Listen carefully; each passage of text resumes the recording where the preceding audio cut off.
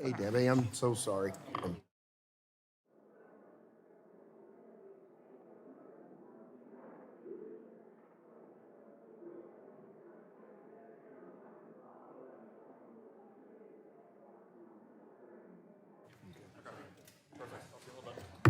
The committee will come to order and will now resume the committee's markup. We're considering several bills today, and I just want to kind of logistics of this. We're considering several bills, many bills, because of the hard work of so many people on this committee to get us to this point. And since we did miss a day, we had scheduled, but we figured it'd be hard to hold everybody here on the 4th of July break, so we're having to make that up here.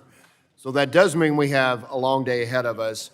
And so my hope is this, is that I know there'll be amendments and maybe some bills we'd all agree on, but if most of the bills are agreed upon, and so when we call the roll, obviously if you're in the lounge or rooms off to the side and you miss your roll and you come back into the room at the end.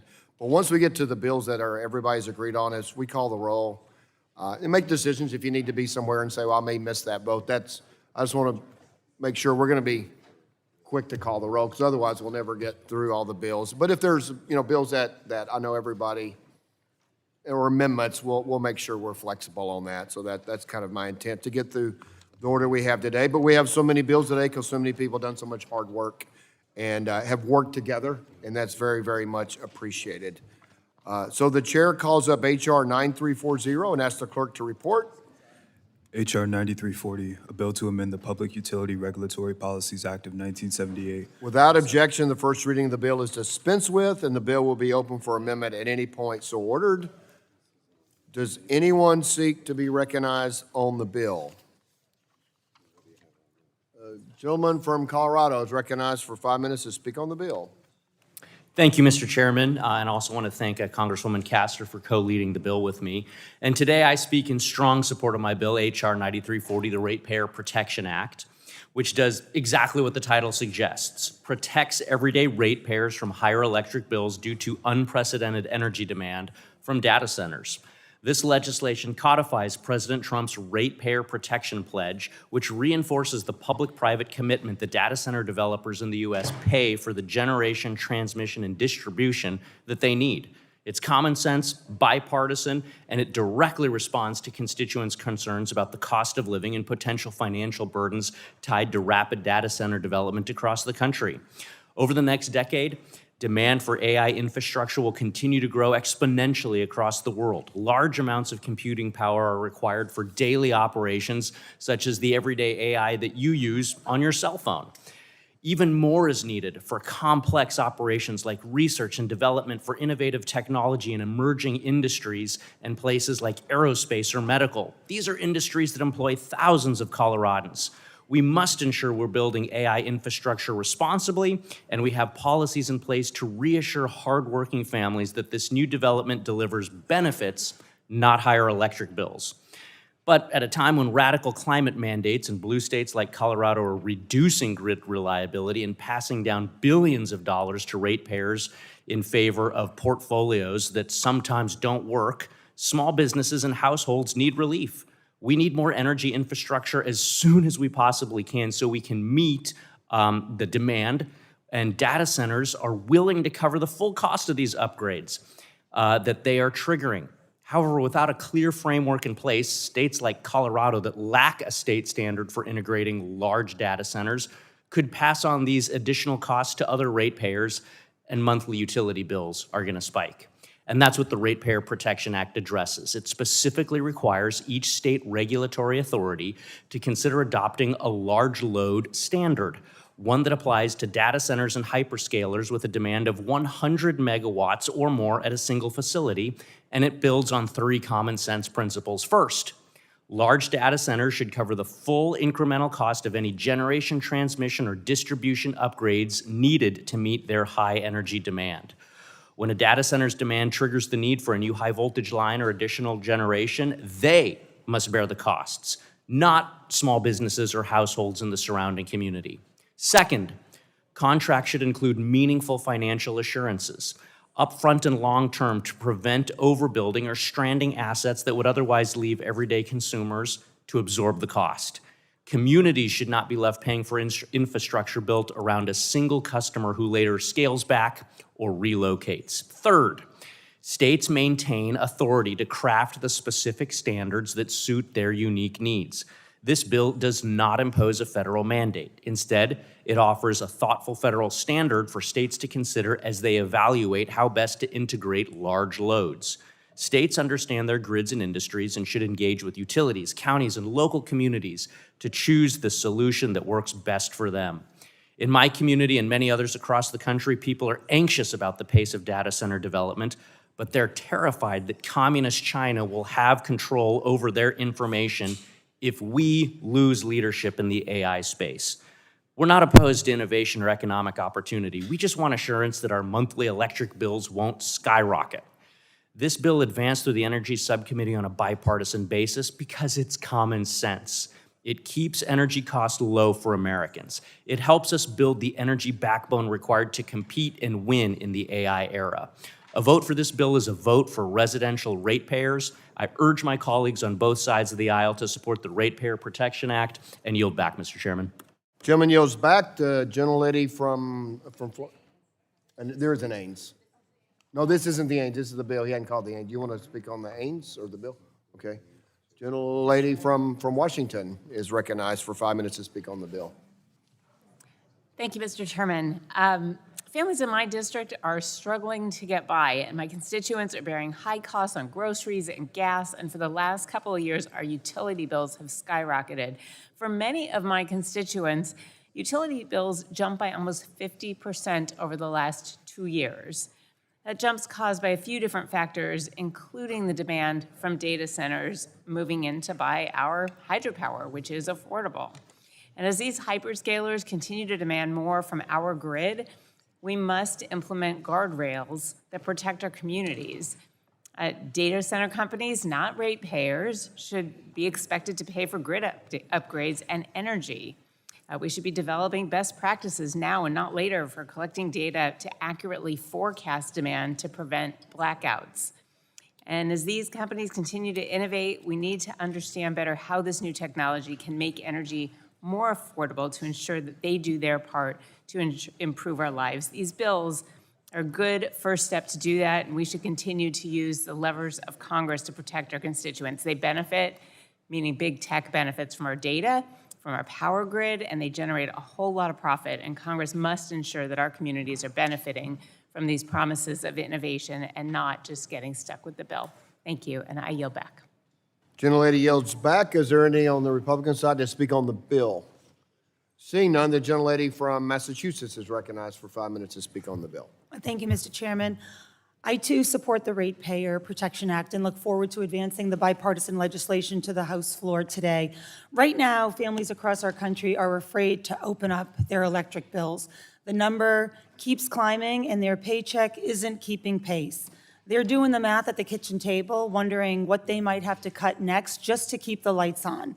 That fear is real, and too many families have stopped believing that anyone in Washington is listening. They watch prices rise at the pump and at the grocery store. They sit through weeks of brutal heat and run the air conditioning that they can barely afford. And now they read that a data center is coming to their community, and they are told not to worry about what that means for their bills. Well, to be clear, data centers aren't going away. So it's our job to make sure that when data centers are built, they're built on terms that work for the families who live nearby. That's what this legislation gets right. It says something simple. If you build the data center, you pay for the data center. The construction costs, the utility costs, those fall on the company, not the family down the street. This bill gives states a strong standard to make sure large load developers foot the bill themselves. That's a real move toward keeping these costs off our constituents' bills. I'm also glad HR 6529, the Protecting Families from AI Data Energy Costs Act, is part of today's markup. It's another effort to make sure surging demand from these massive projects doesn't land on the backs of residential ratepayers. Both of these bills are good first steps, Mr. Chairman, but we should also be honest about what they don't do. They don't fully address the water that these facilities draw from our communities. They don't answer the concern back home that when the grid is stretched, families worry that they'll be deprioritized. People in the district that I represent are raising these questions, and they deserve answers. That's exactly why when Congressman Obernolte and I drafted the Great American AI Act, we included provisions to make data centers more efficient and lessen their environmental footprint. Because the smarter that we build these facilities, the less strain they put on the grid, on our water, and on the families who live nearby.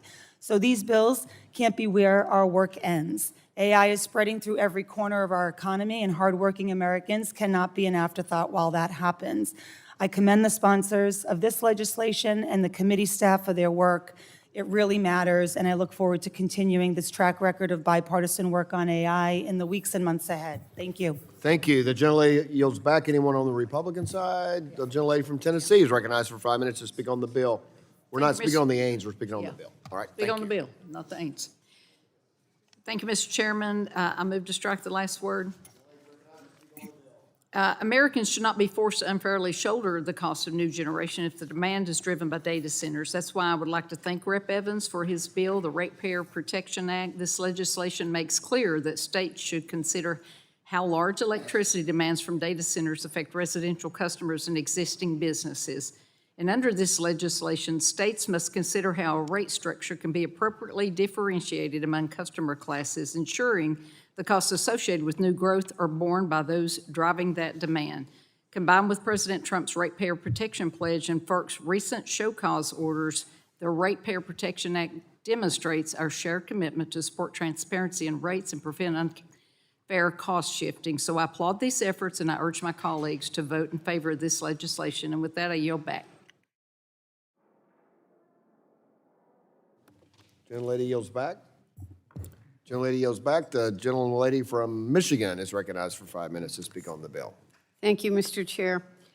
I'd like to thank first Congressman Evans and Congresswoman Castor for their leadership on this bill. And I thank both you, Mr. Chair, and Ranking Member Pallone for bringing this legislation before the committee today. This issue is an issue I hear about every day when I'm home. Communities are not happy with what's happening. They don't like it when they read a headline that says a utility company will not give them the opportunity for input, what's going to happen to them. And I want to say communities deserve to know what is happening in their backyard and deserve a real voice in the process. Across my district, I hear from families, local officials, community leaders who are worried about rising energy costs, increased strain on the grid, water usage, and the broader impacts these facilities may have on local infrastructure and municipal resources. Residential energy prices have increased at twice the rate of inflation since the pandemic, and energy usage at data centers is expected to more than double by 2030. People across the country are asking a simple question. Are they going to be left footing the bill for these enormous energy demands created by some of the wealthiest corporations in the world? Our communities deserve a full, complete, and accurate understanding of these projects, including clear transparency about impacts on local energy demand, water usage, noise pollution, public safety, emergency response capacity, and municipal resources. These big tech companies have invested billions of dollars in data centers, but too often communities are left wondering whether they will be footing the bill for big tech's increased energy usage and costly grid upgrades made necessary by these facilities. This is why we need responsible guardrails, transparency, and accountability to ensure these projects benefit our workers, our neighbors, the users of both electricity, water, and local communities alike. The Ratepayer Protection Act is a strong first step towards ensuring that local communities are not forced to subsidize these energy demands through higher utility bills while big tech companies reap the profits. I am going to be supporting this bill, but I also want to make it clear there's more work to do to ensure communities receive the transparency, the accountability, and the engagement they deserve for those seeking to operate in their backyard. I urge my colleagues to support H.R. 9340 Thank you, Mr. Chair, and I yield back. Gentlelady yields back, and I think I know I can speak for the entire committee. There have been a lot of thoughts and prayers for you and your family this week. God bless. Are there any Republicans who can speak on the bill? Seeing none, the gentleman from Florida is recognized for 5 minutes to speak on the bill. Thank you, Chairman.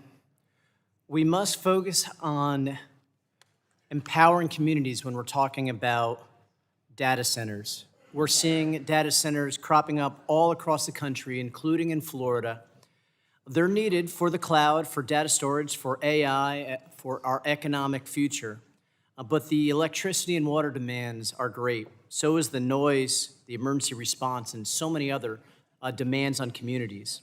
So we need protections for our constituents. We need rules of the road. First, local constituents, cities, and county commissioners must have the ultimate say whether a data center is located in their community. It's absolutely essential that our locals get to decide siting. And second is what this bill addresses. Long-term power and water agreements, infrastructure, all designed to help protect the ratepayers, especially as energy prices continue to go up. The Ratepayer Protection Act is a major step in the right direction. State utilities can charge special rates to fully recover costs. All new contracts of 100 megawatts or more would be included in this bill, and even some potential upfront financial assurances. But we have more work to do. The new infrastructure law that's being debated in Congress does not include water or electric infrastructure yet. Now, you may recall about 5+ years ago when we passed the bipartisan infrastructure law, it did include water improvements. It did include electric improvements. We need to dig deep and make sure that when we ultimately pass an infrastructure law, it includes roads, ports, airports, water, and electric, and be ready for the new needs of the nation. The future of our economy is at stake, and our constituents are counting on us. And I yield back. Gentleman yields back. Anyone on the Republican side? Seeing none, the gentlelady from Texas is recognized for 5 minutes to speak on the bill. Well, thank you, Chairman Guthrie. And I want to thank Ranking Member Castor and Congressman Evans for their leadership on the Ratepayer Protection Act. I'm proud to support this legislation that protects the existing ratepayers, that is, the people in our communities that are already paying the bills, and to do the work to protect them from and making sure that, large new loads bear the costs that they impose on the system that we use to get our electricity. In Texas, we've seen similar actions from state regulators, and I'm really glad that we're talking about these principles and ideas at the federal level. In Texas, we have seen dramatic data center development and planned development. The Texas Tribune recently reported that there are 582 operating and planned data centers across Texas, potentially adding more than 400,000 megawatts of demand to the grid. And so this just really rapid and totally unprecedented growth in power demand has left many of the people that I represent concerned about access to reliable and affordable energy. And I know that's true for people across the country, but certainly after our experience with Winter Storm Uri, reliability is top of mind for people across the state of Texas, and affordability is also top of mind for everyone, everywhere. I think that this bill is really an important first step to address these concerns, but there are additional opportunities for the committee to strengthen the grid while keeping costs down. And so I've heard from my constituents a lot of the innovative ideas and things that people are talking about in Texas. There are a broad range of stakeholders that have practical, bipartisan ideas, particularly around demand response and innovative load management that I think deserve further exploration from our committee as we continue to address rising energy demand from every possible angle. So I hope we will continue exploring policies on this committee and in this Congress that encourage demand flexibility and other innovative solutions that can protect ratepayers from high costs. And thank you. With that, I yield back. Thank you. The gentlelady yields back. Anyone on the Republican side? The gentlelady from California is recognized for 5 minutes to speak on the bill. Thank you, Mr. Chairman. I support the Ratepayer Protection Act because it recognizes an important principle and that's that families and small businesses should not be forced to subsidize the energy demands of AI data centers. Now, requiring states to consider whether data center developers should bear the costs for the electric grid is a meaningful first step toward protecting ratepayers, but Congress must build on this work. This is not going to be enough. We need to do more to ensure the families are protected from higher electricity costs while also addressing the health and the environmental impacts that the rapid growth of AI data centers can cause in communities. We've seen what has happened in other communities like Memphis and in North Mississippi, where a company brought in methane gas turbines to power its AI data centers. They started running these turbines without any consideration about protecting communities from dangerous air pollution. In Easter Knox, a 76-year-old resident of Boxtown, says those consequences are deeply personal. She says that she stopped having to open her windows because the air outside smells like rotten cabbage. This should not happen in our residential neighborhoods. If people can't even open up their windows anymore.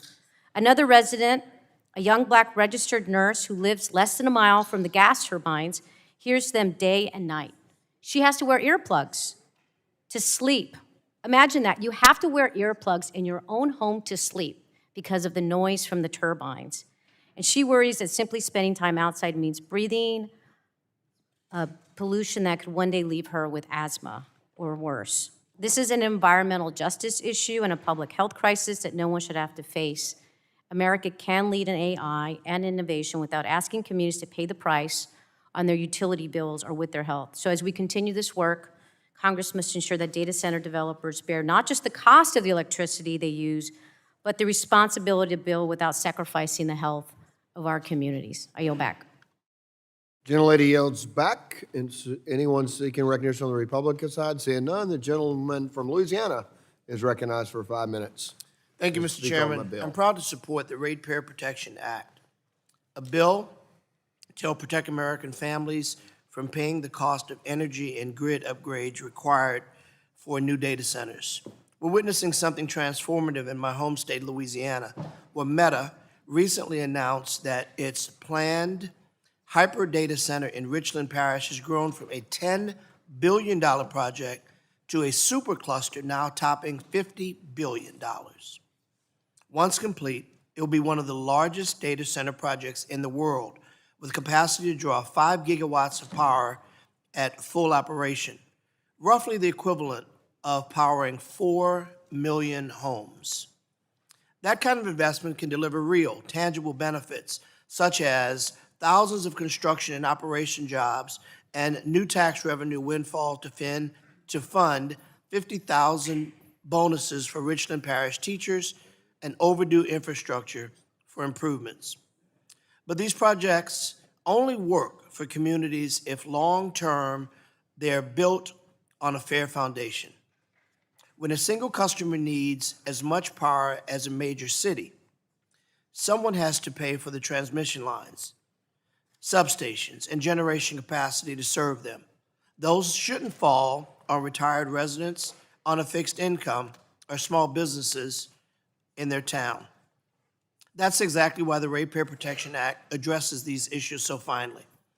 It's establishes a federal standard for utility regulators to apply when these hyperscale projects come before them for approval, helping ensure that owners of these large-scale load projects pay the full cost of the grid upgrades of their operation required, not passed on to families and small businesses. And importantly, this isn't Washington dictating outcomes to Louisiana. This bill doesn't force state regulators to adopt any specific rate structure. It sets a federal standard for state utility commissions to consider. This then use their own judgment to decide whether and how to apply it. As a former utility regulator, I can certainly appreciate the significance of this tool. Local officials know the needs of their area better than anyone else. This bill gives them a strong framework and a starting point from which to operate while preserving the flexibility to tailor solutions that fit each community's unique mix of growth, infrastructure, and ratepayers. Many Americans are understandably concerned about the growth of data center, in part because of how these projects affect their monthly utility bills. Passing this measure is small but a proactive step for Congress to ensure that companies profiting from these projects not only enjoy the largesse, but that everyday ratepayers do not foot the bill. Mr. Chairman, I yield. Thank you. The gentleman yields back. Anyone on the Republican side? Seeing none, the gentlelady from, well, the Republican side, we do have one. Gentlelady from North Dakota. I was looking to my right, sorry, the gentlelady from North Dakota. Gentlelady from North Dakota is recognized for 5 minutes for the, speak on the bill. It's okay, Mr. Chairman. I'm sitting on the other side. Thank you, Mr. Chairman. First, I want to thank my friends Gabe Evans and Kathy Castor for their bipartisan work on the bill, Ratepayer Protection Act. This legislation is an important step towards protecting American families from increased electricity costs attributed to growth in data centers and other hyperscalers. At its core, this issue comes down to a very simple principle.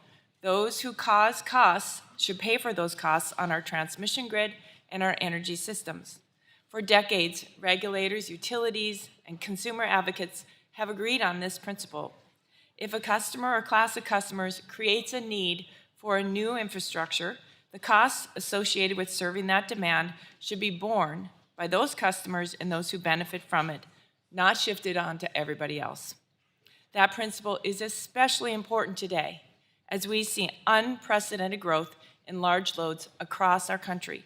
We want manufacturing, innovation, artificial intelligence, and economic growth.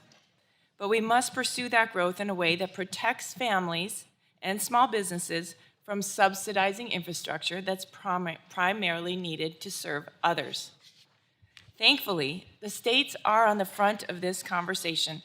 36 states, including DC, have already finished or are in the process of filing methods to ensure that these large load customers pay their fair share when joining our electric grid. These actions are protecting American families and the economic prosperity of the nation we all call home. Because if done correctly, new large loads can provide real benefits to our society. If done correctly, large loads can lower costs for our families and make vital new investments in our grid, our roads, and our schools. New load can strengthen the system, improve asset utilization, and help lower costs for existing customers rather than increasing them. In my home state of North Dakota, we've worked carefully to structure rates for customers and large load customers so that they cover the costs, the large loads cover the costs that they cause. Through this, in one project alone, we've saved customers $30 million. But that only works when we maintain the principle that cost causers pay. Families should not be asked to subsidize infrastructure built to serve some of the largest and most sophisticated companies in the world. Likewise, businesses making major investments deserve transparency and certainty about the costs that they will bear. Getting cost allocation right protects hardworking Americans, supports economic development, and helps build the infrastructure needed to meet the growing demand. What we are considering today is an important step.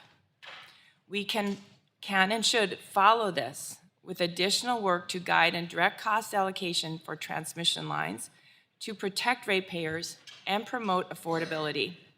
I look forward to working with my colleagues in the committee staff in that end, and I appreciate the bipartisan work that's gotten this bill forward today. Mr. Chairman, thank you, and I yield back. Thank you. The gentlelady yields back. The gentlelady for Virginia is recognized for 5 minutes to speak on the bill. Thank you, Mr. Chairman. I am proud to support the Ratepayer Protection Act and thank Representatives Evans and Castor for their leadership on this important issue. Over the past year, energy prices have skyrocketed, especially in the wake of the president's war of choice in Iran. And with demand for energy driven by data centers, electrification, and advanced manufacturing, we must fundamentally change how we think about the grid and its reliability and place renewed urgency on our efforts to get energy online while protecting consumers from the impacts of a rapid build-out of data center infrastructure. Some projections show that data center energy consumption could double or triple by 2028. accounting for up to 12% of U.S. electricity use. The current regulatory treatment of these costs is unsustainable. Virginia is the data center capital of the globe, with over 600 operational and over 400 more planned. After over 20 years of data center growth, we are grappling with the impact of that status on the grid and on the electric bills of consumers and small businesses. And what Virginia's experience makes clear is that as we build the infrastructure necessary to support unprecedented electricity demand, we must also ensure that the costs of serving that new demand are borne by those who create it, not consumers and small businesses already struggling to pay for their electric bills. And Virginia's utility regulators are actively considering reforms to ensure that the cost of transmission infrastructure, built primarily to serve large load customers like data centers, are appropriately assigned to those customers rather than shifted onto residential ratepayers and small businesses. Our State Corporation Commission has already established a separate rate class for Dominion Energy for hyperscale data centers, specifically to reduce cost shifting and protect consumers. And that is why I'm glad to support this concrete first step in the right direction to ensure that consumers don't subsidize the infrastructure necessary to meet explosive commercial load growth, but rather shift the cost burden to the companies that benefit the most. At the same time, as I've said time and time again, we must also bring new renewable energy sources and battery storage online in a much more significant way than we have this past year. Solar and wind provide a cheap, reliable, and readily available source of energy to meet these growing needs and keep energy prices in check. So while I urge my colleagues to support the Ratepayer Protection Act, this cannot be the final step.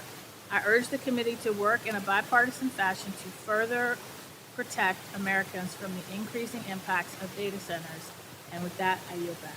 Gentlelady yields back. Any further discussion on the bill? The gentleman from California is recognized for 5 minutes to speak on the bill. Thank you, Mr. Chairman. I'm delighted that we're here today debating the Ratepayer Protection Act to... Will the gentleman suspend? We're going to try to fix the mic real quick. I'm sorry, I was supposed to wait for them to do reset. Okay. Gentleman is recognized. Thank you, Mr. Chairman. I am delighted that we are here today debating the Ratepayer Protection Act, which will give Americans some assurances that when an AI data center is constructed, it will not drive up their residential electric rates. And there are a couple of important reasons why this is so critical. We all know that building the data centers that provide the compute that make AI run is going to be critical to having the United States maintain its leadership in the development and deployment of frontier AI, which will probably be the most important tool for driving increased worker productivity in our country and throughout the world that mankind has ever invented. But it's also important because we have a public perception problem, and our geopolitical adversaries, such as China and Russia, are investing vast sums of money in trying to influence public opinion against data centers. And if anyone here on the panel has doubts about that, I urge you to go to a SCIF, get a classified briefing on this. It's very eye-opening. They're doing this through state media messaging overtly and also covertly through covert social media operations and covert advocacy networks. What they want is for us to stop building data centers because they think that that's the best way that they can catch up and surpass us in AI development and deployment. So I think it's important to be clear-eyed about this. It's also important that we explain the truth to our constituents. And the truth is, if you are a hyperscaler right now looking to invest $1 to $10 billion in a new data center, the number one thing you're worried about is where your power is coming from. And so what you want to do is you want on-site generation that's behind the meter that you control. And if you can't get that, you want a local provider to build new generation and dedicate it to you. And either one of those things, you want to pay for that so to make sure that you have access to 100% reliable baseload energy. In either of those scenarios, if you're bringing generation with you, you're going to size that generation to 100% of the maximum that you will ever use. And because generation is most efficient when it runs at 100% maximum load, you're actually going to over-generate when you turn your data center on, and you're going to sell the extra energy back onto the grid. And ironically, folks, that drives down residential electric rates, not up. So that is the reality. And so I'm very glad that we are here debating a bill that's going to make it clear to the American public that, that their rates are not going to go up as a result of data centers. But we need to do more to try and evangelize this, because we've got states like New York who this week imposed a one-year ban, moratorium on the construction of new data centers in the state.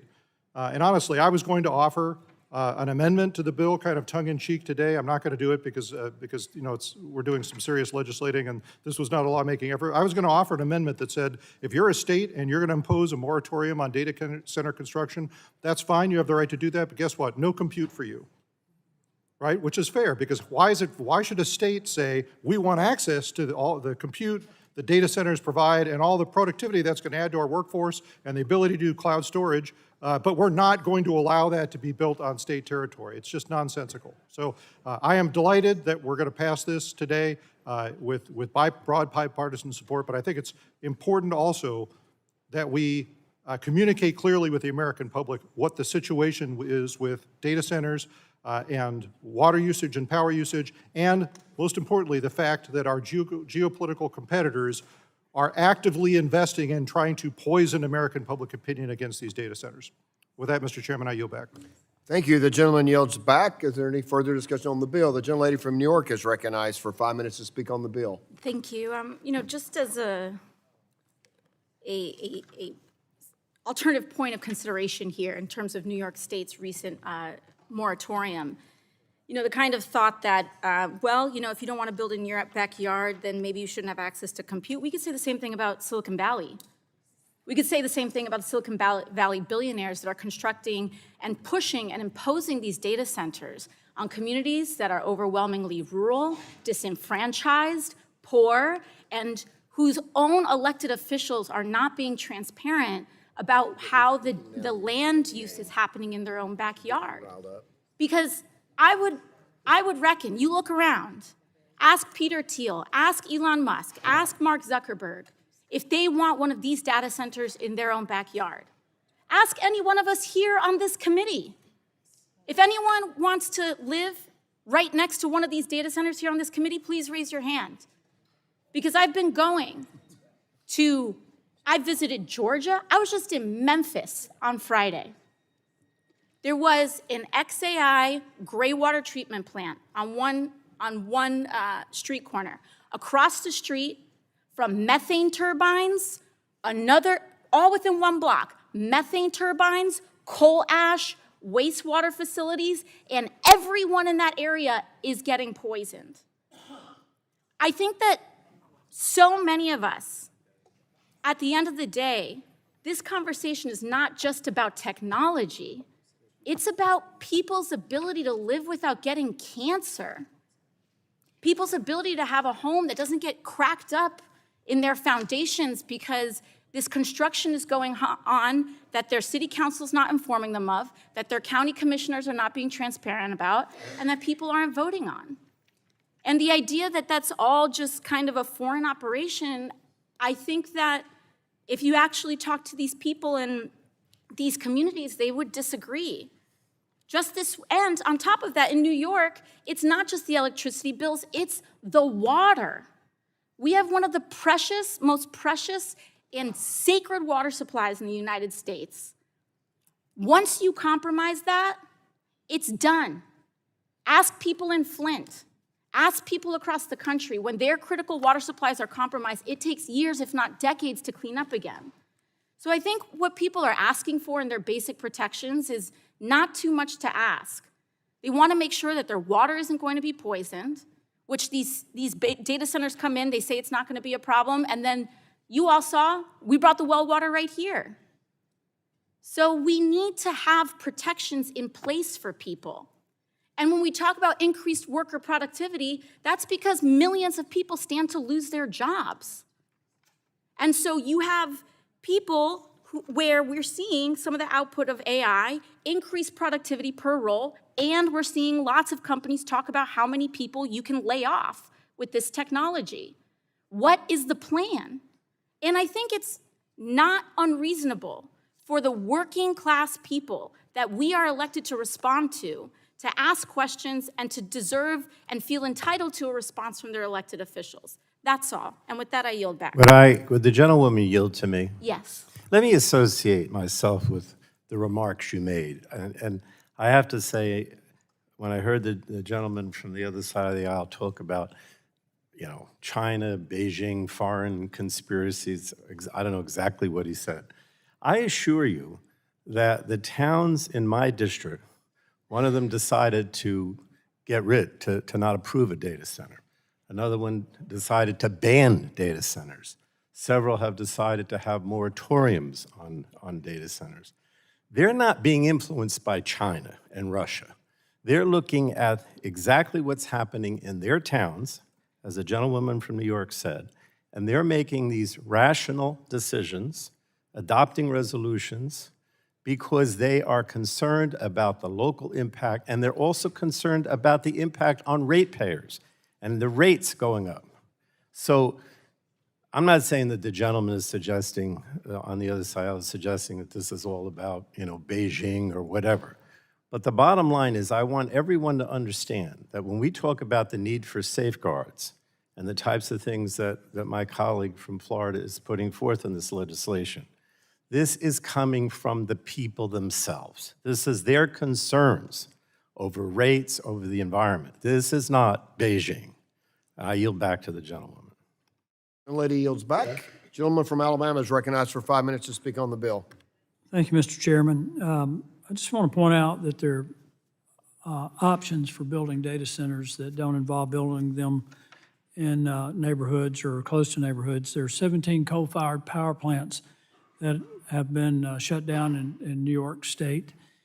Some of them have been repurposed, but there's still a number of sites that would be available for construction of a data center. In regard to power for those facilities, many of my Democratic colleagues and I are working on small modular nuclear as an option for that, so that you can build these facilities behind the meter so that they don't impact the grid. But the thing that I think is most promising about putting these facilities on what was once a coal-fired power plant is the transmission lines remain intact, and many of those are usable. You could not only put a data center on a coal-fired, formerly coal-fired power plant site and power it without connecting to the grid, you could add additional power generation there to increase the baseload power available for communities around, which would lower their utility cost. So I think, I'm in agreement that we don't want to build them next to a subdivision or in a heavily populated area. We don't have to. We've got many options, and it's not just the coal-fired power plant sites. There are other brownfield sites that many states are working very hard to repurpose. And I think we need to come to an agreement in regard to the importance of data centers in the context of the arms race that we're in with China for dominance in artificial intelligence. I've said this time and time and time again in this committee that this arms race, whoever wins it, will not be a superpower, they'll be the superpower. We're forgetting so many other parts of the value proposition for data centers and what the potential for AI in medicine. I made this point in a meeting a couple of days ago and again last night, that we're dealing with diseases like dementia and Parkinson's and other things where an AI-generated medical research effort could do millions of iterations of complex proteins, millions of iterations of molecular DNA, millions of iterations of the makeup of pharmaceuticals that could be done in a matter of minutes so that we could go from treatment to possibly cure. I just think that we lose, because of the partisanship sometimes and the misinformation, we lose, we're forgetting the value proposition that is presented by artificial intelligence and the data centers. And we need to be working together to find a way to get these facilities built so that we do not lose the arms race to China. I yield back. Gentleman yields back. Is there further discussion? Gentlelady from Colorado is recognized for 5 minutes. Thank you so much, Mr. Chairman. I know this bill is trying to begin addressing the issue of data centers. But there are some big gaps in the bill. And the gentlelady from New York talked a little bit about some of the water issues around data centers. And I appreciate that from the standpoint of a New Yorker. I'm from Colorado, the West. And in the West, we have a chronic shortage of water, but we're also in the middle of a historic drought right now. The bill doesn't even address water usage and water quality, which is going to be a unique concern for Colorado, but for the entire West as the drought worsens due to climate change. And also, as the gentlelady mentioned, there are costs associated with wastewater treatment, because we need to make sure that the water quality for those communities around data centers, it continues to have integrity. Otherwise, it'll be passed along to the consumers. Let me give just an example. Data centers around Phoenix, Arizona, use about 385 million gallons of water per year for cooling, and that doesn't even count the water that they're using to generate the electricity they need to operate. The figure will grow more as data centers are built. The facility's direct water consumption may skyrocket to 3.7 billion gallons annually. Just to put it into perspective, that would be enough to supply 34,000 homes. Now, in the cooling process, a data center can use up to 5 million gallons of water every day, as much as 16,000 plus average U.S. households, according to EPA estimates. Generating the electricity to keep data centers powered up requires additional millions of gallons of water. About 2/3 of the data centers built since 2022 are already expressing water stress, according to Bloomberg News. Data center cooling systems often use chemical additives to prevent corrosion, scaling, and the growth of algae and bacteria, and also they might have refrigerants and PFAS in them.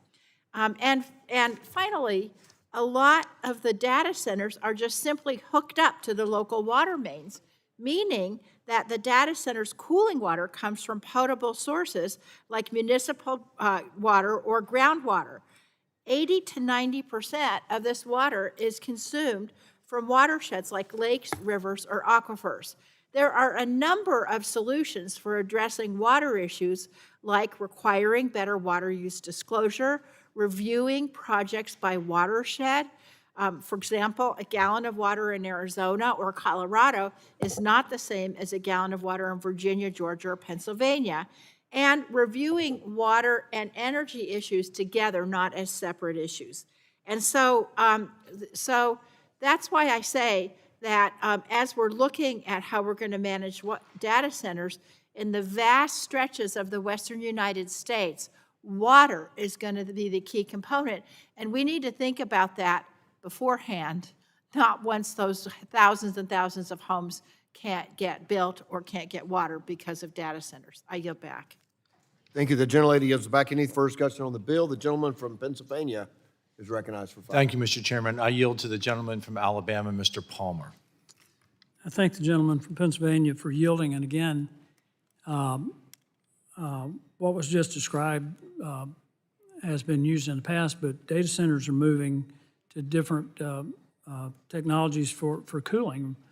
One of them is a glycol-based heat transfer system that doesn't impact your water system, but what a lot of them are using now is a closed-loop cooling system that's recirculating water. It's similar to the radiator in an automobile, which is a closed-loop system. So you're not using millions of gallons of water from the local community for cooling. I just thought that it might be of interest to point out those technical aspects. I yield back to the gentleman. I yield back, Mr. Chairman. Gentleman from Pennsylvania yields back. Any further discussion? Seeing no further discussion, are there any amendments? Gentleman from Colorado is recognized. For what purpose does the gentleman from Colorado seek recognition? Thank you, Mr. Chairman. I have amendment in the nature of a substitute at the desk, AINS_tariff_01_XML. The clerk will report the amendment. Amendment in the nature of a substitute to H.R. 9340, offered by Mr. Evans of Without Colorado. objection, the reading of the amendment is dispensed with, and the gentleman from Colorado is recognized for 5 minutes in support of the amendment. Thank you, Mr. Chairman. This is a simple amendment with bipartisan support to ensure that H.R. 9340, the Ratepayer Protection Act, addresses the understandable concern Americans have about their electric bills as utilities race to meet the unprecedented growth in energy demand. This amendment just refines the definition of a large load customer in the proposed federal standard to narrowly tailor this bill to address new data centers and hyperscalers over 100 megawatts of peak demand. It's a direct reflection of the intent of the bill to respond to community members' concerns about the costs of data center development and action policies that address those large loads. Keeping costs low for ratepayers is essential, and this amendment ensures just that through refining the language. I urge bipartisan support of the amendment and yield back. Gentleman yields back. Is there further? The gentlelady from Florida is recognized to speak on the amendment. Well, thank you, Mr. Chairman. I move to strike the last word in favor. Great, thank you. Colleagues, I appreciate all of the bipartisan support for the Ratepayer Protection Act and a lot of the thoughtful comments during the discussion on the bill today. Because electric bills for hardworking Americans are sky high. Just over the past year and a half, they're up on average over 18%. Folks back home in Florida are really grappling with skyrocketing electric bills. And now we have these huge hyperscale data centers that could send bills soaring even higher unless we act. And that's why I'm leading the Ratepayer Protection Act with my colleague, Representative Evans of Colorado.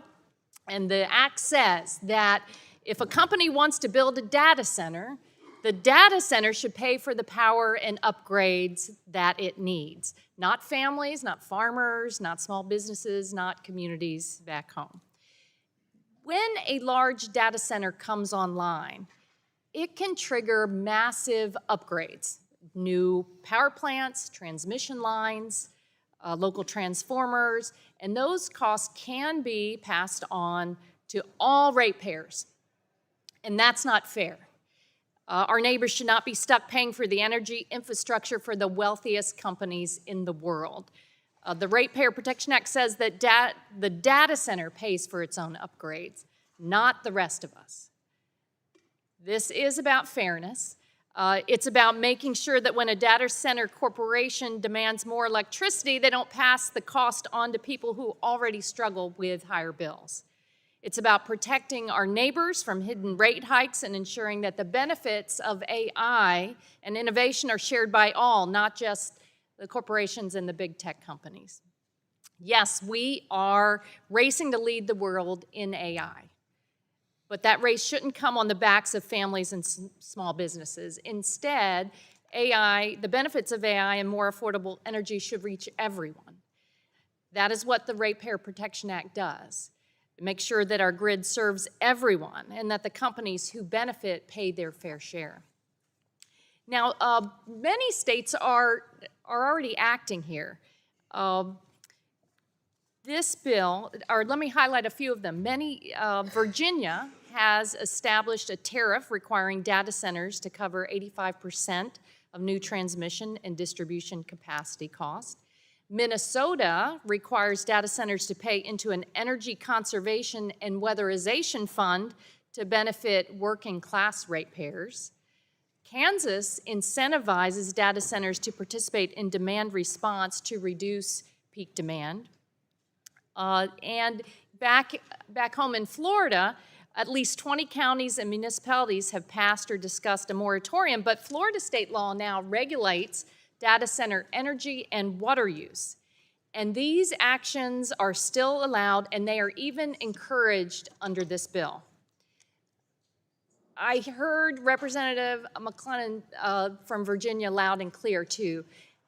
A lot of these data centers can be powered by cleaner, cheaper energy. There's a massive amount of clean, affordable energy waiting to come onto the grid. And Congresswoman Fedorchak highlighted the problem with interconnection.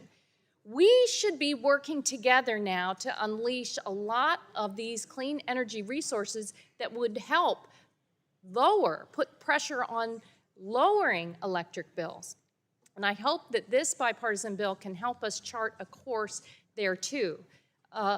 Otherwise, we're going to continue to have this conflagration as we try to lead the world in AI. The call on power exceeds what we have, and we have the technological tools to do this. I'm confident in the United States of America that we can work on upgrading the grid and bringing a lot of these cleaner, cheaper resources to bear. We have a partnership with a lot of the innovative companies, forward-looking regulators. We can use this opportunity to build a modern energy system that works for everyone. Our neighbors back home are counting on us to lower their electric bills and make life more affordable. And this bipartisan bill is an important first step. But let's keep going to lower energy bills and ensure that we have a modern grid to serve everyone. Thank you, Mr. Chairman, and I urge a yes vote on H.R. 9340. Thank you. The gentlelady yields back, and I'll recognize myself for 5 minutes to speak on the amendment. And I support the amendment to H.R. 9340, the Ratepayer Protection Pledge. I really appreciate the hard work of the gentleman from Colorado and the gentlelady from Florida to get us where we are. This legislation signals to states that they should be sure individual households are not footing the bill for massive infrastructure build-out needed to win the race to AI dominance. The rapid proliferation of new large-scale energy consumers connecting to the grid in such a short time has never been seen before, even exceeding our nation's response to World War II. But make no mistake, we're in a new era for the power sector. Whether you're a data center, a smelter, or a paper mill, connecting new facilities to the electric system, we need more infrastructure to provide power for large loads. But in Congress, we also must advance policy to protect reliability for communities and keep costs affordable. Importantly, states are also recognizing this reality and developing large load tariffs for all kinds of customers in order to protect households. No matter the state or district, each of us here has heard concerns about data centers back home. This amendment takes an important step toward addressing those concerns. We have met with numerous stakeholders, including the data center industry, the big tech, state regulators, utilities, and others. And a lot of us, when we go home, hear from the most important stakeholder, our constituents. But it has become clear that across the entire industry, there is one entity uniquely positioned to stand up for families and communities who are paying the electricity bills, and that entity is this committee and our colleagues here in Congress. President Trump called for this ratepayer protection pledge, so we're effectively codifying the principles laid out, and we've come together to agree upon those principles. And the companies that signed the pledge agree to pay for new infrastructure and network upgrades needed to connect the grid, and those costs are not borne by residential ratepayers. There is no question that members of this committee have worked very hard this Congress to advance a pro-innovation agenda on winning the race for AI dominance, but we are showing today that on a bipartisan basis, we can pursue an innovation agenda while simultaneously providing guardrails to protect consumers back home. As we talked about the race against China, it absolutely is true we're in a race against China. People estimate we're probably 6 months ahead if China's not catching up. And so if we did a moratorium, I think each state has the right to do what they want to do, each community, but if we did a nationwide moratorium and we did it for a year until China would be ahead, it would be difficult to catch up. So that's not the answer, but it is the answer to make sure that communities decide. And the principles for AI reform, we have the 4 C's, one of them being community. Just like if Ford wants to build a large battery plant, which they built in my district, they built it in an industrial park. You wouldn't want them to build it right next to a neighborhood. There are local community and zoning laws that absolutely have to be respected that protect that area. And in terms of permit, my friend from Florida has talked about this quite a bit, and we have to move forward between now and the end of the year on permit reform. We're going to make a move forward on that. But my friend from New York talked about the water that we had a hearing on in ONI. That was a water system that had spent 7 years working with the National Park Service to try to get a permit to repair the line that collapsed. And so as we look at sometimes protecting things creates guardrails to fixing things that in the end don't protect things. And so that's all important. And I just want to finish with this time with saying I really appreciate the hard work of every member of this committee, because the most important stakeholder in this business is our constituents, and we're all listening to them, we're all responding to them, and that is what this is about. Our staffs have worked very hard to get to where we are. I really appreciate it, and I think we're doing something big. And I appreciate the time, and I will yield back. Is anyone seek recognition to speak on the amendment? The gentleman from New York is recognized for 5 minutes to speak on the amendment. Thank you, Mr. Chair. I move to strike the last word. Thank you. I appreciate the committee's effort on this amendment in the nature of a substitute. At the subcommittee markup, I raised two issues that I perceive with this bill's definition of large load customer. First, the definition of large load is set at 100 megawatts, despite the fact that many states and PJM are opting for 50 megawatts. Second, the definition was not limited to only data centers and crypto mining facilities, but rather to all large non-residential electric consumers, which means large manufacturers will be captured by this policy. I've heard Republicans on this committee say over and over again that we're in a race against China to lead the world in AI. But we need to appreciate that we are also competing with the rest of the world to be the leader in many critical manufacturing industries. And we should be thoughtful and nuanced about how we tackle these very different types of businesses, because not all loads, or economic development opportunities for that matter, are the same. This is especially true because energy-intensive and trade-exposed manufacturing, like steel and aluminum, is sensitive to electricity costs. Modest changes to energy prices can make or break a project, determining whether a company is going to invest in the United States or simply go elsewhere. And steel and aluminum manufacturing facilities are commonly larger than the 100 megawatt threshold included in the bill. We are similarly seeing new advanced manufacturing gigafactories popping up across the country to produce semiconductors and batteries, which can also be above this threshold. In recent years, there have been both Democrats and Republicans calling for policies to promote reshoring and expanding of domestic manufacturing. Now that we are seeing the payoff of those policies, we should avoid imposing new, unnecessary costs on these industries, undermining their ability to compete and compete globally. So I appreciate the change in the amendment to address this second definitional issue. But now that we have rescoped the definition of customer, we should also reassess the megawatt threshold.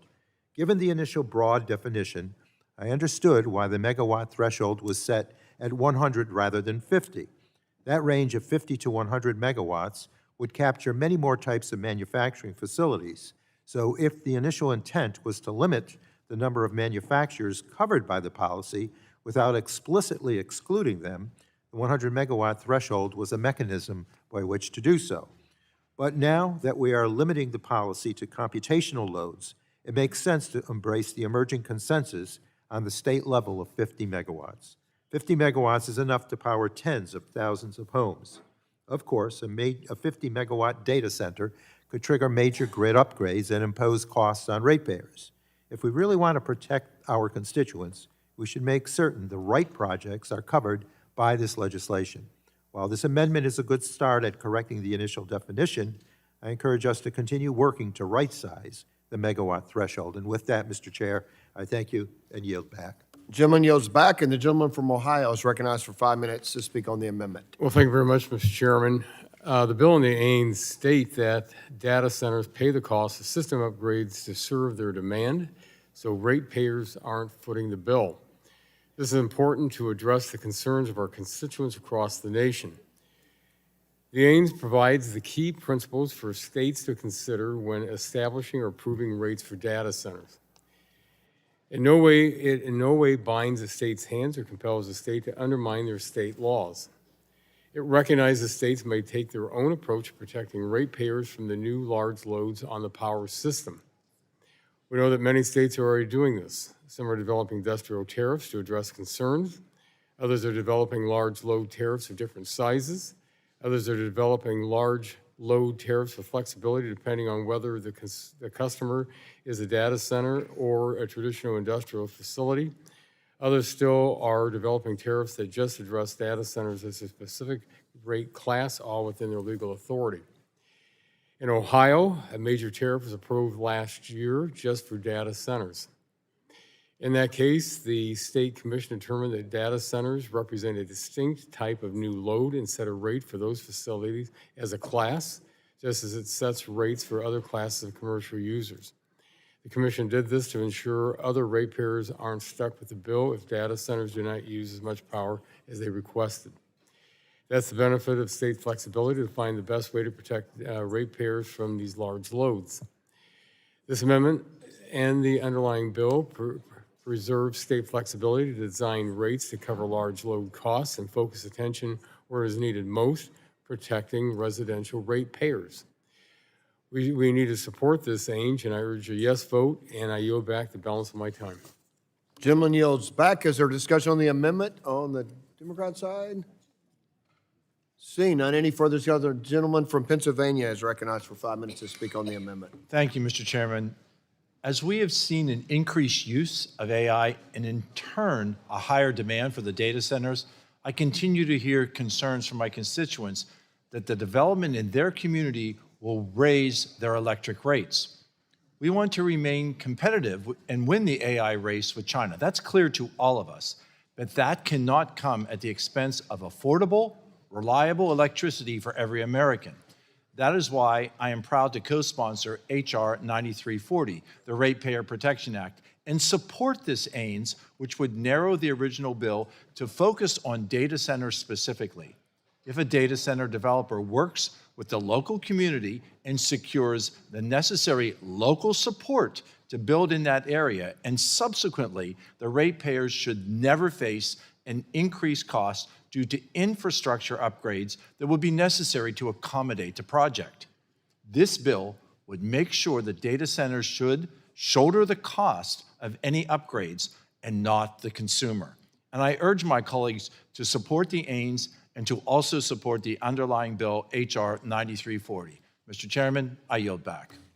Gentleman yields back. Further discussion on the amendment? Seeing none. If no further discussion, the vote occurs on the amendment. All those in favor shall vote by saying aye. Aye. All those opposed, no. The ayes have it, and the amendment is agreed to. Are there further amendments to the bill? Seeing none, the question now occurs on adopting H.R. 9340 as amended. A roll call has been requested, and the clerk will call the roll. Mr. Latta. Mr. Latta votes aye. Mr. Griffith. Mr. Griffith votes aye. Mr. Bilirakis. Mr. Bilirakis votes aye. Mr. Hudson. Mr. Carter of Georgia. Mr. Carter of Georgia votes aye. Mr. Palmer. Mr. Palmer votes aye. Mr. Dunn. Mr. Crenshaw. Mr. Joyce. Mr. Joyce votes aye. Mr. Weber. Mr. Weber votes aye. Mr. Allen. Mr. Allen votes aye. Mr. Balderson. Mr. Balderson. Mr. Balderson votes aye. Mr. Fulcher. Mr. Fulcher votes aye. Mr. Pfluger. Mrs. Harshbarger. Mrs. Miller-Meeks. Mrs. Miller-Meeks votes aye. Mrs. Kamick. Mr. Obernolte. Mr. Obernolte votes aye. Mr. James. Mr. Benz. Mr. Benz votes aye. Mrs. Houchin. Mrs. Houchin votes aye. Mr. Fry. Mr. Fry votes aye. Ms. Lee. Ms. Lee votes aye. Mr. Langworthy. Mr. Langworthy votes aye. Mr. Kane. Mr. Kane votes aye. Mr. Rulli. Mr. Rulli votes aye. Mr. Evans. Mr. Evans votes aye. Mr. Goldman. Mr. Goldman votes aye. Mrs. Fedorchak. Mrs. Fedorchak votes aye. Mr. Pallone. Mr. Pallone votes aye. Ms. DeGette. Ms. DeGette votes aye. Ms. Schakowsky. Ms. Schakowsky votes aye. Ms. Matsui. Ms. Matsui votes aye. Ms. Castor. Aye. Ms. Castor votes aye. Mr. Tonko. Aye. Mr. Tonko votes aye. Ms. Clark. Ms. Clark votes aye. Mr. Ruiz. Mr. Peters. Mr. Peters votes aye. Mrs. Dingle? Mrs. Dingle votes aye. Mr. Veazey? Ms. Kelly? Ms. Kelly votes aye. Ms. Barragan? Ms. Barragan votes aye. Mr. Soto? Mr. Soto votes aye. Ms. Schreier? Ms. Schreier votes aye. Ms. Trahan? Ms. Trahan votes aye. Ms. Fletcher? Ms. Fletcher votes aye. Mr. Ocasio-Cortez? Ms. Ocasio-Cortez votes aye. Mr. Auchincloss? Mr. Auchincloss votes aye. Mr. Carter of Louisiana? Mr. Carter of Louisiana votes aye. Mr. Menendez? Mr. Menendez votes aye. Mr. Mullen? Mr. Mullen votes aye. Mr. Landsman? Mr. Landsman votes aye. Ms. McClellan? Ms. McClellan votes aye. Mr. Guthrie? Mr. Guthrie votes aye.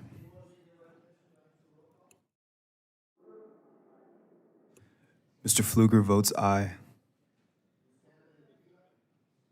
Mrs. Kamick is not recorded. Mrs. Kamick votes aye. Mr. James is not recorded. Mr. James votes aye. Mr. Crenshaw is not recorded. Mr. Crenshaw votes aye. Mrs. Harshbarger is not recorded. Mrs. Harshbarger votes aye.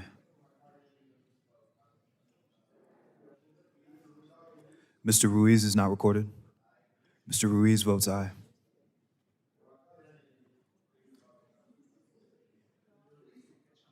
Mr. Veazey is not recorded. Mr. Veazey votes aye.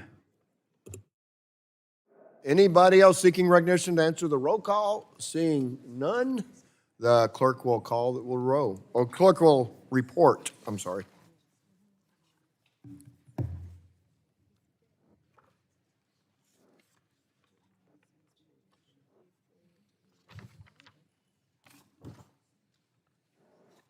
Mr. Chairman, on that vote, there were 52 ayes and 0 noes. With 52 ayes and 0 nays, the bill is adopted. The chair calls up H.R. 6633 and asks the clerk to report. Committee print of H.R. 6633, a bill to establish. Without objection, the first reading of the bill is dispensed with, and the bill will be open for amendment at any point. So ordered. Does anyone to seek recognition to speak on the bill? What purpose, gentlelady from North Dakota, seek recognition? You're recognized for 5 minutes to speak on the bill. I'm sorry. Thank you, Mr. Chairman. Ranking member and subcommittee staff, thank you for working with me to include this legislation, the High Capacity Grid Act, in this markup. The High Capacity Grid Act is a common sense solution to modernize America's aging electric grid with new innovative technologies. This bill will increase capacity, reduce costs, and foster a new age of energy affordability for American families. Members of this Congress, including those in this committee, often cite the sudden rise in demand due to electrification, large loads, and onshoring manufacturing across the country. At the same time, permitting backlogs prevent us from building new transmission lines, the lines we need to meet this demand. On average, it takes more than 4 years to permit a new transmission line, and sometimes more than a decade. This is before a single shovel hits the ground.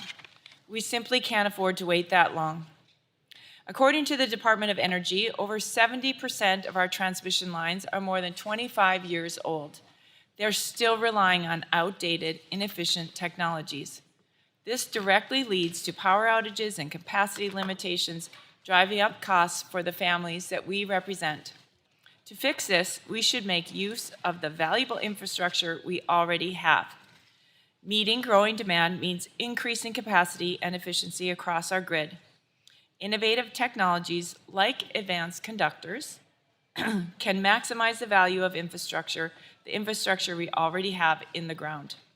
This sets our grid up for long-term success without waiting years for new lines to be permitted or built.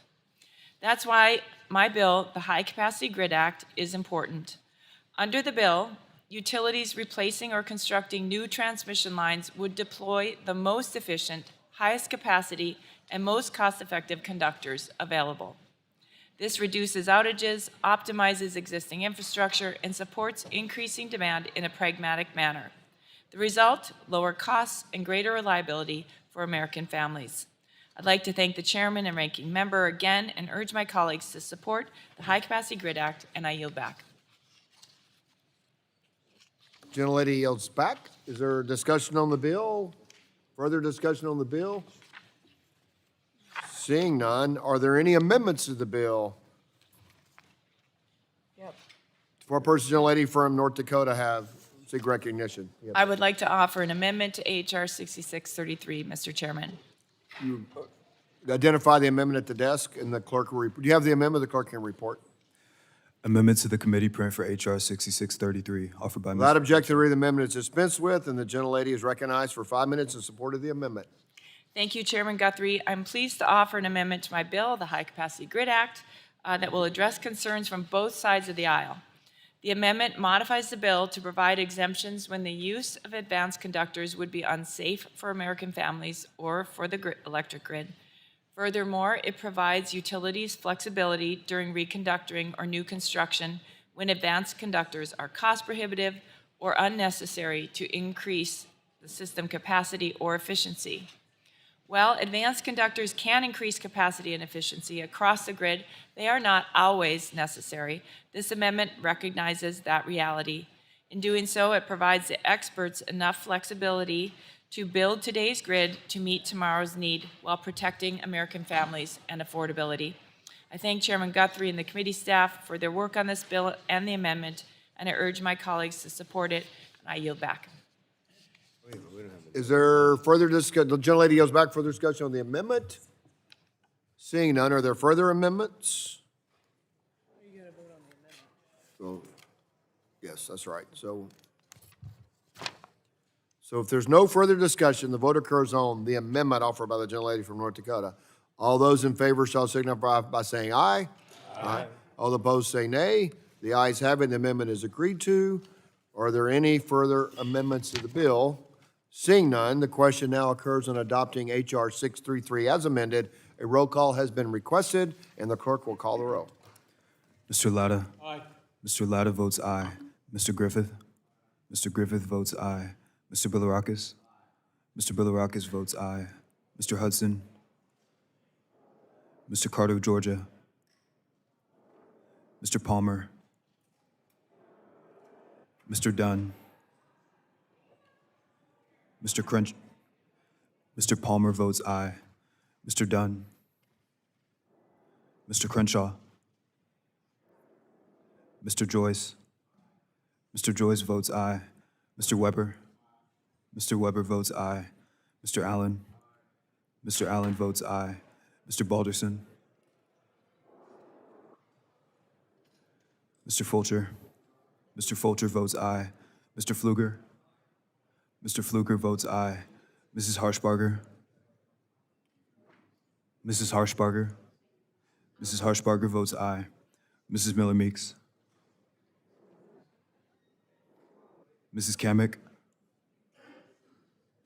Mr. Obernolte. Mr. James. Mr. James votes aye. Mr. Bentz. Mr. Bentz votes aye. Mrs. Houchin. Mrs. Houchin votes aye. Mr. Fry. Mr. Fry votes aye. Ms. Lee. Ms. Lee votes aye. Mr. Langworthy. Mr. Langworthy votes aye. Mr. Kane. Mr. Kane votes aye. Mr. Rulli. Mr. Rulli votes aye. Mr. Evans. Mr. Evans votes aye. Mr. Goldman. Mr. Goldman votes aye. Mrs. Fedorchak. Mrs. Fedorchak votes aye. Mr. Pallone. Mr. Pallone votes aye. Ms. DeGette. Ms. DeGette votes aye. Ms. Schakowsky. Ms. Schakowsky votes aye. Ms. Matsui. Ms. Matsui votes aye. Ms. Castor. Ms. Castor votes aye. Mr. Tonko.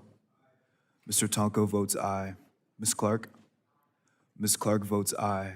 Mr. Ruiz. Mr. Peters. Mr. Peters votes aye. Mrs. Dingle. Mrs. Dingle votes aye. Mr. Veazey. Mr. Veazey votes aye. Ms. Kelly. Ms. Badagan. Ms. Badagan votes aye. Mr. Soto. Mr. Soto votes aye. Ms. Schreier? Ms. Schreier votes aye. Ms. Trahan? Ms. Trahan votes aye. Ms. Fletcher? Ms. Fletcher votes aye. Ms. Ocasio-Cortez? Ms. Ocasio-Cortez votes aye. Mr. Auchincloss? Mr. Auchincloss votes aye. Mr. Carter of Louisiana? Mr. Carter of Louisiana votes aye. Mr. Menendez? Mr. Menendez votes aye. Mr. Mullen? Mr. Mullen votes aye. Mr. Landsman? Mr. Landsman votes aye. Ms. McClellan? Ms. McClellan votes aye. Chairman Guthrie? Chairman Guthrie votes aye. So I can call out your name and just vote. So we got Ms. Miller Meeks. Mrs. Miller Meeks Mr. votes Carter. aye. Mr. Carter votes aye. Mr. Balderson. Mr. Balderson votes aye. Okay, Dr. Luis. Mr. Ruiz votes aye. Ms. Kelly. Ms. Kelly votes aye. Almost said Ms. Robin. Seeing no further people here to answer the roll call, the clerk will report.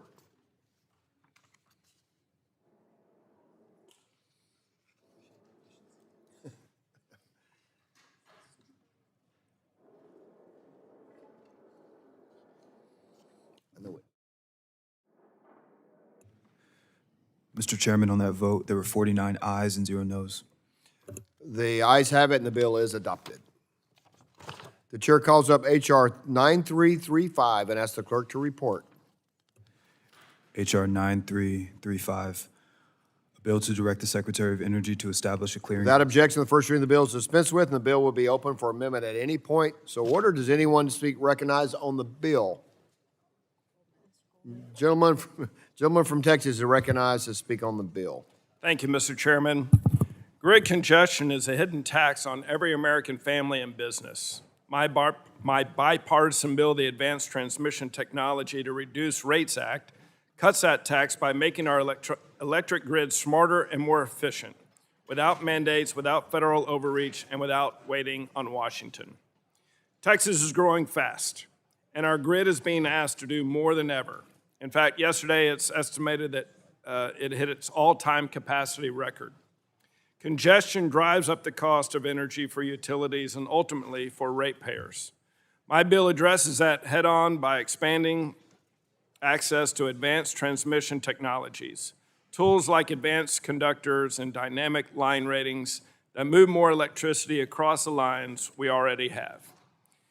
It's a common-sense three-part bill: a public DOE clearinghouse on advanced transmission projects, voluntary technical assistance for utilities and state regulators, and voluntary best practices to reduce wildfire risk, and it targets NEPA review for these specific DOE-funded projects, so states like Texas aren't stuck waiting on a lengthy federal process to deploy technology that already works. This bipartisan bill builds on the permitting reform work House Republicans have led all Congress to cut the red tape standing between American families and a more reliable, more affordable grid.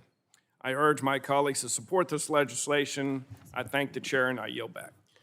Thank you very much. The gentleman yields back. The chair now recognizes the gentleman from New Jersey, the ranking member of the full committee, for 5 minutes.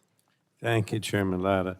I strongly support this bill, but I do have an issue with one provision, and that provision would exclude any Department of Energy funding for advanced transmission technologies from the environmental review requirements of the National Environmental Policy Act, or NEPA. And my problem is the concerted Republican attack on our environmental review laws, like last year's radical Republican proposal to completely upend our nation's environmental reviews. Thankfully, this bill does not go that far, and NEPA would still apply for any projects that incorporate broader work that goes beyond advanced transmission technologies. DOE regulations already exempt activities relating to upgrading or rebuilding existing electric power lines from NEPA, and any project requiring a federal permit would still be subject to environmental reviews, just not for the funding it received from the Department of Energy. I'm frustrated because this provision is simply unnecessary in an otherwise worthwhile bill.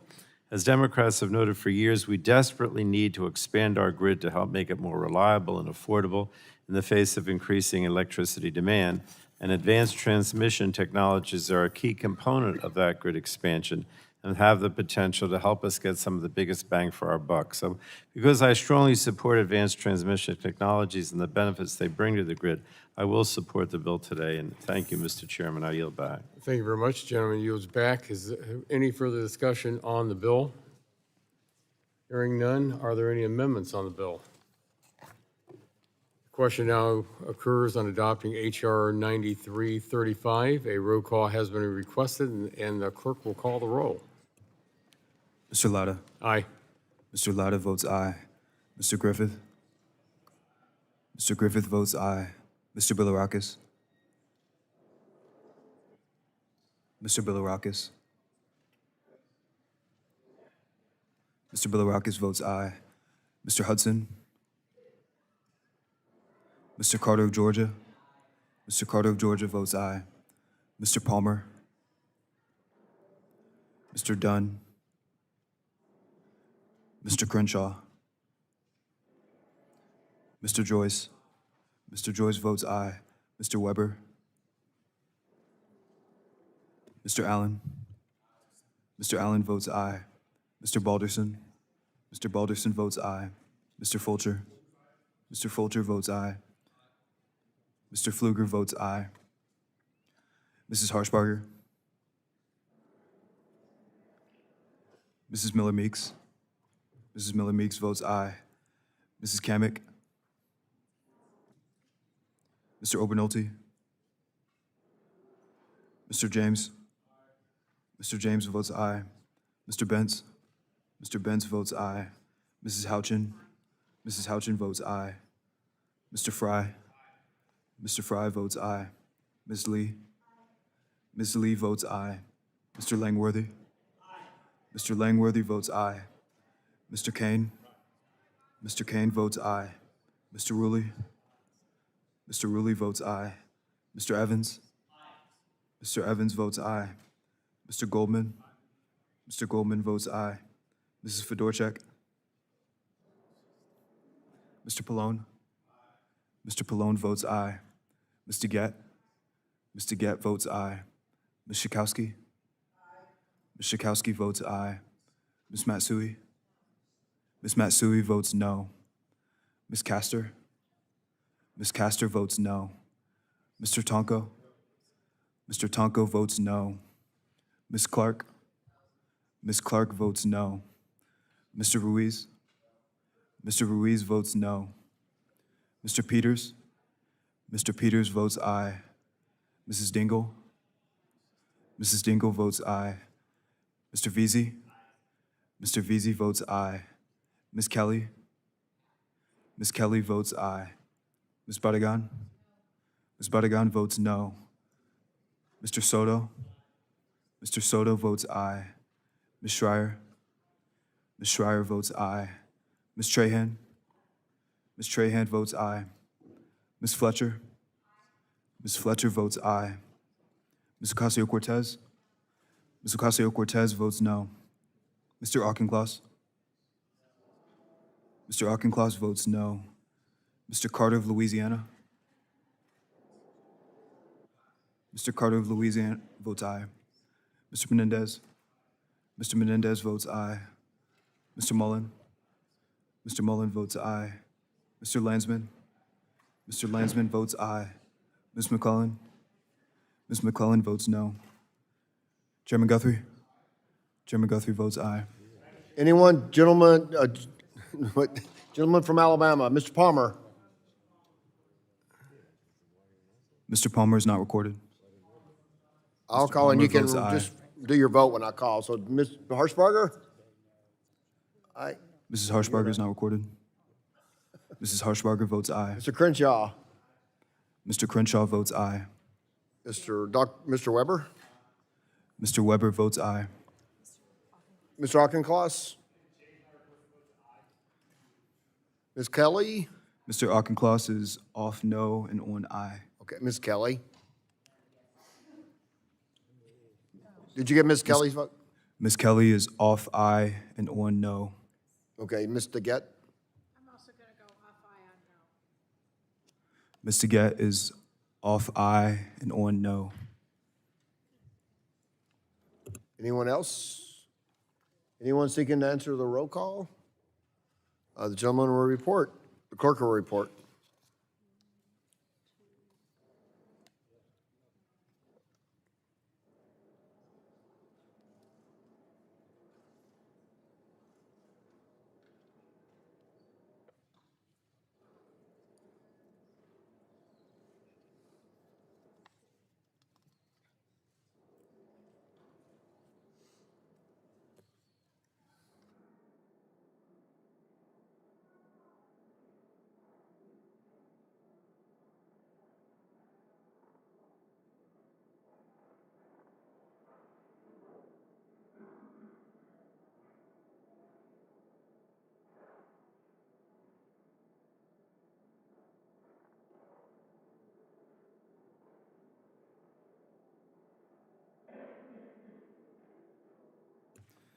Mr. Chairman, on that vote, there were 39 ayes and 10 noes. The ayes have it, and the bill is adopted. The chair calls up H.R. 9338 and asks the clerk to report. H.R. 9338, a bill to amend Title Without 14. objection, the first reading of the bill is dispensed with, and the bill will be open for amendment at any point, so ordered. Does anyone seek to be recognized on the bill? Mr. Weber is recognized, for 5 minutes to speak on the bill. Thank you, Mr. Chairman. I have an amendment in the nature of a substitute at the desk. Gentlemen, anybody want to speak on the bill before we bring up to him, or just you want to speak on the bill or the substitute? The gentleman, anyone want to speak on the bill before we bring up amendment? I'll take that. Thank you, Mr. Chairman. This AINS before us today reflects important updates made since the Energy Subcommittee markup last month. These changes fulfill the commitments we made during that markup to keep working across the aisle toward a strong bipartisan final product. We listened, we kept our word, and we tightened the language to protect the First Amendment rights of lawful protesters while holding those accountable who knowingly and willfully damage pipeline equipment or disrupt operations by manipulating a valve. Throughout this process, we have worked closely with stakeholders. Across the industry, within the government, we've worked to develop and refine this legislation. The result is a stronger bill that gives the Pipeline and Hazardous Materials Safety Administration, PHMSA, the resources and direction necessary to continue safeguarding more than 3 million miles of pipeline infrastructure across these great United States. The bill strengthens the civil penalties for pipeline safety violations. The bill promotes best practices across state damage prevention programs, and the bill establishes a voluntary information sharing system so lessons learned from accidents and near misses can help prevent the next one. It also supports communities working to repair and replace aging natural gas distribution systems. It sets deadlines for updated carbon dioxide pipeline safety standards and requires PHMSA to lay out a plan for completing overdue pipeline safety rulemakings. Americans deserve nothing less than our continued effort to move the needle closer and closer and closer to 100% safety, and this legislation actually helps to do exactly that. Our nation's pipeline infrastructure operates 24 hours a day, 7 days a week, to safely deliver the reliable and affordable energy that power Americans' homes, their businesses, and industries while supporting our allies around the world. Few regions in the country can rival the pipeline infrastructure along the Texas Gulf Coast, where I represent. Every day, that infrastructure helps produce, refine, process, and export the energy that powers America and as well as supports our allies abroad. In Texas's 14th congressional district, we produce and move more energy than just about any other district in these good old United States of America. Few places better illustrate the important role pipeline infrastructure plays in our everyday lives. Whether that energy originates in the Permian Basin or comes from our neighbors to the north, Alberta, Canada, producing it is only half of the battle. American energy dominance depends on our ability to deliver that very energy safely and reliably to the people businesses, and industries that, yes, depend on it every single day. Mr. Chairman, this bill reflects what dedicated members of this body and their staff can accomplish when we all come together to the table to help make America better. I want to thank them for their hard work, and I urge every member of this committee to support H.R. 9338 and help move this strong bipartisan bill one step closer to the House floor. Mr. Chairman, I yield back the balance of my time. Gentleman yields back for the discussion on the bill. Gentleman from New Jersey is recognized for 5 minutes to speak on the bill. Thank you, Mr. Chairman, but I think both the gentleman from Texas and I are actually talking about the bill with the changes that are going to be in the E&C, but I'll follow up on what he said. If we do the bill as amended, we'll have made sufficient progress for me to support the underlying bill. One of our most important responsibilities as members of Congress is to do what we can to protect our constituents. In the case of pipeline safety legislation, that means ensuring that the Pipeline and Hazardous Materials Safety Administration, or PHMSA, has the resources it needs to hold unsafe pipeline operators responsible. It also means ensuring that those operators are assessed fines that actually hold them financially accountable rather than amounting to a slap on the wrist. 2 years ago, the bill the majority drafted failed that test, and so did the bill that was introduced and marked up by the Energy Subcommittee just last month. But with the changes, I believe this bill will live up to that obligation, and I want to detail why. The first reason is that it gives PHMSA the resources it needs to enforce its safety rules and ensure that pipeline operators are abiding by those rules. The core authorization levels in this bill are roughly $24 million per year higher than the levels contained in the introduced bill. That increase will support vital programs like the State Damage Prevention Program and pipeline safety information grants to communities. It will also ensure that PHMSA's primary enforcement and operation activities get the resources they deserve. And these levels are essentially identical to the funding levels put forward by the Transportation Committee and the Senate Commerce Committee, and they live up to the nation's pipeline safety needs. Additionally, this bill fully authorizes a grant program originally funded in the bipartisan infrastructure law. The Natural Gas Distribution Infrastructure Safety and Modernization Grant Program helps repair leaky distribution pipelines operated by municipal utilities and cooperatives. In an era of ever-increasing energy costs driven by President Trump's disastrous policies, a grant program that helps lower utility costs by helping ratepayer-owned utilities make investments essentially to bring down the cost is vital. And the majority's original bill would have left this program expire, and I'm pleased that our compromise amendment today lets it survive and sets it up for sustainability into the future. Finally, the majority's original bill contained language that would have made it a crime, quote, to impair the operation of a pipeline, while leaving that term undefined. At a time when former Olympians are being arrested on the National Mall for the crime of looking at the damage the president dealt to the reflecting pool, granting DOJ authority to prosecute everyday Americans for exercising their First Amendment rights was completely unacceptable.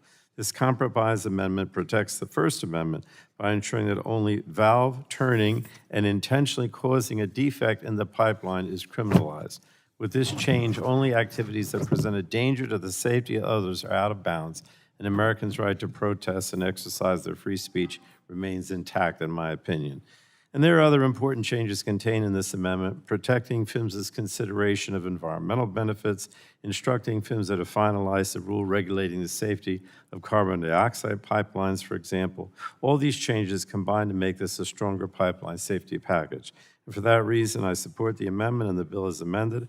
I hope we can continue to improve the bill in discussions with our colleagues on the House. Will the gentleman yield back?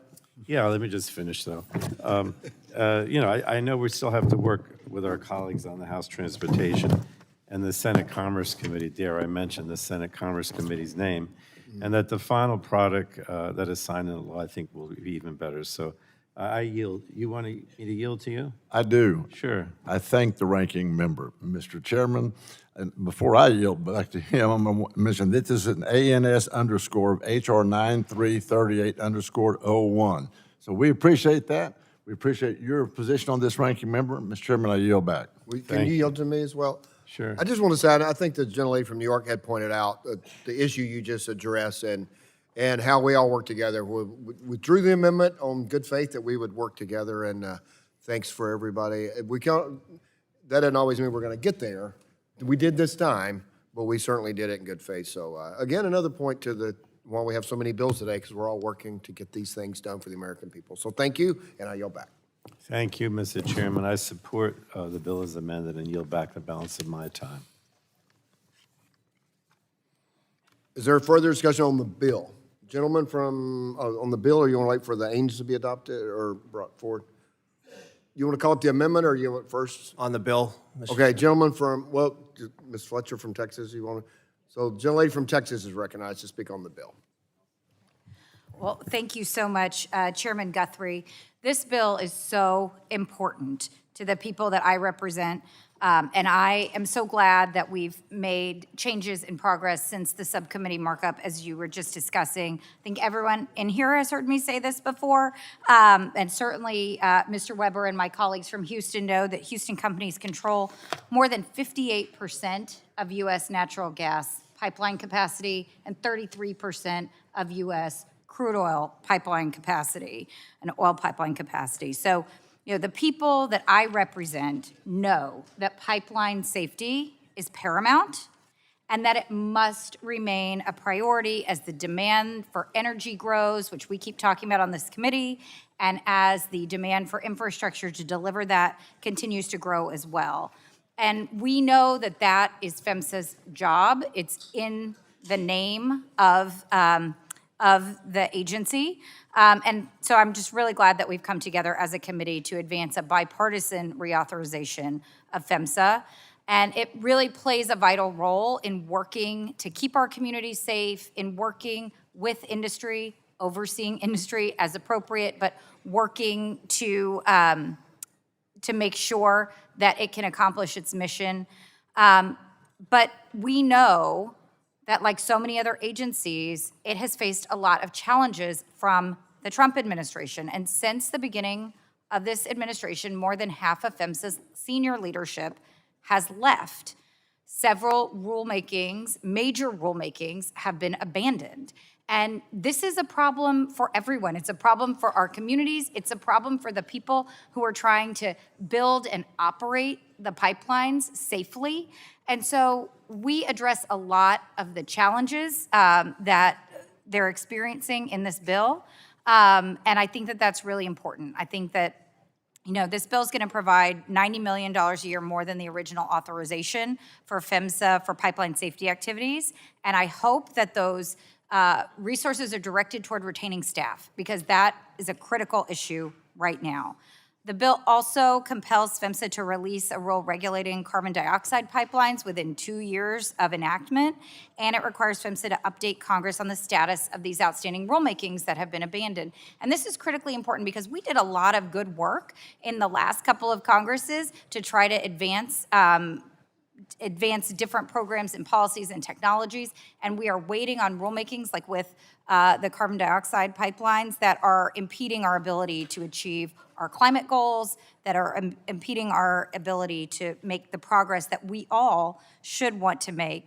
And we know in Texas, of course, as carbon capture projects advance, it's really vital that the federal government creates standard rules of the road for developers that will give our communities confidence in the safety of these projects.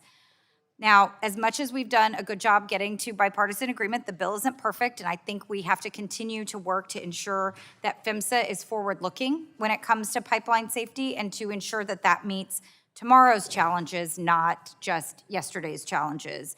And it's why I worked to include the PHMSA Technology Pilot Program in the 2020 reauthorization bill back when I was on the T&I committee. And I think this technology demonstration program is really important. That's what I've heard from people who are doing the work out in the field to operate these pipelines, that they want to have the most cutting-edge technology to monitor for corrosion, to make sure that they're able to test pipelines, and this program is a really important piece of that, and I'm really sorry that it didn't make it into this bill. I think that it's something that we need and we should be authorizing, we should be continuing. And so I'm really hopeful that we can work to include it during the conference process as we move this forward. But that is one of many things that I'd like to see addressed. So many of the others have been addressed in this bill, including, I think, the concerns we talked about in the markup about the importance of finding a balance for safety of operation. And we do need to make sure that these pipelines can be operated safely. That is paramount, while also recognizing the important constitutional rights of Americans to express their opinions and views. And so I'm glad that we were able to do this work following the last committee markup. I hope we can do just a little bit more in the conference process, but I support the bill and look forward to voting for it shortly. Thank you so much, and I yield back. Thank you. The gentlelady yields back. To further discussion on the bill. Gentleman from California is recognized on the bill. Thank you, Mr. Chair. I certainly appreciate that your team has worked to improve the bill since subcommittee markup. However, I remain concerned that this version still includes provisions that would undermine PHMSA's ability to ensure safety. As you know, pipeline safety is a particularly salient issue in my district, given the deadly pipeline explosion in San Bruno nearly 15 years ago. Specifically, I'm concerned that Section 5 places rigid constraints on PHMSA's special permits by preventing the agency from requiring other conditions for special permits. We're tying its hands and limiting its ability to ensure safety. PHMSA needs the flexibility to impose strong guardrails when operators seek to bypass federal regulations. So I urge my colleagues to reconsider this provision so we can advance a reauthorization bill that prioritizes safety over regulatory shortcuts. And with that, I yield back. Gentleman yields back. Further discussion on the bill. Seeing none, are there any amendments? Gentleman from Texas is recognized. Mr. Chairman, yeah, I have an amendment in the nation. Now that I've read the whole thing, it's an ANS _ HR 9338 _ 01. And look, I appreciate my colleague from The Houston. gentleman has to report the amendment. Thank you. Amendment in the nature of a substitute to HR 9338, offered by Mr. Weber. Without objection, to read the amendment dispensed with, and the gentleman from Texas is now recognized for 5 minutes. Thank you, Mr. Chairman. I appreciate all the comments and all the discussion that we're having, because all this stuff is important to us. And I appreciate us working together, appreciate the ranking member being in support of it. And I'm looking forward to it passing. And with that, Mr. Chairman, I yield back. Gentleman yields back. Is there discussion of the amendment? Gentlelady from Washington is recognized to speak on the amendment in the nature of a substitute for 5 minutes.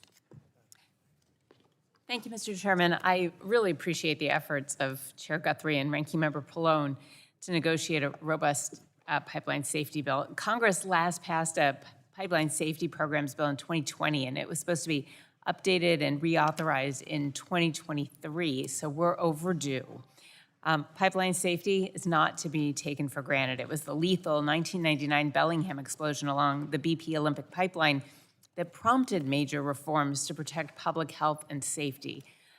But my constituents were reminded just 7 months ago from an oil spill on the same pipeline that there are still safety gaps that pipeline owners need to address. The most recent spill was actually discovered by a blueberry farmer tending his land and not by BP, the operator of the pipeline. And this spill caused severe jet fuel shortages, canceling flights, resulting in the governor declaring a state of emergency. And it's not the first time this has happened. This marked the 26th reportable incident in 13 years. There's more that I would have liked to see included in this bill. For example, I would have liked to see requirements for more technology that makes pipelines safer and makes any spills smaller, like advanced rupture mitigation valves. This technology could have reduced the impact of the 2023 Conway spill when 21,000 gallons of gas from the Olympic pipeline went straight into a fish-bearing stream and temporarily closed a nearby school. This committee also could have required performance standards on leak detection technologies to make sure that current detection systems really work. The 2025 spill wasn't detected until that blueberry farmer just happened to see it, and it was a big leak. So while I will be voting yes due to the urgent need to authorize and update our pipeline safety programs, and I applaud the bipartisan work to get here, we do need to do even more to ensure companies like BP are safeguarding their pipelines for our public health and safety. Thank you. Yield back. Gentlelady yields back. Is there further discussion on the amendment? Seeing none, On the amendment. Gentleman from Louisiana is recognized for 5 minutes to speak on the amendment. Thank you, Mr. Chairman. I'm glad to see the many improvements made in this amendment of this important pipeline safety bill, including fully reauthorizing the safety program within the Pipeline and Hazardous Materials Administration on par with the levels approved by the other committees of jurisdiction. Pipeline safety is not a partisan issue. It's a public safety issue. And Congress has a responsibility to act. Reauthorizing PHMSA to the federal agency that oversees pipeline safety nationwide is a regular, reoccurring duty of Congress. This is how we make sure our pipeline safety standards and regulations stay current with new technology, new risk, and the realities of aging infrastructure. And nowhere are the stakes higher than in my district in Louisiana. We are one of the nation's leading energy producing states with a dense network of natural gas, oil, and petrochemical pipelines connecting wetlines, refineries, and export terminals along the Mississippi River and Gulf Coast. This infrastructure is the circulatory system of our state's economy. Moving the energy that powers homes, fuels industry, and keeps America competitive in global energy markets. Failing to get this bill right puts all of that at risk. Public safety means worker safety. The men and women who build, inspect, and maintain this infrastructure work in demanding high-risk conditions every day. Modern pipeline safety standards, corrosion control, leak detection, pressure monitoring, and rigorous inspection protocols exist because every worker deserves to come home safely. Strong safety standards are a baseline commitment to the people who keep our energy sectors running. Pipeline safety is also critical for Louisiana's communities. When pipeline safeties fail, our communities pay the price through service disruption, evacuations, environmental damage, or even worse. When we invest in safety and modernization, those same communities can support good jobs, more reliable service, and lower long-term costs. Safety and economic competitiveness go hand in hand. A safe community is needed at all times. Energy repairs and outages reassure industry partners and investors that America's energy infrastructure is reliable. Aging infrastructure is a real risk. Like much of the rest of the nation, some of Louisiana's local gas distribution infrastructures are decades old. These legacy pipelines are more prone to leaks, which pose explosion risk, waste product, and release methane and potential greenhouse gases into communities that can least afford to have it. That's why I'm happy to see the amendments reauthorize the Natural Gas Distribution Infrastructure Safety and Modernization Program. This grant program was created under the Bipartisan Infrastructure Law and is designed to provide millions of dollars in grant funding to small municipal-owned utilities to replace high-risk natural gas distribution pipes. In my district, the city of Donaldsonville received a $20 million grant to replace 27.3 miles of deteriorating distribution lines, some of which had been in the ground for decades. This project eliminated leaks, improved safety, reduced environmental impact, and lowered energy bills for residents and businesses alike. This program funded a comprehensive modernization of small city gas systems that could never have been afforded on its own, and the countless other communities in America that benefit from this program in the future. This is the right thing to do. Mr. Chairman, I yield back. Gentleman yields back. Is there further discussion on the amendment? I will recognize myself for 5 minutes to speak on the amendment. I won't use all 5 minutes, I promise. So I just want to say this bill before us is a product of extensive bipartisan negotiations and helps bring PHMSA's safety regulations into the 21st century. Appreciate all the work of the members and the staffs for doing this. The committee's narrow and streamlined PHMSA reauthorization ensures the agency's safety regulations keep pace with the technological and operational advancement that have strengthened the safety and security of our nation's pipeline infrastructure without overreaching. The bill makes common sense updates to the removed duplicative regulations do not meaningfully improve safety. It streamlines certain permits to reflect relevant safety standards and reinforce fair process for operators and refocus PHMSA on its mission, safety. I'd also like to thank my colleagues across the aisle, particularly Ranking Member Pallone and the committee staff for meaningful and robust engagement as I talked during your time to make sure we addressed concerns that were brought up during subcommittee. So I look forward to getting this bill out of committee today, and I know we still have work to do with our colleagues at T&I and the Senate Commerce Committee on a final package. And I will yield back, and if there's no further discussion, we'll adopt the amendments. So the question before the committee is adopting the amendments. If there is no further discussion, the vote occurs on the amendment. All those in favor signify by saying aye. Aye. All those opposed, nay. The ayes have it. Are there further amendments? Seeing none, the question occurs on adopting H.R. 9338 as amended. A roll call has been requested, and the clerk will call the roll. Mr. Latta. Mr. Griffith. Mr. Bilirakis. Mr. Hudson. Mr. Hudson votes aye. Mr. Carter of Georgia. Mr. Carter of Georgia votes aye. Mr. Palmer. Mr. Palmer votes aye. Mr. Dunn. Mr. Crenshaw. Mr. Joyce. Mr. Weber. Mr. Weber votes aye. Mr. Allen. Mr. Allen votes aye. Mr. Balderson. Mr. Balderson votes aye. Mr. Fulcher. Mr. Fulcher votes aye. Mr. Pfluger. Mr. Pfluger votes aye. Mrs. Harshbarger. Mrs. Harshbarger votes aye. Mrs. Miller Meeks. Mrs. Miller Meeks votes aye. Mrs. Kamick. Mr. Obernolte. Mr. Obernolte votes aye. Mr. James. Mr. James votes aye. Mr. Benz. Mr. Benz votes aye. Mrs. Houchin. Mrs. Houchin votes aye. Mr. Fry. Ms. Lee. Ms. Lee votes aye. Mr. Langworthy. Mr. Langworthy votes aye. Mr. Kane. Mr. Kane votes aye. Mr. Ruley. Mr. Ruley votes aye. Mr. Evans. Mr. Evans votes aye. Mr. Goldman. Mr. Goldman votes aye. Mrs. Fedorchak. Mr. Pallone. Mr. Pallone votes aye. Ms. DeGette.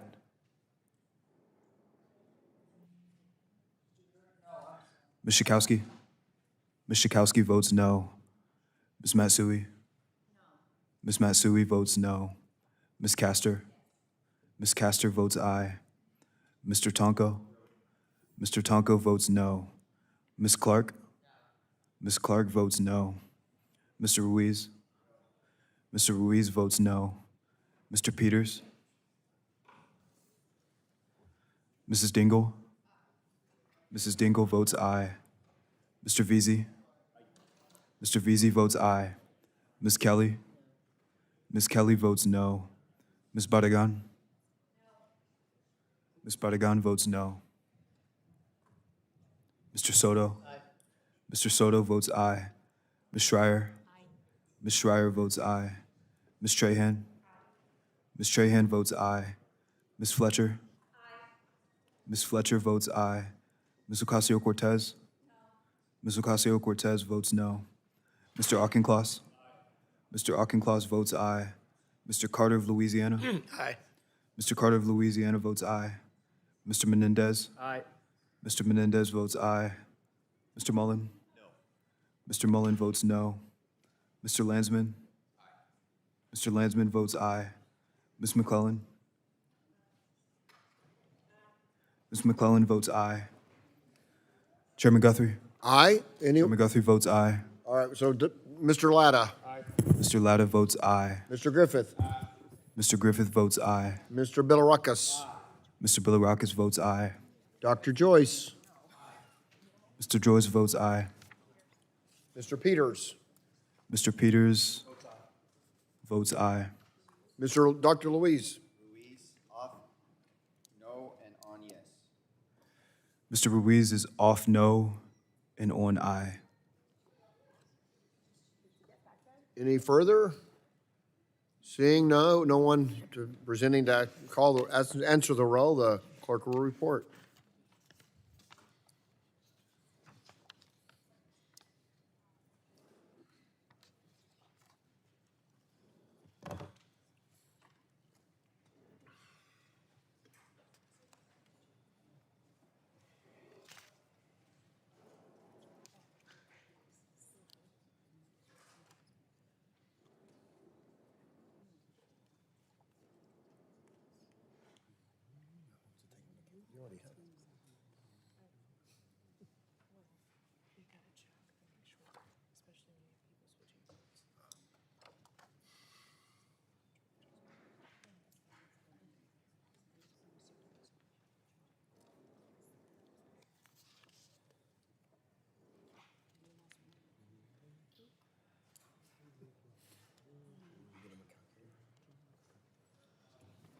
Mr. Chairman, on that vote, Gentlelady, before you report, gentlelady from Florida, how's she recorded?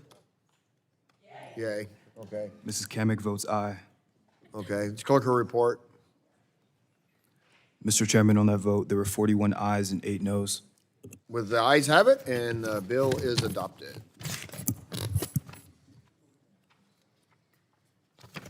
The chair calls up H.R. 9332 and asks the clerk to report. H.R. 9332, a bill to require the federal... Without objection, the first reading of the bill is dispensed with, and the bill will be up for amendment at any point. So ordered. Does anyone seek to be recognized on the bill? Mr. Chair, on the bill. For what purpose, the gentleman from Ohio seek recognition? Mr. Chairman, I move to strike the last word and speak in support of the bill. You are recognized for 5 minutes to speak on the bill. Thank you, Mr. Chairman. Thank you for holding this markup and including my bill, H.R. 9332, the Load Forecasting and Enhancement Act. I'd also like to thank my colleague from New Jersey, Congressman Menendez, for working with me on this legislation and co-leading the bill. Our electric grid has entered a period of unprecedented change. Advanced manufacturing, increased electrification, and the surge of AI data centers have created an historic increase in electricity demand. We've seen this firsthand in Ohio's 12th congressional district, which has 41 data centers in operation or being built, the most in the state. My constituents are seeing these data centers being built in their neighborhoods and have serious concerns about this rapid growth means for their families and their communities. Congress must do more to help get new generation built quickly to power this growth and ensure those large load customers, not our constituents, are the ones paying for these upgrades and new cost. At the bare minimum, we should ensure that grid operators, state utilities, and power providers are accurately planning for this growth to keep the grid reliable and protect our constituents. This bill is about giving states and utilities the tools necessary to measure load growth so that they can appropriately plan for new generation and transmission. Accurate load forecasting prevents the underbuilding of electrical infrastructure and generation that is critical to maintaining grid reliability. And just as importantly, this bill will help prevent the overbuilding of unnecessary electric infrastructure for speculative projects that can end up costing ratepayers. The Load Forecasting Enhancement Act establishes regional joint boards to bring state utility regulators and FERC commissioners together to examine, identify, and report to Congress the best practices that improve the accuracy, transparency, and the accountability of projects of new electrical grid. The bill amends the Public Utility Regulatory Policies Act to require each state to consider incorporating the recommendations that lead to better load forecasting. Just last month, one of the Department of Energy's national labs released a report showing data centers could double their share of U.S. power and account for 10 to 15% of our electricity use by 2030. Given this uncertainty with projected demand, utilities and states need better tools to distinguish between speculative demand projects and projects that have demonstrated a genuine commitment to moving forward. Better forecasting means better planning, and better planning means a more reliable grid and a more responsible investment decisions. I urge my colleagues on the committee to support this bill, and I yield back, Mr. Chairman. Gentleman yields back. Is there anyone seeking recognition to speak on the bill? The gentleman from New Jersey is recognized for 5 minutes to speak on the bill. Thank you, Chairman. I'm glad the committee is advancing a slate of bills that begin to address challenges to our grid brought on by the growth of AI data centers. And I'm proud to work with Congressman Balderson on H.R. 9332, the Load Forecasting Enhancement Act. This bill will enhance our ability to forecast future demands on our energy grid and improve a vital piece of long-term planning in our energy systems. Accurate load forecasting is essential to making sure we have enough power supply to meet the demands of tomorrow. This bill would push state utility commissions and investor-owned utilities to adopt best practices when forecasting demand, including large loads such as AI data centers, and in turn, make sure that we have an accurate idea of how much energy we'll need years down the line. Improving load forecasting will help prevent blackouts and brownouts and make sure our constituents don't experience drastic spikes in their energy bills. It'll help us make sure we have the energy infrastructure we need to support new innovations in technology, manufacturing, and keep our homes cool in the summer and warm in the winter. This bill and others before the committee today are an important first step in the right direction. But they're a first step, and we need to use every tool in the toolbox to address these issues facing our grid and protect our constituents from rising energy costs and blackouts and brownouts. That means making sure tech companies that are developing AI data centers are held accountable for the impact they have in our communities. And that means fighting for more transparency on data centers' energy usage, as well as their environmental and health impacts. Today's markup is a step in the right direction. I'm proud to work on bipartisan legislation to address these pressing needs. I encourage my colleagues to continue this work and vote in support of this bill. I yield back. Gentleman yields back. Is there further discussion on the bill? Gentleman from Georgia is recognized for 5 minutes to speak on the bill. Thank you, Mr. Chairman. Mr. Chairman, I rise today in support of the Load Forecasting Enhancement Act. This legislation offers a real solution to the unprecedented load growth this country is experiencing.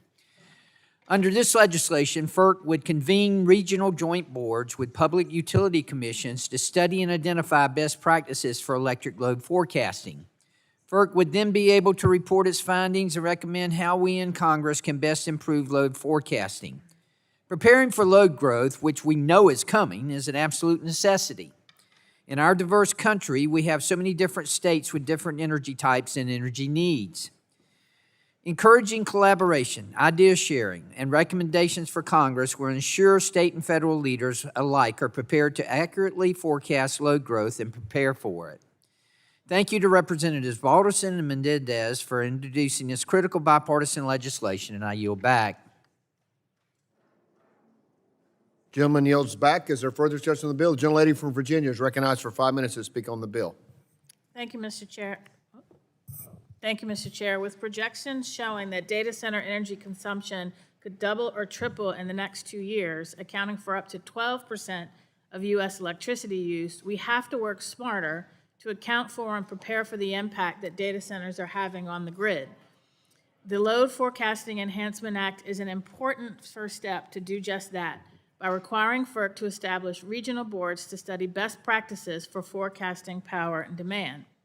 In Virginia and across the country, the siting, planning, and construction of data centers are handled almost entirely at the local level, with the state playing a role mostly when it is time to bring the data center online. And our Virginia localities have tended to prioritize the revenue impact to their budget over the impact to the grid. Now that's understandable when, as one county manager in a rural part of my district said that the real estate revenue alone from one data center looking to locate there could fund the building of a brand new school they desperately needed. And local economic development, planning, and zoning officials often don't have the expertise to factor in the impact these data centers will have on the grid.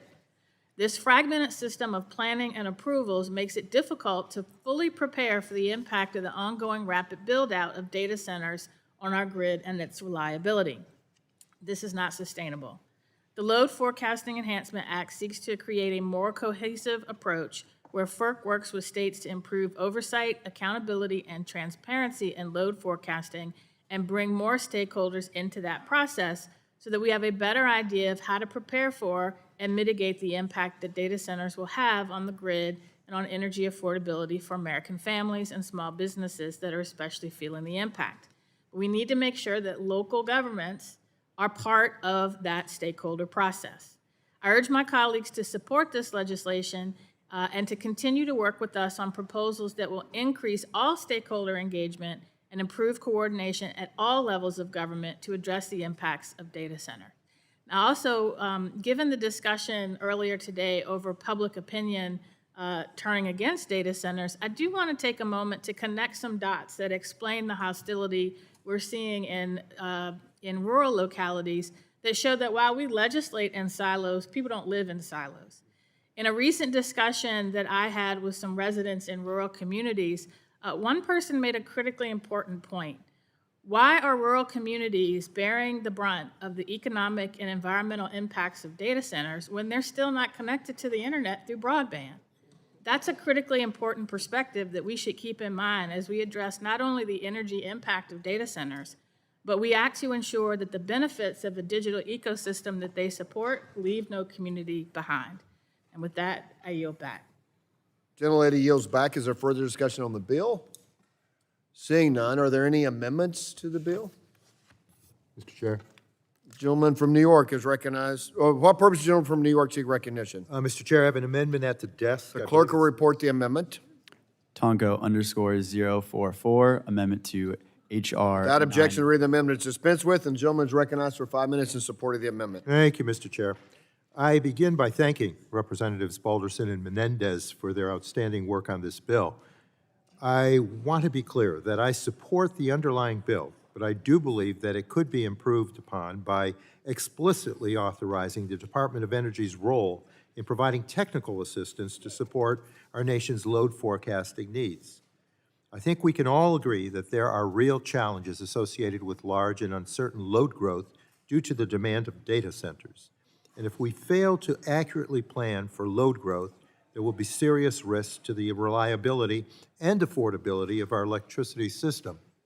Working to harmonize load forecasting methods through regional boards and leveraging the expertise of our state commissions, as is done in this bill, is a great step.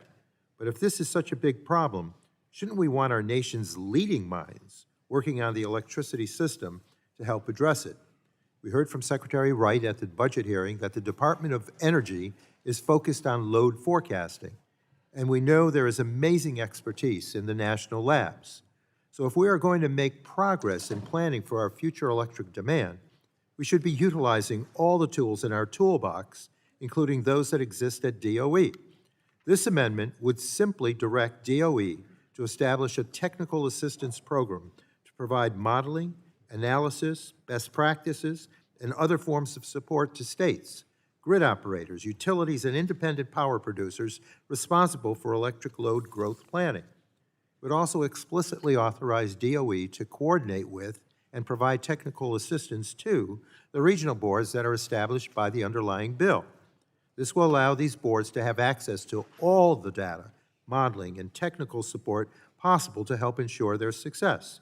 During the subcommittee markup, I emphasized the importance of technical assistance of this kind, that it can have a great amount of effort made to support municipal utilities and rural co-ops that may not have the capacity to model load growth like their larger utility peers.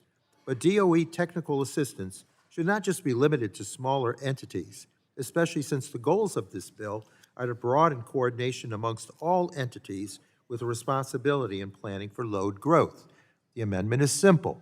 It authorizes something that everyone agrees DOE can and should be doing to help address an emerging challenge facing our electricity system. It would provide clear direction that Congress wants the department to leverage its expertise to engage further on this issue, and it would do so by providing support to the boards that would be created by this bill.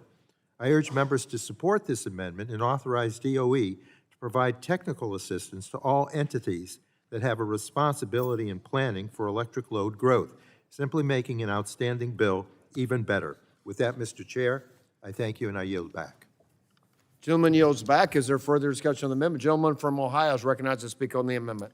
Mr. Chair, I move to strike the last word. Gentleman is recognized to speak on the amendment. Thank you, Mr. Chairman. And this is tough. I'm opposing my dear friend amendment, and Mr. Tonko and I have done a lot of legislation together. But as currently drafted, this amendment would create an open-ended new program at the Department of Energy on load forecasting. The underlying bill is an important measure to improve the accuracy of electricity demand projections. As we've discussed over the last several months, more accurate forecasting will lead to more cost-effective investments to meet a growing electric demand. The Load Forecasting Enhancement Act, using regional joint boards and PURPA, encourages a collaborative relationship between states and the federal government to improve our collective understanding of electrical demand growth. Importantly, this bill also provides technical assistance to state energy offices to work in hand with state PUCs and utilities for economic development purposes. However, the amendment being offered by my colleague is expansive, unnecessary, and needs additional work to ensure valuable taxpayer resources are protected from abuse. This amendment would provide sweeping technical assistance authority to utilities of all types, regardless of size, and a host of entities involved in the generation, transmission, and distribution of electricity. This would encompass thousands of utilities, power generators, transmission owners, and others. And while the underlying bill offers a smart and balanced approach to ensure states are working in harmony with FERC, this amendment fails to do so. I appreciate the amendment would direct DOE assistance to the joint boards. However, the amendment doesn't clarify that DOE's recommendations or best practices provided to utilities and more power providers be based on the findings of the joint boards, the final report in the bill, or state policies enacted based on these findings. Unfortunately, this could lead to DOE providing conflicting standards or best practices, leading to confusion between utilities, power providers, and states. Additionally, the amendment provides no clarity on taxpayer dollars being used to fulfill this expansive new program. Throughout this process, I have worked in good faith with my Democrat colleagues, including my co-lead, Mr. Menendez, to advance this policy through full committee. Since our legislative hearing in April, our side of the aisle has continued offering to work alongside Mr. Tonko to find a compromise on ideas for a more targeted approach and to address our concerns of unfunded mandates. Unfortunately, those offers have been rejected, and I'm concerned that this new policy undermines the bipartisan work of our underlying legislation. For those reasons, I urge my colleagues to oppose the amendment, and I yield back, Mr. Chairman. Thank you. The gentleman yields back. Is there further discussion on the amendment? Hearing none.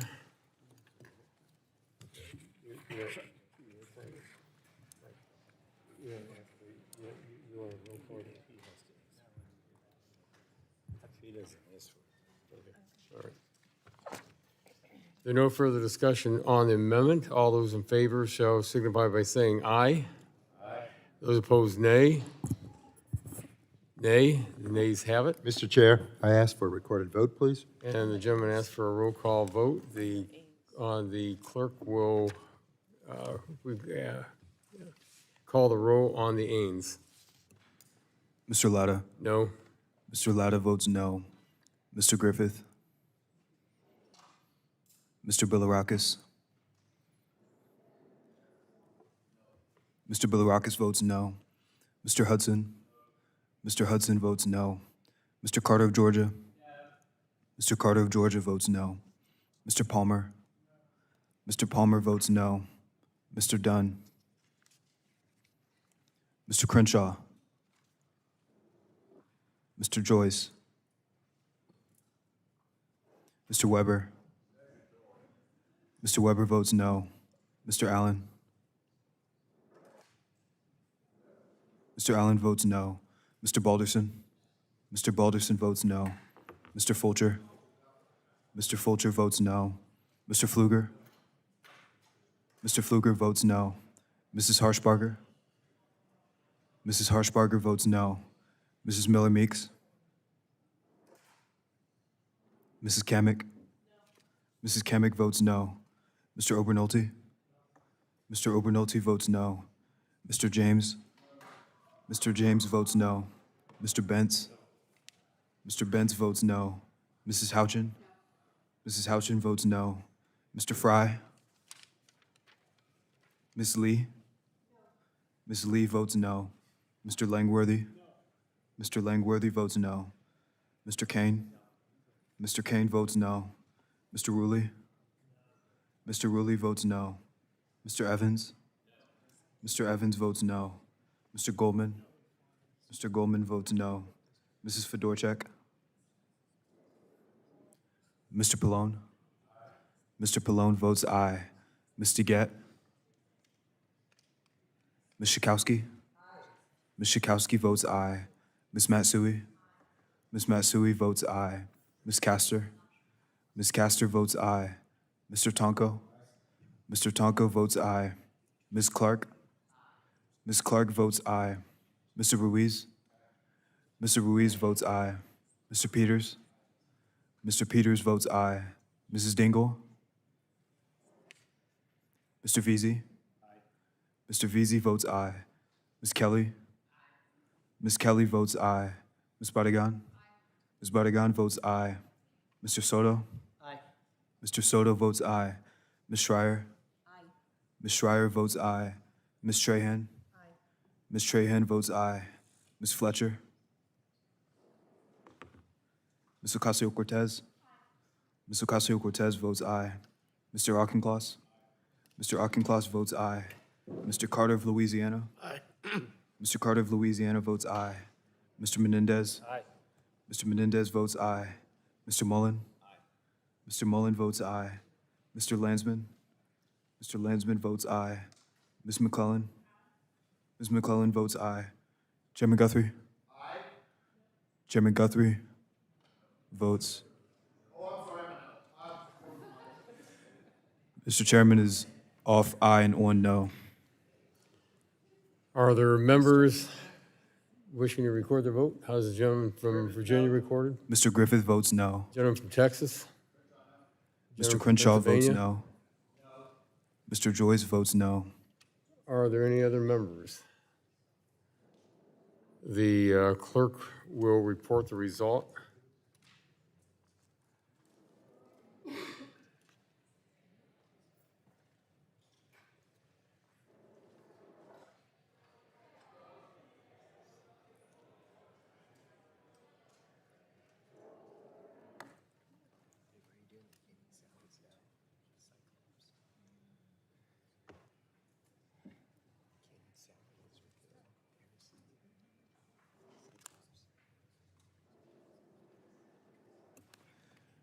Chairman Latta, on that vote, there were 21 ayes and 26 noes. Thank you very much. The amendment is not agreed to. Are there further amendments? Hearing none, the question now occurs on adopting H.R. 9332. A roll call vote has been requested. The clerk will call the roll. Mr. Latta. Aye. Mr. Latta votes aye. Mr. Griffith. Mr. Bilirakis. Mr. Bilirakis votes aye. Mr. Hudson. Mr. Hudson votes aye. Mr. Carter of Georgia. Mr. Carter of Georgia votes aye. Mr. Palmer. Mr. Palmer votes aye. Mr. Dunn. Mr. Crenshaw. Mr. Joyce. Mr. Weber. Mr. Allen. Mr. Allen votes aye. Mr. Balderson. Mr. Balderson votes aye. Mr. Fulcher. Mr. Pfluger. Mr. Pfluger votes aye. Mrs. Harshbarger. Mrs. Harshbarger votes aye. Mrs. Miller-Meeks. Mrs. Kamick. Mr. Obernolte. Mr. Obernolte votes aye. Mr. James. Mr. Bentz.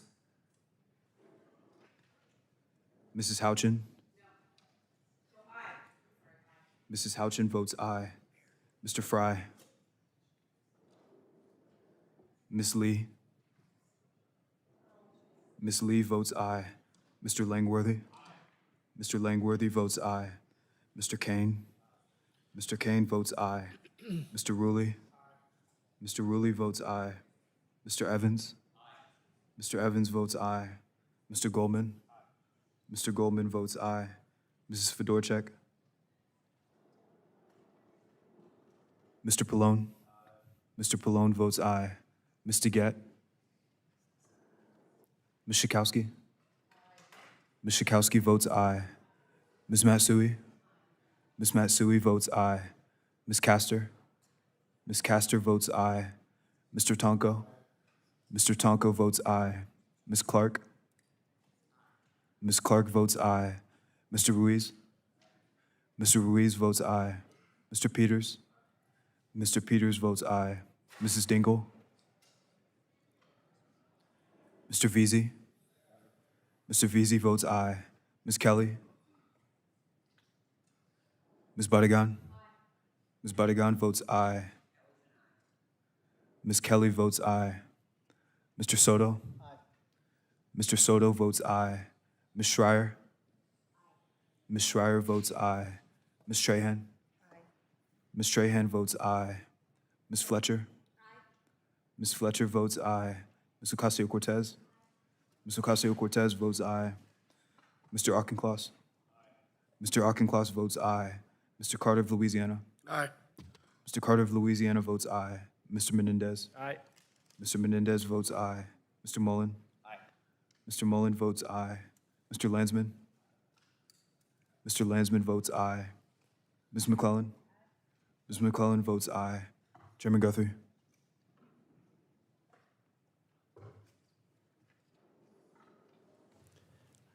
How's the gentleman from Virginia recorded? Mr. Griffith votes aye. Gentleman from Michigan? Mr. James votes aye. Gentleman from Texas? Mr. Weber votes aye. Gentleman from Oregon? Mr. Benz is not recorded. Mr. Benz votes aye. Gentleman from Idaho? Mr. Fulcher votes aye. The gentlelady from Florida? Mrs. Kamick is not recorded. Mrs. Kamick votes aye.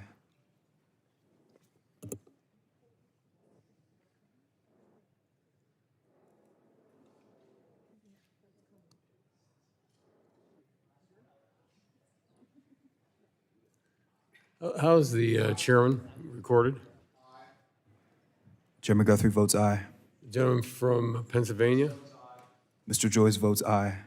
Are there any other members wishing to record their vote? Hearing none, the clerk will report. Can you do 5 more minutes? Yeah.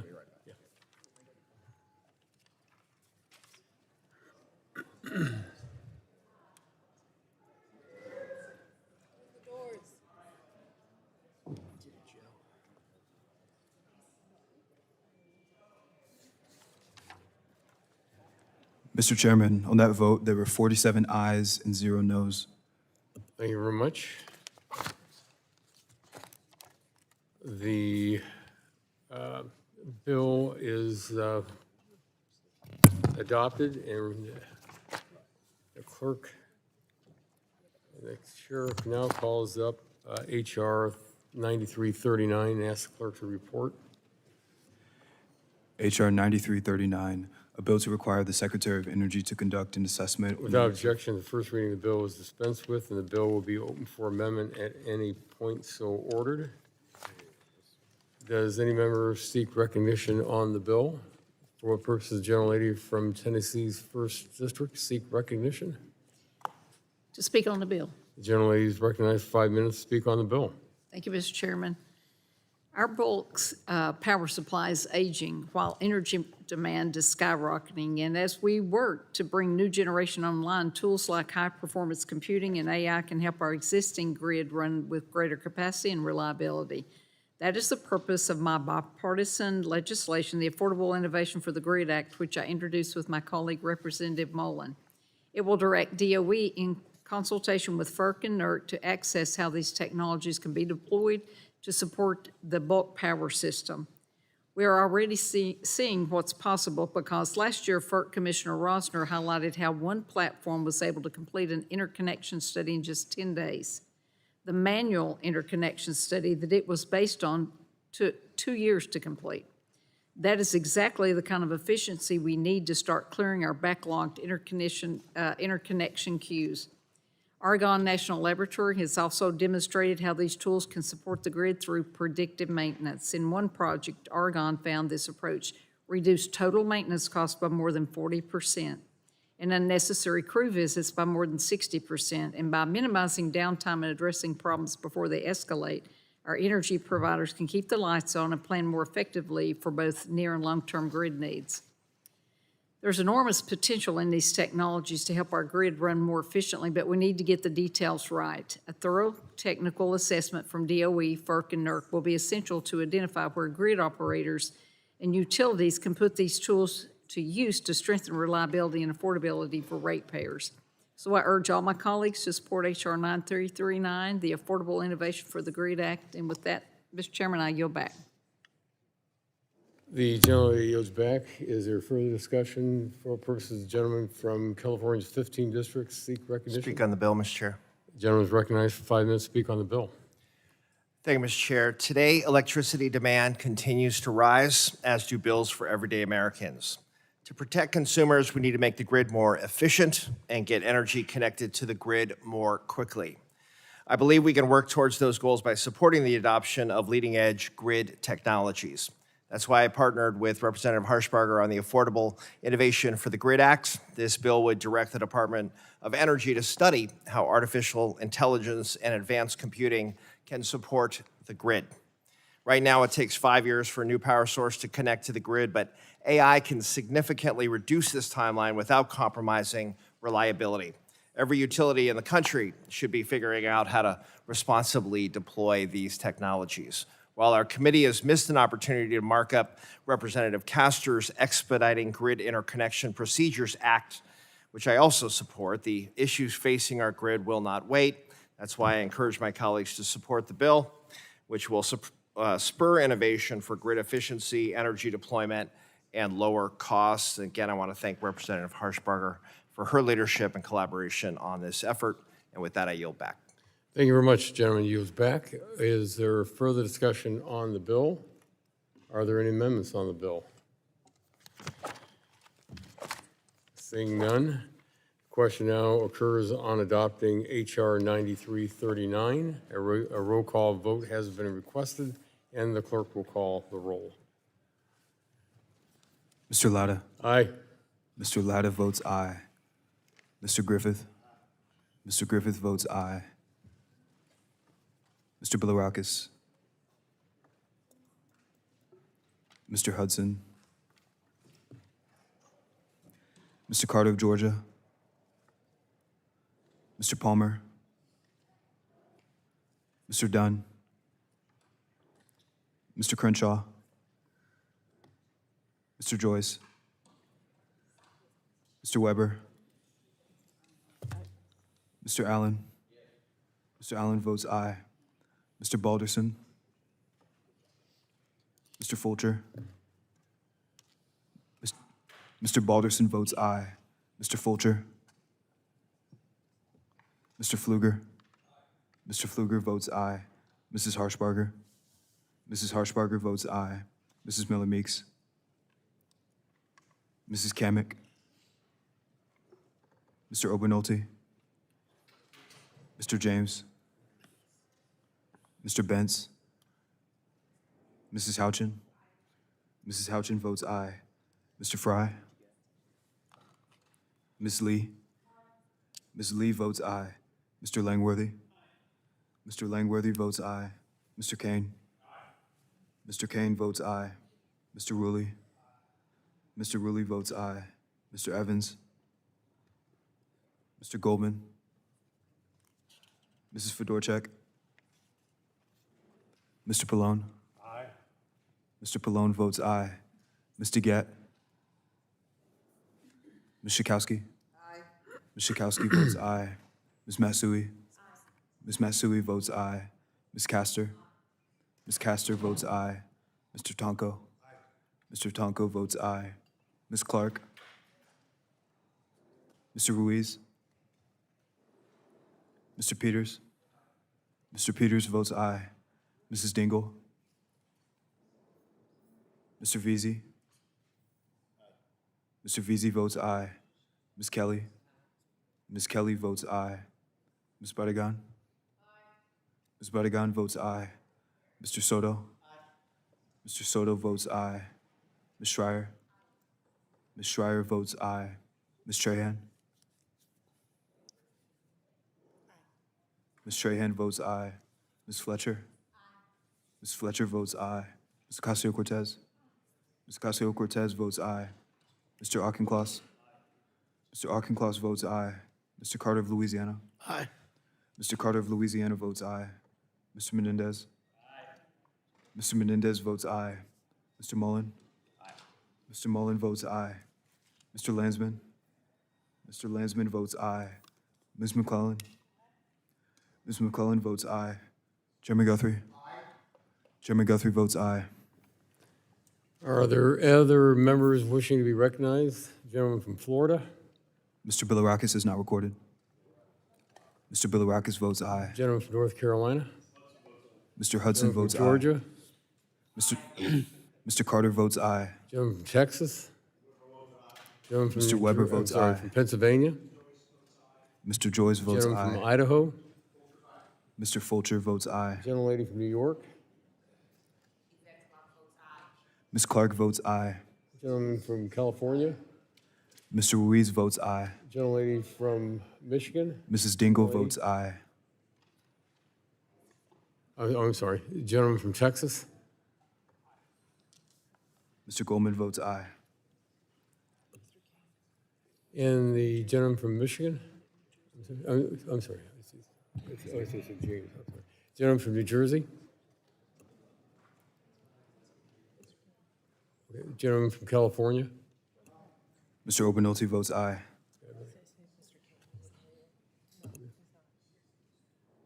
Is the, recorded, thank you. Are there any other members wishing to record their vote? You got everybody? You got everybody? Is Mr. Kane recorded? Yeah, Mr. Kane is recorded as aye. Thank you very much. Oh, and the gentleman from Alabama? Mr. Palmer is not recorded. Mr. Palmer votes aye. Any other members wishing to record their vote? Hearing none, the clerk will report.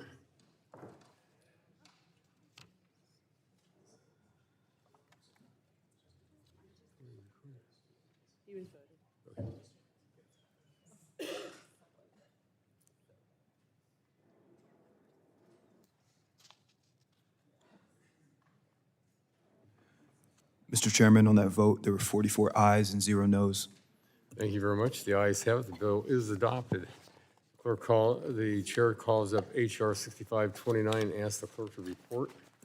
Committee print of H.R. 6529, a bill to require the Federal Energy Regulatory Without Commission. objection, the first reading of the bill is dispensed with, and the bill will be open for amendment at any point so ordered. Does anyone seek recognition on the bill? For what purpose does the gentleman from Ohio's First District seek recognition? To speak on the bill.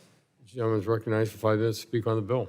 Thank you, Mr. Chair. The Protecting Families from AI Data Centers Energy Costs Act would require FERC to hold a technical conference to bring all stakeholders together and produce for us detailed recommendations, best practices to ensure that ratepayers are protected, that there isn't a single dime that they are charged in terms of the data centers' usage of electricity. So there, I think, needs to be a lot of work here in terms of these state regulatory entities and holding and protecting these communities, ratepayers. But FERC ultimately has to step up too. I'm of the opinion that we need a national framework, and this gets us to the kind of federal leadership that I think most communities are looking for. This focuses on costs. There's been a lot of discussion about the environmental impact. Obviously, that needs to be taken into account, and part of this, I think the NDAs have to go. But this is a common sense approach, and I appreciate Mr. Griffith for jumping on board. And hopefully my colleagues will support it. Again, the bill just requires FERC to bring all of the key folks together and produce for us detailed recommendations, best practices to ensure that rising energy costs from data centers aren't passed on to our communities or ratepayers. Thank you. I yield back. Thank you. The gentleman yields back. What person, gentleman from Virginia's 9th District, seek recognition? Speaking on the measure. The gentleman is recognized for 5 minutes to speak on the bill. Thank you, Mr. Chairman. I'm proud to be the Republican co-lead on this timely bill of Mr. Landsman's. The bill directs the convening of a comprehensive technical conference at the Federal Energy Regulatory Commission on ensuring that large loads like data centers pay their fair share to connect to the electric grid. The bill reinforces the principle that data centers, not household ratepayers, I always refer to them on the stump as ma and pa farmer, because agriculture is a big deal in my district. The farmers and the average household ratepayers do not need to pay for new transmission lines and substations as they sign up to connect to the grid, as the data centers sign up to connect to the grid and begin ramping up power use. FERC and state utility commissioners are already beginning the work of creating parameters on electric rate arrangements for large loads. As FERC begins its proceedings to examine current transmission rules in light of more large loads connecting to the electric grid, under the Federal Power Act, it is imperative that the commissioners keep household ratepayers top of their mind. Just like any other businesses, data centers should be able to connect to the electric grid. However, the scale of this electric demand over the past few years has called into question long-time electric rate structures and rules on how the cost of electric infrastructure should be charged to the ratepayers. This bill is about giving all interested parties, including state regulators and consumers, a seat at the table as federal regulators sort out the best way to make sure power costs are carefully distributed under the Federal Power Act, again, as Mr. Landsman said, to protect the ratepayer, the average householder. I believe that this legislation will provide valuable direction to FERC on their deliberations on this issue and will help elevate the questions and concerns that I hear regularly from my constituents, and I'm sure many of you all are as well, on what data centers might mean for their electric bills. In addition to informing FERC's proceedings, I believe that the report required by this bill and the report to this committee will be useful for informing Congress's work on the issue as we go forward. I am glad to be the Republican co-lead on Congressman Landsman's bill, and I urge all of my colleagues to vote in favor of reporting this bill. Thank you so much, Mr. Chairman, and with that, I yield back. Gentleman yields back. Is there any further discussion on the bill? Seeing none, are there any amendments to the bill? Seeing none, the question now occurs on adopting H.R. 6529. That's amended, right? No amendment. A roll call has been requested, and the clerk will call the roll. Mr. Latta. Mr. Latta votes aye. Mr. Griffith. Mr. Griffith votes aye. Mr. Bilirakis. Mr. Hudson. Mr. Carter of Georgia. Mr. Palmer. Mr. Dunn. Mr. Crenshaw. Mr. Joyce. Mr. Joyce votes aye. Mr. Weber. Mr. Weber votes aye. Mr. Allen. Mr. Allen votes aye. Mr. Balderson. Mr. Balderson. Mr. Balderson votes aye. Mr. Fulcher. Mr. Fulcher votes aye. Mr. Pfluger. Mrs. Harshbarger. Mrs. Harshbarger votes aye. Mrs. Miller Meeks. Mrs. Kamick. Mr. Obernolte. Mr. Obernolte votes aye. Mr. James. Mr. Bentz. Mrs. Houchin. Mr. Fry. Ms. Lee. Ms. Lee votes aye. Mr. Langworthy. Mr. Kane. Mr. Kane votes aye. Mr. Rulli. Mr. Rulli votes aye. Mr. Evans. Mr. Goldman. Mr. Goldman votes aye. Mrs. Fedorchak. Mr. Pallone. Mr. Pallone votes aye. Mr. Gett. Ms. Schakowsky. Ms. Schakowsky votes aye. Ms. Matsui. Ms. Matsui votes aye. Ms. Castor. Ms. Castor votes aye. Mr. Tonko. Mr. Tonko votes aye. Ms. Clark. Ms. Clark. Ms. Clark votes aye. Mr. Ruiz. Mr. Ruiz votes aye. Mr. Peters. Mr. Peters votes aye. Mrs. Dingle. Mrs. Dingle votes aye. Mr. Veazey. Mr. Veazey votes aye. Ms. Kelly. Ms. Kelly votes aye. Ms. Barragan. Ms. Barragan votes aye. Mr. Soto. Mr. Soto votes aye. Ms. Schreier. Ms. Schreier votes aye. Ms. Trahan. Ms. Trahan votes aye. Ms. Fletcher. Ms. Fletcher votes aye. Ms. Ocasio-Cortez. Ms. Ocasio-Cortez votes aye. Mr. Auchincloss. Mr. Auchincloss votes aye. Mr. Carter of Louisiana. Mr. Carter of Louisiana. Mr. Carter of Louisiana votes aye. Mr. Menendez. Mr. Menendez votes aye. Mr. Mullen.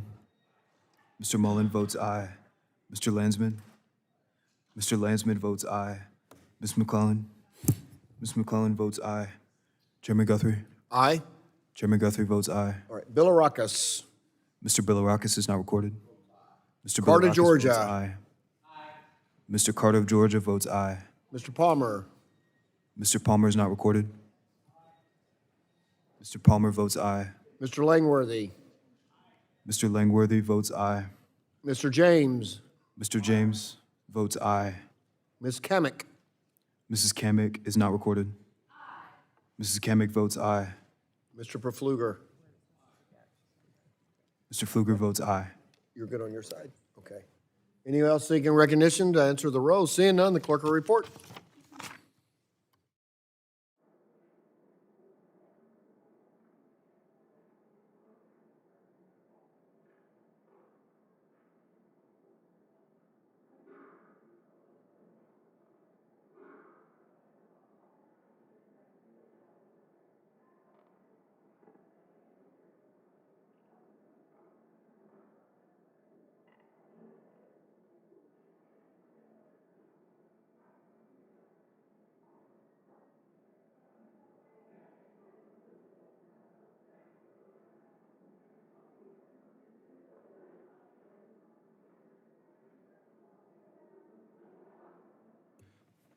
Mr. Chairman, on that vote, there were 44 ayes and 0 noes. The ayes have it, and the bill is adopted. The chair calls up H.R. 9617 and asks the clerk to report. H.R. 9617, a bill to amend the Solid Waste Disposal Act to direct the Without administration. objection, the first reading of the bill is dispensed with, and the bill will be open for amendment at any point so ordered. Does anyone seek to be recognized on the bill? If what person, gentleman from Alabama, seek to be recognized? Thank you, Mr. Chairman. I'd like to speak in support of my bill. You are recognized for 5 minutes to speak on the bill. Thank you, Mr. Chairman. The Coordinating Harvesting America's Recovery of Minerals, or CHARM Act, as I discussed yesterday, China's made a calculated, concerted effort to control the supply chains of important materials and have already demonstrated their willingness to exploit our vulnerabilities. This problem is too grave to ignore, and solving it requires us to leverage the expertise of all of our federal agencies and necessitates coordinated action across agencies. Throughout this Congress, the Subcommittee on Environment has explored opportunities to recover valuable minerals from legacy mine sites, coal combustion residuals, electronics waste, and lithium-ion batteries. We have a wealth of non-traditional critical mineral sources already within our borders. But we need to implement an intentional strategy to take advantage of these sources and to identify and remove unnecessary regulatory barriers that stifle innovation and deter investment. The United States has already demonstrated its ability to scale up efforts to recover valuable materials. For example, highlighted by the International Energy Agency in a 2024 report, aluminum supply shortages associated with World War II drove increased attention to organized aluminum recycling efforts.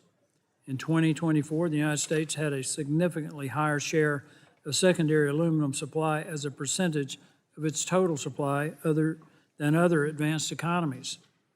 To further these efforts, this legislation directs the Environmental Protection Agency, in consultation with other federal agencies, to develop and carry out a national critical mineral recovery strategy.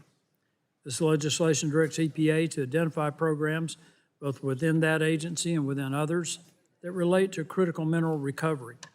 In formulating this strategy, EPA will identify barriers to recovering critical minerals from discarded materials, identify discarded materials that could serve as sources of recovered critical minerals, and evaluate the role of recovered critical minerals in strengthening our domestic supply chains.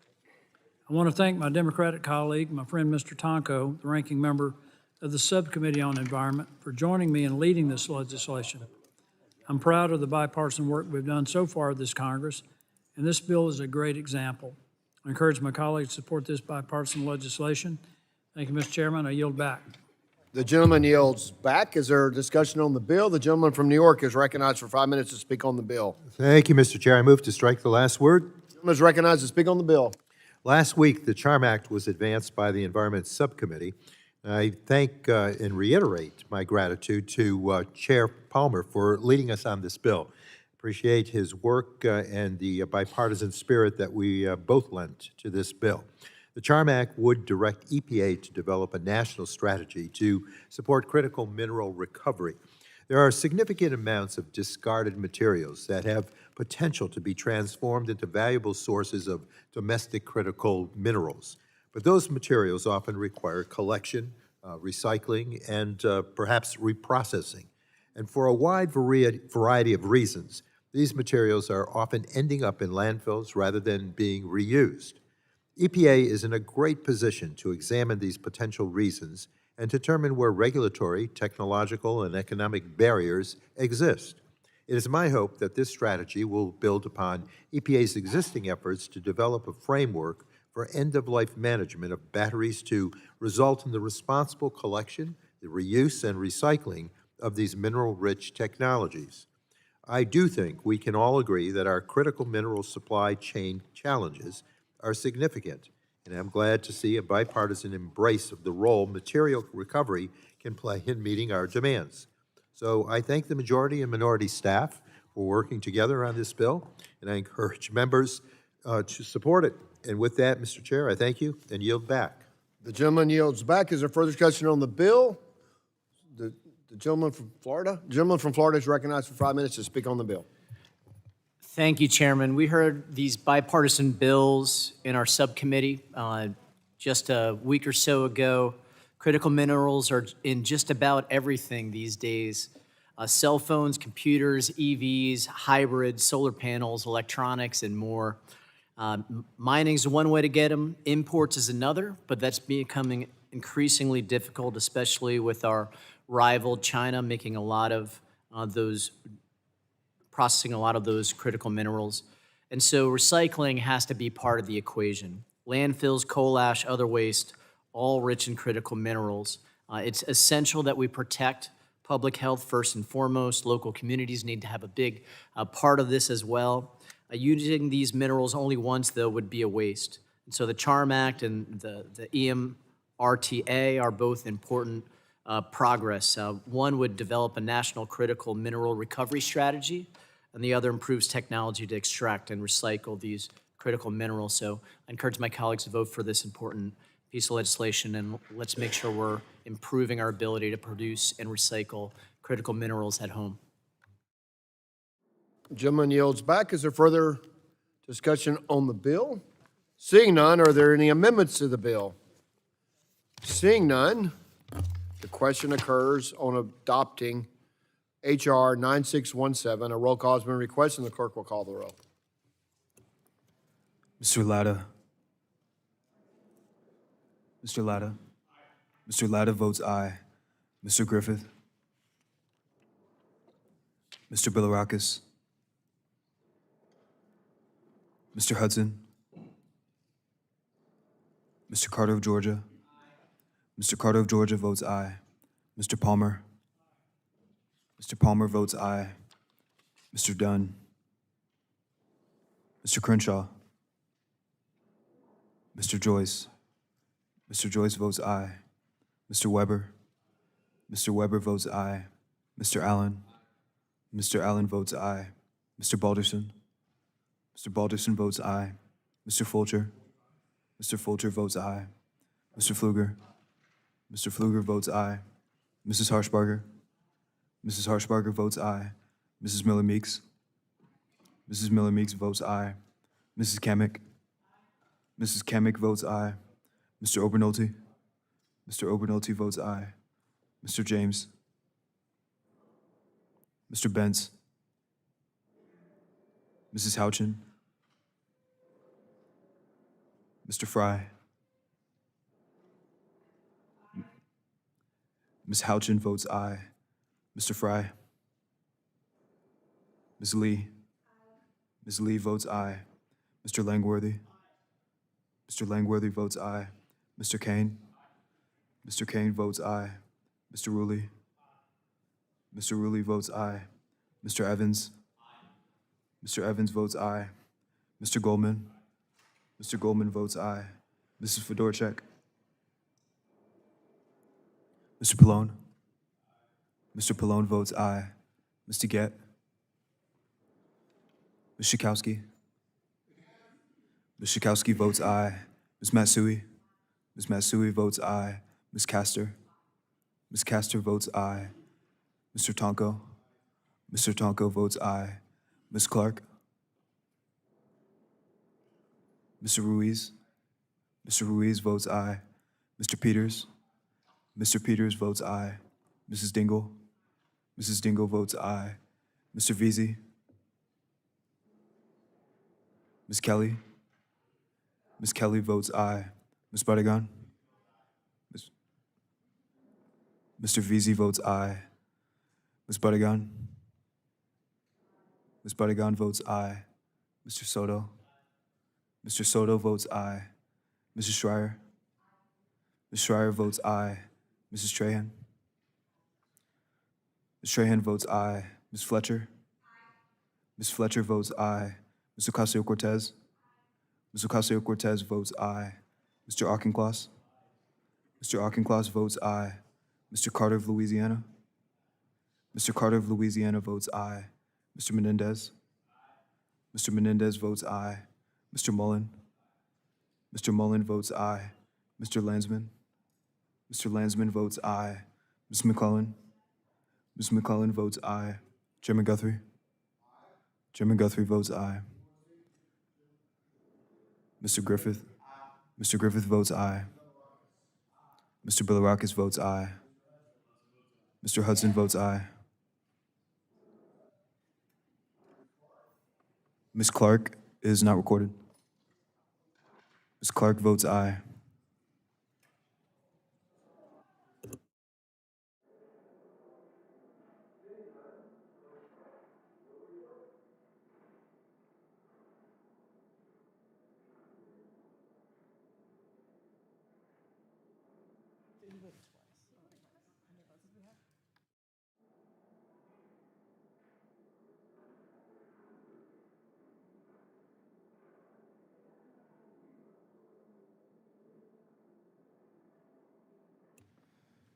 Mr. Chairman, on that vote, there were 47 ayes and 0 noes.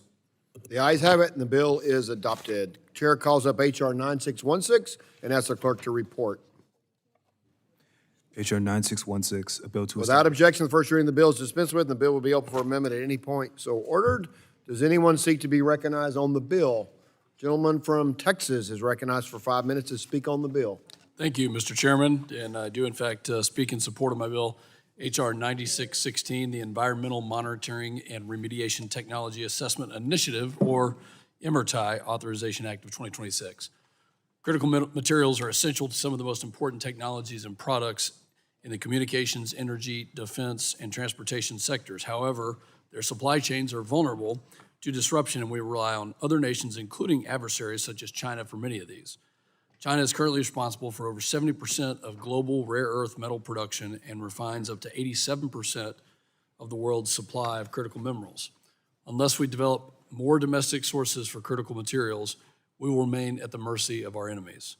Fortunately, cutting-edge technologies are emerging to identify and take advantage of unconventional sources of critical minerals right here at home. In my home state of Texas, researchers and companies are exploring ways to recover lithium and other critical minerals from produced water generated during oil and gas production. The Permian Basin alone generates millions of barrels of produced water every day, one of the largest produced water streams in the world, and the sheer volume of that water presents challenges, but also creates an opportunity to recover valuable critical minerals from a resource that has historically been treated as a waste stream. There are thousands of contaminated sites across the United States, including over 1,300 of the EPA's national priority list of the country's most contaminated sites. Additionally, on federal lands alone, the federal government has spent over $100 million remediating contamination from abandoned hard rock mine sites. However, while these sites are a threat to health and to the environment, they can also be potential sources of critical materials.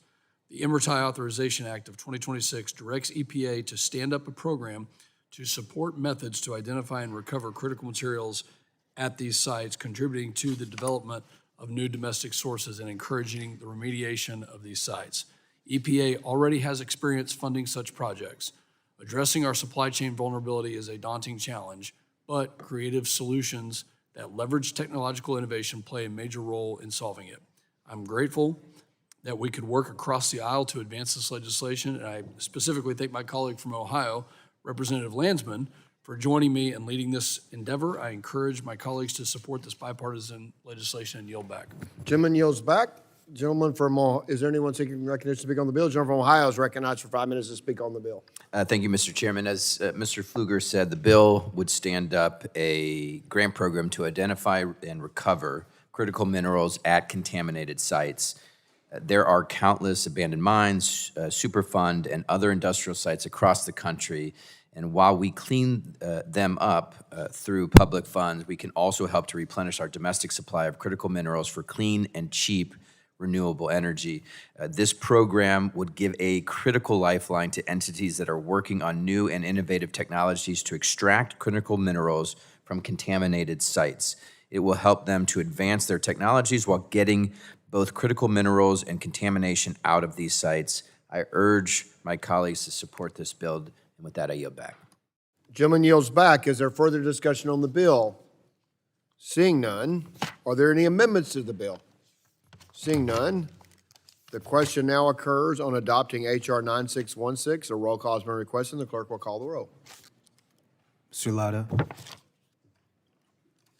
Mr. Griffith. Mr. Bilirakis. Mr. Bilirakis votes aye. Mr. Hudson. Mr. Hudson votes aye. Mr. Carter of Georgia. Mr. Palmer. Mr. Dunn. Mr. Crenshaw. Mr. Joyce. Mr. Weber. That's discipline. Mr. Weber votes aye. Mr. Allen. Mr. Allen votes aye. Mr. Balderson. Mr. Balderson votes aye. Mr. Fulcher. Mr. Fulcher votes aye. Mr. Pfluger.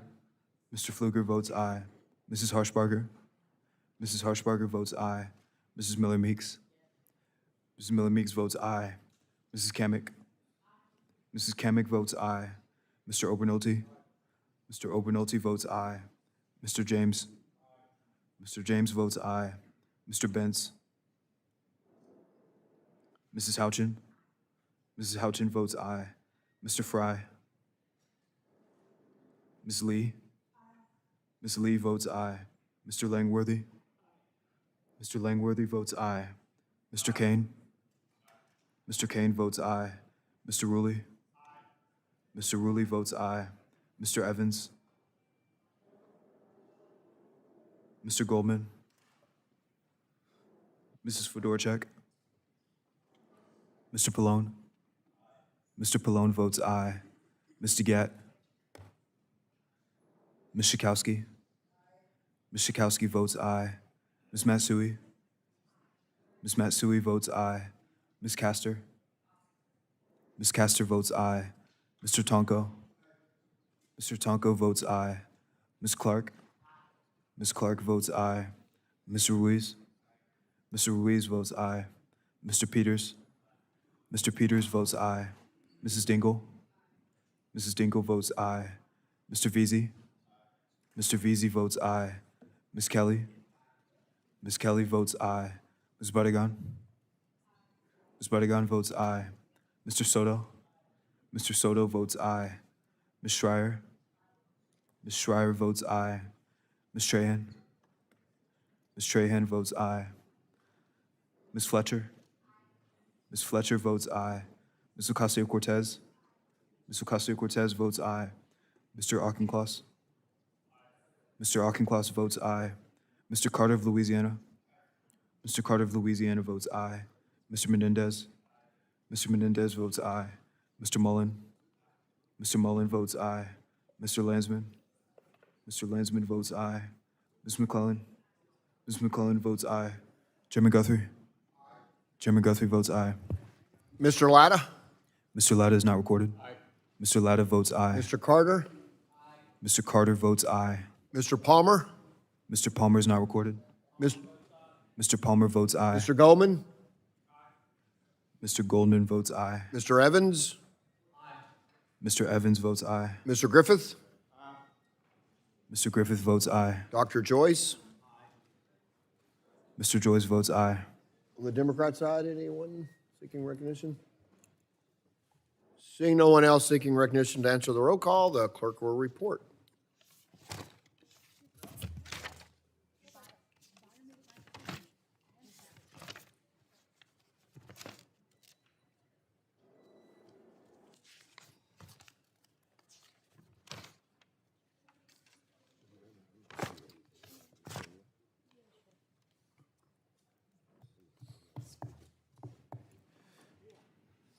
Mr. Chairman, on that vote, there were 48 ayes and 0 noes.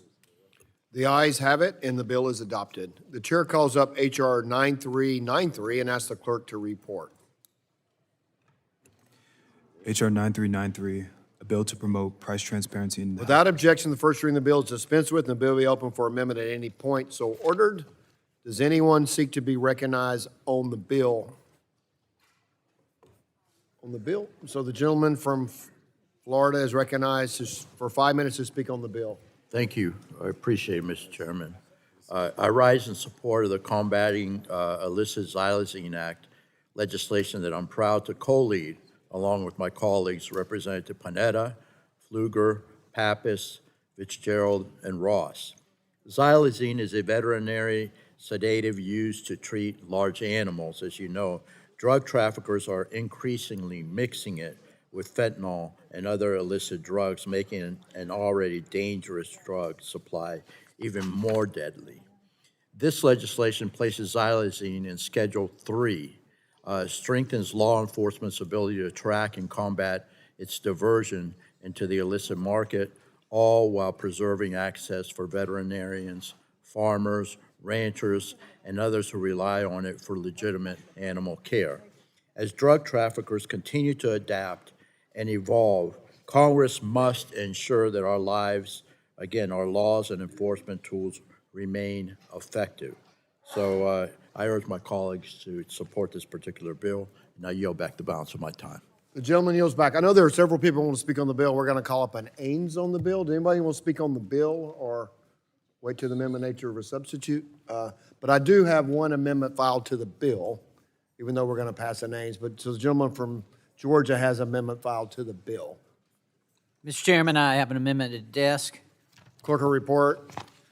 Amendment to H.R. 9393, offered by Mr. Carter of Georgia. Without objection, the reading of the amendment is dispensed with, and the gentleman is recognized for 5 minutes to speak on the amendment.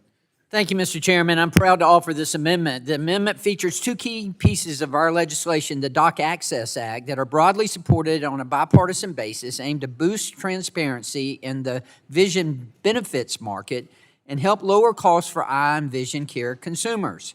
Right now, the vision benefits market is largely dominated by two vertically integrated vision benefit managers that provide vision insurance coverage to nearly 200 million Americans.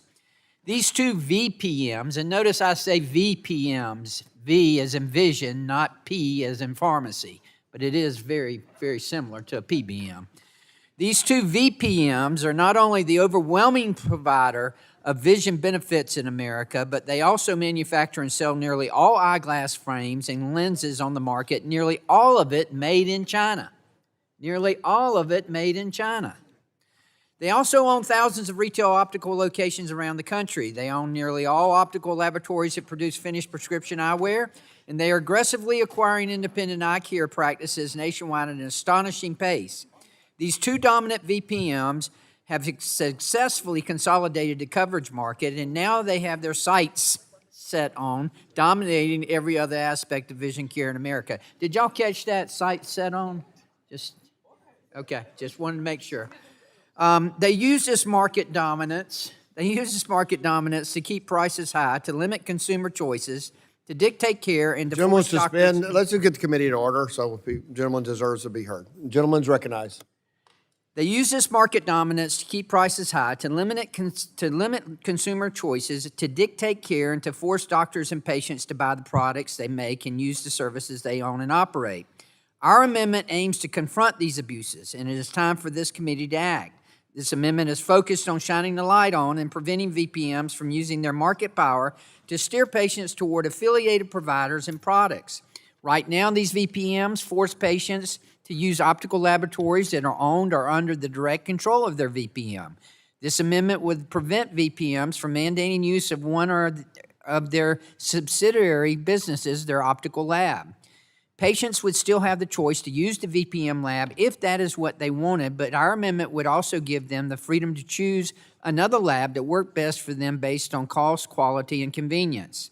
Without this fix, patients will continue to face higher costs, inferior products and production, and unnecessarily long wait times for a finished pair of prescription eyeglasses. While we've been working on this issue for years, states like Georgia, New York, Kentucky, New Jersey, Illinois, Louisiana, Colorado, Texas, and dozens of others are passing tough new laws to address a wide range of VPM abuses. Congress has a responsibility to act as well, particularly because millions of Americans receive vision coverage through federally regulated plans that fall outside the reach of many state protections. Just a few weeks ago, the Government Accountability Office released a report requested by Chairman Guthrie that highlighted the extraordinary concentration that exists in the vision benefits marketplace and the challenges it poses for consumers, independent providers, and all of our communities. Consumer advocates and patient organizations are demanding reform. Groups such as Patients Rising and the National Consumers League have called for greater scrutiny of VPMs and stronger protections for patients, including those found in our amendment. Their message is clear. Patients and consumers deserve transparency, competition, choice, and greater affordability. We cannot continue to ignore one of the most concentrated and least transparent segments of the healthcare system.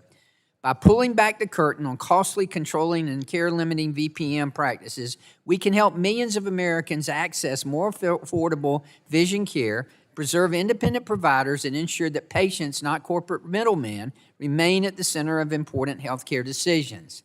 Thank you, Mr. Chairman. I look forward to continuing to work with you and my colleagues on both sides of this aisle to advance meaningful VPM reforms. And I yield back. Gentlemen, would yield before you I'll yield back? yield. So we're dedicated to working. The bill that you have before us, I know we're waiting for a CBO score. We're on technical assistance. And I broke my glasses on July the 2nd. I could see my optometrist within 24 hours. Took me till yesterday to get, and these are the only ones they had, so if you like my glasses or not, that was my option. So it was frustrating to go a couple of weeks before you could get something fixed. So I see your point, and we're gonna figure out a path forward. But we do need the score, and we do need technical assistance, so I appreciate. Understanding that, Mr. Chairman, I thank you for your cooperation and for your commitment to make sure that we do address this before the end of this session, and I'll withdraw this amendment. Thank you. I appreciate the gentleman withdrawing the amendment. Without objection, the amendment is withdrawn.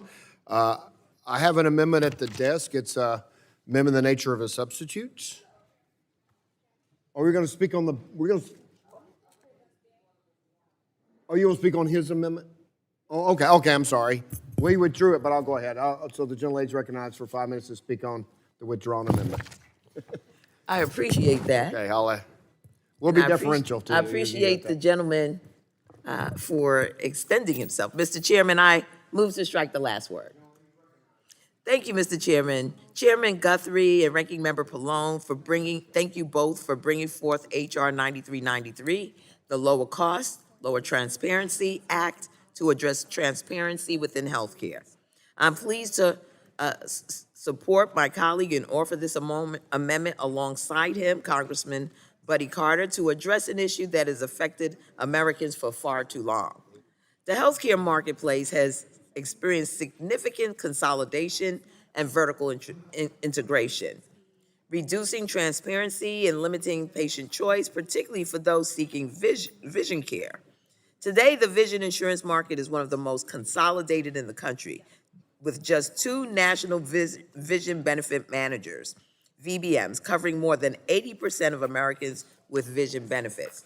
This level of market concentration raises serious concerns about competition, accountability, and consumer protection. Americans deserve a vision care system where patients and families have the information and options they need to make informed decisions about their care. And that's why Congressman Buddy Carter and I introduced H.R. 1521, the Dental and Optometric Care, DOC Access Act. Bipartisan legislation that shines a light on an opaque business practices, increases transparency, protects patient choice, and helps curb anti-competitive behavior that harms consumers. By advancing this bipartisan legislation, which was withdrawn, we can help lower the cost and promote transparency within vision care and ensure that patients, not profits, come first. With that, I'm going to yield some time to my colleague, Congresswoman Castor of Florida. Well, thank you, Rep. Clark. I wanted to speak in favor, and I hope, Mr. Chairman, we can see a way forward on the Carter-Clark amendment to address vision lab choice and evergreen contracts. These are 2 practices that have contributed to anti-competitive behavior in the vision insurance marketplace. For more than a decade, patients and providers and employers have sought meaningful reforms. And as a co-sponsor of the DOC Access Act, I think that the amendment before us is a narrowly tailored approach that would address longstanding concerns about consolidation, vertical integration, and patient choice in the vision benefits market.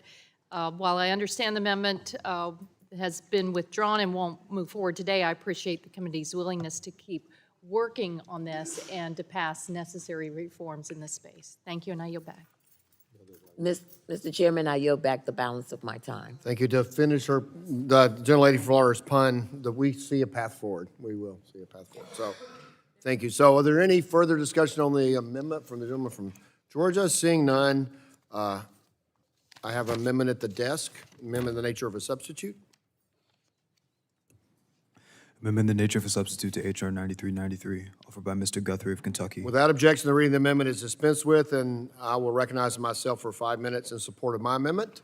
So I offer my strong support for the amendment to H.R. 9393, the Lower Cost, More Transparency Act of 2026, which incorporates numerous bipartisan priorities of the members of this committee and for the underlying bill, and urge all of my colleagues to support it.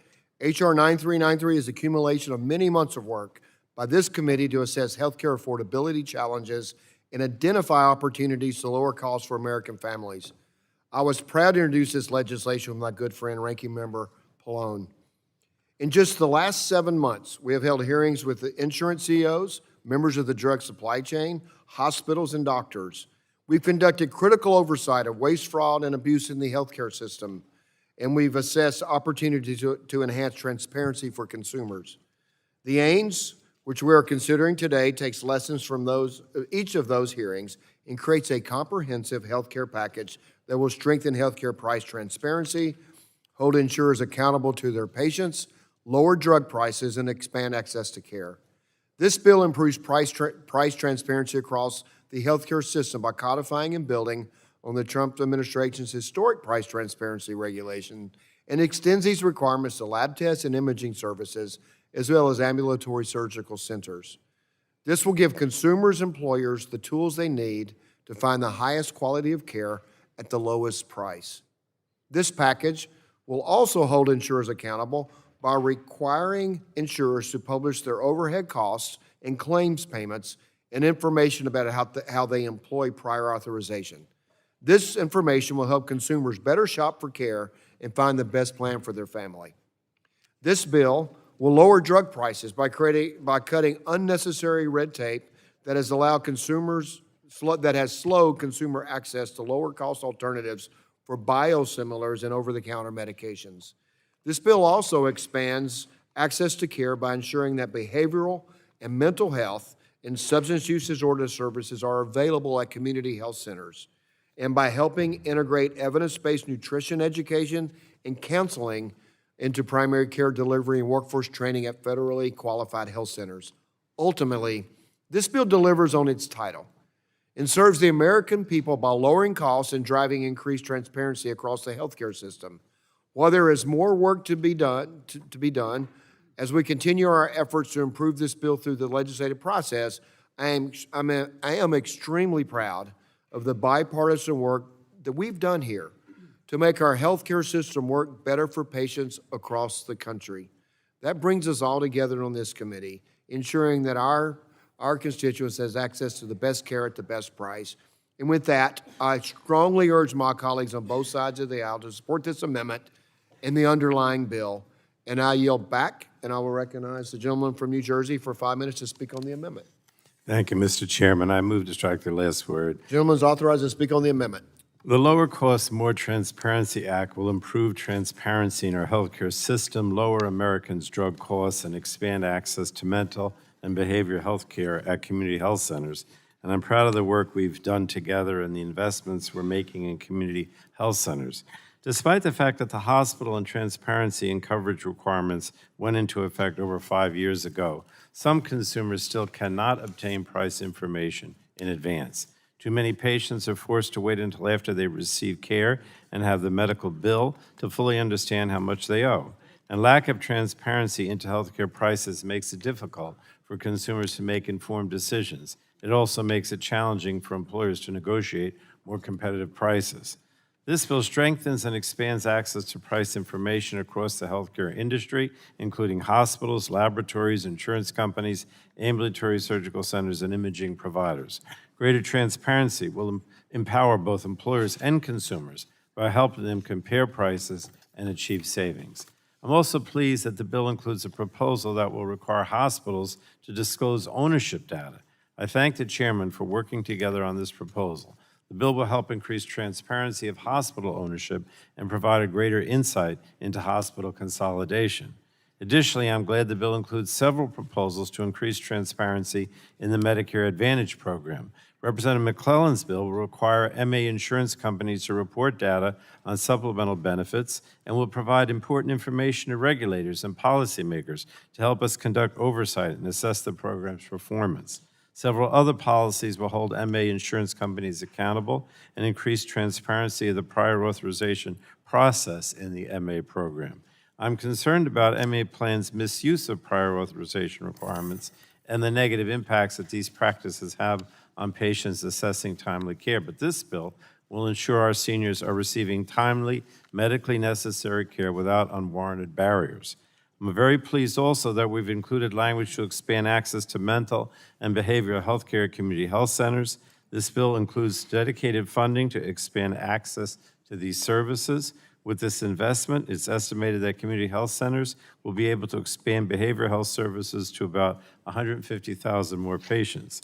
And finally, our version, with the AINS, includes several important policies that will promote drug competition and lower drug prices for Americans. Specifically, the language would codify the FDA's approach to designating biosimilar drugs as interchangeable, and also allow for FDA to approve a biosimilar without additional clinical studies if current scientific evidence is already sufficient. These policies would reduce development time and cost to more quickly bring additional options to patients. The language would also implement important reforms for preventing gaming of citizen petitions by brand name drug companies. For years, I've fought for this policy to prevent companies from filing such petitions for the primary purpose of delaying generic drugs from coming to market, and I'm glad that we're including this common sense proposal here today as well. And finally, the language also establishes a designation process for FDA to more quickly review applications to safely bring certain drugs to market for over-the-counter use, which I hope will improve patient access to safe medications. So I strongly urge my colleagues to join me in supporting this bill as amended, and thank you again, Mr. Chairman. I yield back. Thank you, I appreciate that. I know a lot of members have bills within this bill, and so we're going to have a lot of discussion. I appreciate that. I will go to the gentleman from Ohio for 5 minutes to speak on the bill, on the amendment. Well, thank you much, Mr. Chairman. I move strike the last word in support of the AINS to H.R. 9393, which includes my legislation, the Non-Prescription Drug Innovation Act that I introduced with our colleague from Ohio's 1st District. Over-the-counter OTC medicines are one of the most effective tools we have to improve access to care. They provide safe, convenient, and lower-cost treatment options that Americans manage common health conditions with the time and expense of obtaining a prescription. This bipartisan piece of legislation will establish an expedited FDA review pathway for certain OTC drugs that address unmet health needs and encourage innovation in promising therapeutic areas where consumers currently have few or no non-prescription treatment options. This legislation also builds on the bipartisan reforms Congress enacted through the most recent reauthorization of the over-the-counter monograph user fee program, AMUFA, reforms that I was proud to lead. Those reforms strengthen FDA's review of non-prescription drugs and improve the agency's engagement with sponsors to support the development of new OTC products. The Non-Prescription Drug Innovation Act represents the next step. It creates a pathway to help bring innovative non-prescription therapies to patients more efficiently while preserving FDA's rigorous standards for safety and effectiveness. At a time when Americans continue to face rising healthcare costs, we should be looking for opportunities to expand access to safe, effective, and affordable treatment options. This legislation does exactly that. I urge my colleagues to support the AINS, and I yield back the balance of my time. The gentleman yields back. The gentlelady from Colorado is recognized for 5 minutes to speak on the amendment or the bill in nature of a substitute. Thank you so much, Mr. Chairman, and thank you for bringing this AINS up.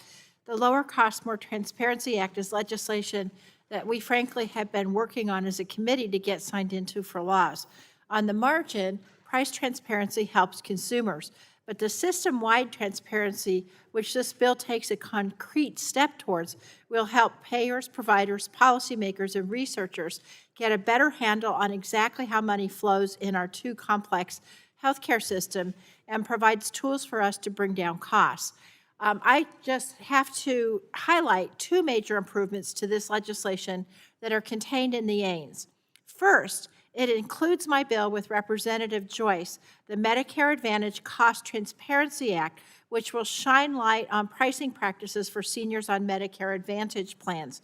Specifically, it will require MA plans to report their encounter data, cost sharing and pricing data, and critically, information on their use of in-home health assessments. A 2024 Inspector General report found that every year taxpayers fund billions of dollars in overpayments to MA companies based on unsupported diagnoses from home health assessments, which rarely result in the seniors receiving follow-up care. It also found that a fraction of MA plan sponsors drove 80% of those overpayments. This bill will help reveal any bad actors and the extent of their practices, as well as other information on pricing to give Congress a better picture of costs at MA. And I want to thank my friend Dr. Joyce for partnering with me on this issue. Second, this AINS incorporates portions of the ownership transparency amendment I offered in subcommittee. It requires hospitals and other healthcare providers to report information on their ownership structure, mergers, acquisitions, and consolidation, providing the federal government and consumers vital information.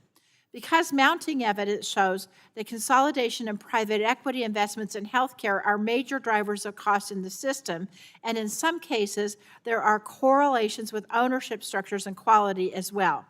Unfortunately, the language does not ensure the ultimate owners of a given provider entity will be revealed. Only the immediate parent company, rather than any companies that own the parent company. I don't understand why it's such a fight to get that information about the ultimate owners. I hear people say it's burdensome for hospitals to have to report on their ultimate parent company rather than their immediate parent company, but I got to tell you, I think that's ridiculous. You're telling me that a hospital might not know who ultimately owns it. The only explanation is that some people are fighting very hard to obscure what's happening in the healthcare system. I know you'll all be shocked to hear that. If private equity and other owners are so good for providers and patients, they should be proud to say so. That they prefer secrecy speaks volumes. Thanks to the leadership of Representatives Schakowsky and Bilirakis on this issue, many of us voted for these provisions on a bipartisan basis last Congress. I think there's more we can do now, so I hope to see that the ownership transparency portions of the bill will be further strengthened before it passes the House, and I will look forward to working with you and the chairman of the Health Subcommittee to make this happen. And moving forward, I hope the bill will give Congress the information we need to curb monopolistic power and truly lower costs for patients. For those reasons, I urge everybody to support the AINS. Will you yield? I'd be happy to yield. You're always good to work with, and you're working with Fred Upton, the previous chairman of this committee. It completely changed the way we do healthcare in this country by the Cures Act and brought treatments to the marketplace quicker during our last pandemic. It wouldn't have happened without your leadership. Thank you. Thank you for that. Let's And do I'll yield some back more to you. before this Congress ends. And you've already approached me. There's more to do in the next few weeks, all right? Yep, there Months sure together. is. I appreciate that very much. Thanks for your hard work. It really is a legacy. Thank you. Yield back to you and you yield back to me. So now I'll recognize the gentleman from, anybody, all the way to, the gentleman from Pennsylvania is recognized for 5 minutes to speak on the AINS. Thank you, Mr. Chairman. I do wish to speak in support of this AINS, which, as Representative DeGette just pointed out, includes H.R. 9392, the Medicare Advantage Cost Transparency Act. And thank you, Congresswoman DeGette. Thank you for partnering on this important bipartisan legislation. And thank you for the leadership that you have shown this committee throughout your time here. This bill represents an important step in the right direction in improving encounter data submissions made by Medicare Advantage plans to ensure that they account for the total allowable costs for items and services and include the amount of cost sharing imposed on the beneficiary for such services. This higher level of transparency will help inform both the public and policymakers as we further evaluate the Medicare Advantage programs and with more objective data. Thank you, Chairman Guthrie and Chairman Griffith, for including this important piece of legislation as part of this broader transparency package. And I, along with Representative DeGette, encourage all of my colleagues to support the aims and support the underlying bill. Thank you, Mr. Chairman, and I yield back. The gentleman yields back. The chair now recognizes the gentlelady from California for 5 minutes to speak on the, are those votes? Okay, so votes were just called, and obviously we're not going to get through all of this, but let's do a couple more, and we're not going to have a vote before votes, so we'll reconvene 5 minutes after the last vote is called. Okay. And I think there's going to be a lot of discussion, so just know that, so we won't have any, for your time, we won't have any vote before, after votes. All right, gentlelady from California. Thank you very much, Mr. Chairman and Ranking Member Pallone, for bringing this important legislation to us. I rise today to speak in support of the Lower Cost, More Transparency Act. This bill will expand nutrition, education, mental health, and substance use treatment services at community health centers. We know these expansions lead to more people getting the care they need. I've long championed greater access to mental health services in clinics within our community. I led the movement to expand participation in certified community behavioral health clinics, or CCBHCs, Medicaid demonstration program to any state that wanted to participate. We expanded the CCBHC demonstration model from 8 states in 2017 to 31 states today. And along with the expanded use of Medicaid demonstration models, we now have CCBHC programs in 46 states. This has been a huge increase in affordable mental health services directly into communities that need them the most. This legislation builds on that work. It continues the patterns of expanding mental health and substance use services into community health centers where millions of Americans already access their care. Every year, over 52 million Americans visit a health center, and 14% of patients receive their primary care at these clinics. For many patients, especially those in rural and underserved communities, health centers are the only place they can access any care. This bill will help ensure that these patients can access the full scope of health care services directly in their communities. Additionally, this bill provides funding for community health centers to deliver nutrition education and chronic disease prevention workforce training for their clinics. Nutrition is a crucial piece of health care that is often forgotten inside the walls of a clinic. For diseases like diabetes and heart disease, two of the leading causes of death in the United States, adhering to a healthy diet can help control, or in some cases, reverse disease progression. Proper diet and exercise can also help prevent the development of some chronic diseases, resulting in longer and healthier lives. If we want health centers to provide high-level nutrition education and training for the workforce, we must provide the funding for them to do so. In the wake of the devastating cuts from H.R. 1, health centers are already stretched to continue to provide standard health care services. Knowing that, I'm happy to see that this bill includes $125 million in funding per year to implement these new services and to train the health center workforce. Additionally, this bill authorizes $250 million per year for expanding mental health and substance use treatment. If we want health centers to provide high-level care, we must ensure they have the proper funding to do so. I commend my colleagues for bringing forward this legislation and for a continued push for increased access to care for all Americans. I strongly support this legislation and the underlying aims, and will work with my colleagues to ensure that adequate funding is appropriate yearly to continue to support community health centers, mental health and substance use services, and nutrition education for all communities. And with that, I yield the balance of my time. Gentlelady yields back, and we'll do one more speaker, so everybody didn't have to get up and leave in the middle of a speaker. So we'll have one more speaker, and then we'll recess for vote. So Mr. Pfluger's next. Thank you, Mr. Chairman, and I'll make it quick, but this is exactly the kind of common sense bipartisan work the committee should be doing, so very proud to join in on this. I have two bills to talk about. The first is the Premium Transparency Act that I'm leading with Representative Moran. Americans deserve to know where their health insurance dollars are actually going. Insurers are required to spend at least 80 to 85 cents of every premium dollar on patient care, but right now that information is buried in regulatory filings that almost nobody ever sees. This bill brings it out into the open in plain language that any patient, any family, any person, any employer can understand. When Americans have that information at hand, they can start demanding real value for their healthcare dollar, and that's where the market starts working for patients instead of against them. President Trump's Great American Healthcare Plan puts patients first, and this bill helps codify that promise. Transparency is only half the equation, however, and the other is making sure that bureaucratic red tape does not stand in the way of Americans accessing lower-cost options. That's what the Biosimilar Red Tape Elimination Act does for prescription drugs, legislation that I'm proud to lead alongside my colleague, Representative Greg Landsman. Expensive biologic medications make up just 5% of prescriptions in the U.S., but 51% of drug spending. Biosimilars are the safe, effective, lower-cost alternatives, and since entering the market in 2015, they've already saved patients more than $56 billion. But federal law has not caught up to the science, and current law maintains an outdated statutory distinction between biosimilar and interchangeable similar products that is not based on any clinical or scientific difference. That unnecessary distinction is exactly what keeps Americans from accessing a less expensive version of their drugs and medicine. The FDA in both the Biden and the Trump administrations has repeatedly affirmed that there is no meaningful difference in safety or efficacy between the two categories, with the Trump administration making strides to accelerate biosimilar development. However, they need Congress to finish the job. The Biosimilar Red Tape Elimination Act offers a straightforward, science-based fix.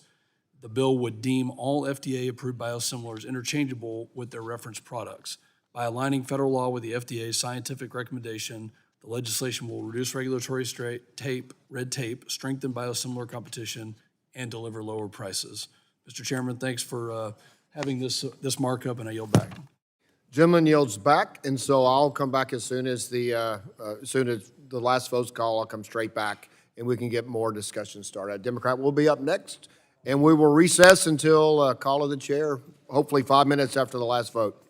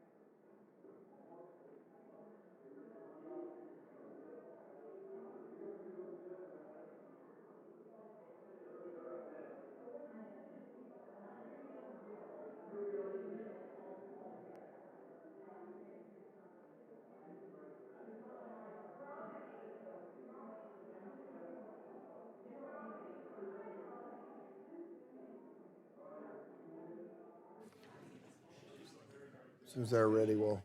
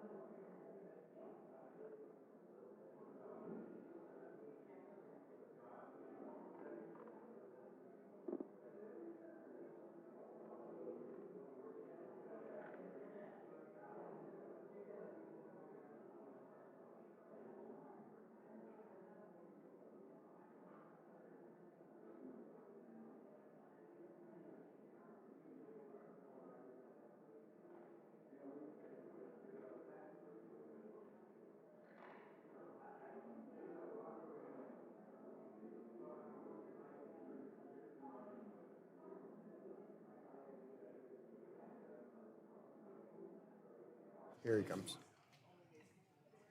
All right, the committee will come back to order.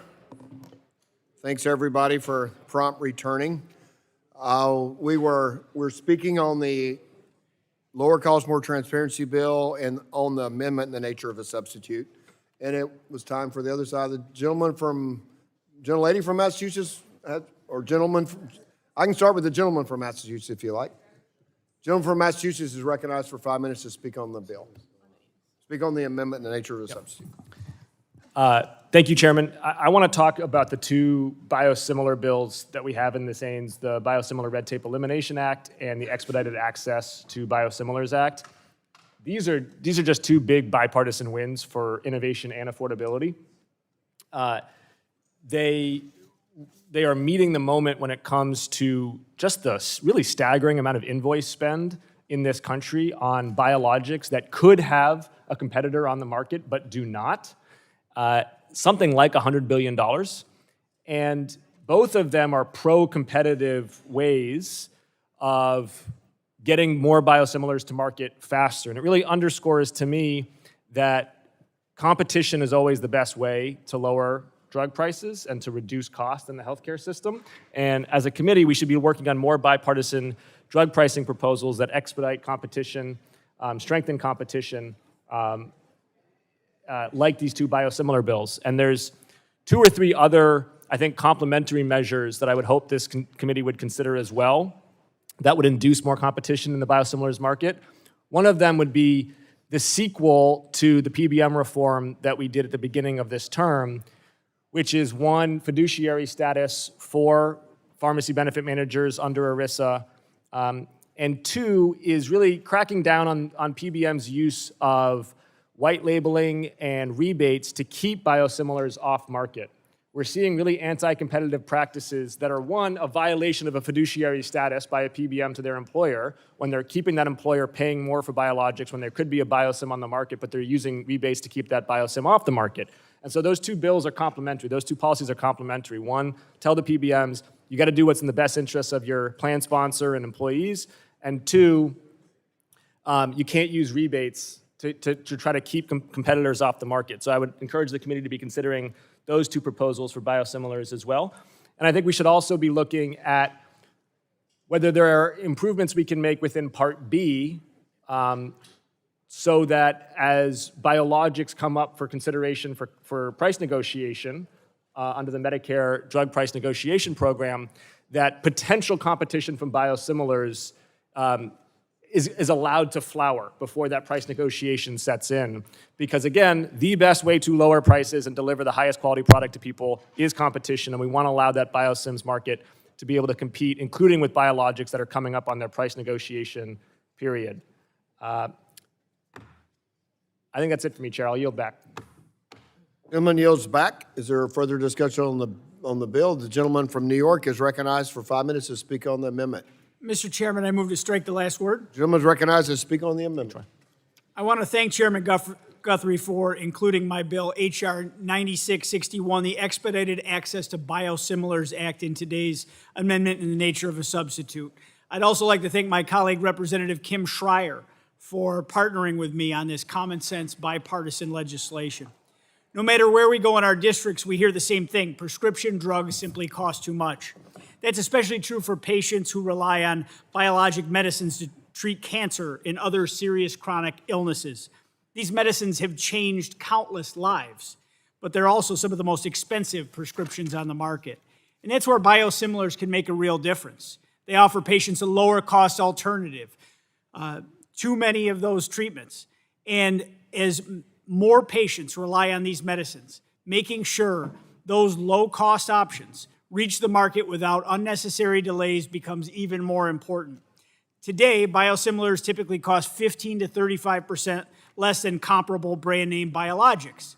In one recent study, patients using biosimilars paid about $200 less out of pocket, on average, than patients using the reference biologic. It's real money for families already juggling doctor's appointments, treatments, and everything else that comes with a serious illness. Now, unfortunately, patients don't always get access to those savings as quickly as they should because regulatory delays can slow that process. Every unnecessary delay is another day patients are forced to wait for more affordable treatment options. That's exactly what this legislation is designed to fix. The Expedited Access to Biosimilars Act, it cuts regulatory red tape while preserving the FDA's authority to require additional studies whenever the science actually supports doing so. If additional studies are necessary, the FDA can require them. But if they aren't, patients shouldn't have to wait longer or pay more because of unnecessary bureaucracy. This is a common sense reform that helps get safe, lower cost medicines to patients faster without cutting corners on the science. It lowers prescription drug costs, it expands patient choice, and it ensures red tape doesn't stand in the way of treatment. I urge my colleagues to support the amendment in the nature of a substitute, and I yield back, Mr. Chairman. Gentleman yields back. Is there further discussion on the amendment? And the gentlelady from Washington is recognized for 5 minutes to speak on the bill. Thank you, Mr. Chairman. I also move to strike the last word. Thank you. I wanted to just take a moment to talk about two of the excellent bills in this package, the Prior Authorization Accountability Act and the Expedited Access to Biosimilars Act. I hear from constituents all the time about how fed up they are with their health insurance company. They pay a lot of money for peace of mind and for real coverage, and then their insurance company delays or denies care due to really abusive prior authorization tactics. That's why I am a proud co-sponsor of the Prior Authorization Accountability Act, which is included in this E&C. This bill requires commercial health plans to make information regarding their prior authorization requirements public, like what services are being pre-authed and how frequently they're denying care, how many of those denials are appealed, and then how many of those denials are ultimately approved. Patients deserve this information so they know what they're signing themselves up for. And lawmakers need this insight so that we can prevent this abuse in the system. For example, if plans have high prior authorization approval rates, are they necessary in the first place? Or is the insurance plan just creating more red tape for patients to jump through? If lots of studies or procedures are denied and then they're ultimately approved after appeals, then why weren't they approved in the first place? These are really important questions that have to be answered so that patients can get better, more timely care, and so we can cut red tape, bring down costs, and help our healthcare system really take care of people's health. And it's the first step toward more substantive prior authorization reform that benefits patients, not large insurance companies trying to pad their own pockets. I encourage my colleagues to vote yes on the underlying E&C, and I want to talk about one other bill, about the expedited biosimilars. With regard to biosimilars, two things can be true. Innovation is critical to the American economy, and every American should be able to afford their medications. And one way that our current system balances these two ideals is with generics and with biosimilars, which are drugs that come to the market after patents have expired and are essentially identical to their name brand counterparts. Generics and biosimilars increase competition in the market, providing more options and lowering costs for patients. That's why last week I introduced with Mr. Langworthy the Expedited Access to Biosimilars Act, which makes it easier for these low-cost drugs to come to market. And I'm really grateful for that bipartisanship and partnership. For patients with chronic conditions like autoimmune diseases or diabetes or cancer, there are biosimilars on the market that cost significantly less than their name brand biologic counterparts. My bill streamlines the approval process for biosimilars by eliminating requirements for unnecessary and duplicative clinical studies while still maintaining FDA's authority to require additional studies if and when they're really needed. This is an important step toward lowering costs for patients, and I encourage all of my colleagues to vote yes on the underlying aims. Thank you, and I yield back. Gentlelady yields back. Is there any further discussion on the amendment in the nature of a substitute on the Republicans? I see none. The gentlelady from Massachusetts is recognized for 5 minutes to speak on the amendment. I move to strike the last word. Gentlelady is recognized to speak on the amendment. Thank you, Chairman. I'm glad that this legislation is finally moving forward, and I'm especially pleased to see that the ownership transparency bill was included in the AINS. This is a common sense, long overdue reform, and I'm grateful to my colleagues on both sides of the aisle for getting us here. As I've raised in this committee time after time over the years, it's long past due that we shine a light on private equity's role in our healthcare system. Steward Healthcare's collapse should have been the warning bell. After buying up distressed community hospitals in Massachusetts, Steward's opaque ownership structure let its owners get away with shocking financial management and patient neglect, all while they turned a massive profit. Communities in the state that I represent are still reeling. 2 hospitals closed outright. A third was forced to shutter essential services. In one of those closures, Neshoba Valley Medical Center left a gap in emergency care that we're still working to fill. And I'm not the only member of this committee with stories like this. Steward ravaged hospitals in Texas. Prospect ran hospitals into the ground in Rhode Island and Connecticut. Pipeline did the same in Chicago. Nursing homes across the country have been pillaged too. These repeated disasters have left patients, families, and entire communities devastated in their wake. Meanwhile, private equity keeps gobbling up distressed providers. In fact, over the past decade, PE firms have spent more than $1 trillion buying up healthcare businesses. And in 2025, they were involved in nearly half of the largest healthcare bankruptcies in the country. Yet up until now, nothing had been done here in Congress to stop it from happening again. But today, we're finally stepping up and increasing transparency into who actually owns our healthcare facilities. This provision isn't new. This committee already voted for this exact language last Congress as part of our bipartisan negotiated health transparency package. And this time, I hope we can all commit to getting it done. We know what the evidence shows, we know what happened to communities like mine, and we know what is bound to happen to other communities if we fail to get this done. So let's get this common sense policy across the finish line. I want to thank you, and I yield back the balance of my time. Thanks. Gentlelady yields back. Is there further discussion on the bill? Seeing no discussion on the bill on the Republican side, so the gentleman from Florida is recognized for 5 minutes to speak on the amendment in the nature of a substitute. Thank you, Chairman. We need more price transparency in healthcare for hospitals, clinics, surgical centers, labs, and imaging. Patients deserve no less. We have great hospitals, great healthcare institutions in Central Florida. Yet I've still heard this story countless times. Patients going in for emergency procedures or other types of medical procedures and have no idea what it will cost. Some will be covered by health insurance. And we passed the No Surprises Law just a few years ago to make sure that those with health insurance don't get caught in the middle of disputes between health insurance companies and health providers. And we need more work on that new law. And some of the costs will be out-of-pocket expenses. This is where patients need to know exactly what they're getting into and know what they're going to be paying for. But also, it's especially acute with those without insurance because they'll be paying all of this out of pocket. And it is an important time to remind ourselves that 2 million Floridians have lost their health insurance over this past year because of ACA and Medicaid cuts, including 150,000 in our district. And so price transparency is very important. This committee must also address this healthcare crisis to lower healthcare costs for Floridians and folks across the nation. With that, I yield back. Gentleman yields back. Are there any speakers on the amendment nature substitute on the Republican side? Seeing none, any further speakers on the Democrat side? Gentlelady from Michigan is recognized for 5 minutes to speak on the amendment. Thank you, Mr. Chair. I move to strike the last word. Gentlelady is recognized. Thank you, Mr. Chair. We continue to hear from our constituents and communities across the country that the price of health care is just too high, putting important and often life-saving care out of reach.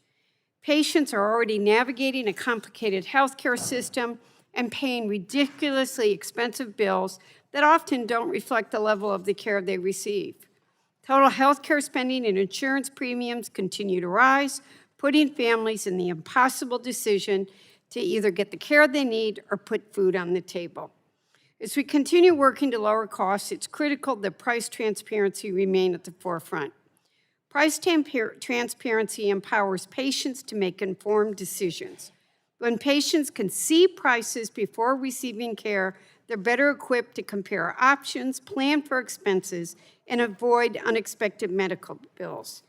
Patients deserve the same access to pricing information that they expect in nearly every sector of the economy.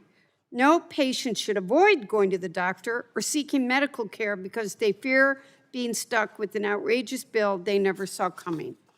They deserve to know the cost of care before they receive it, not weeks later when the bill arrives in the mail. Transparency does something even more important. It promotes competition.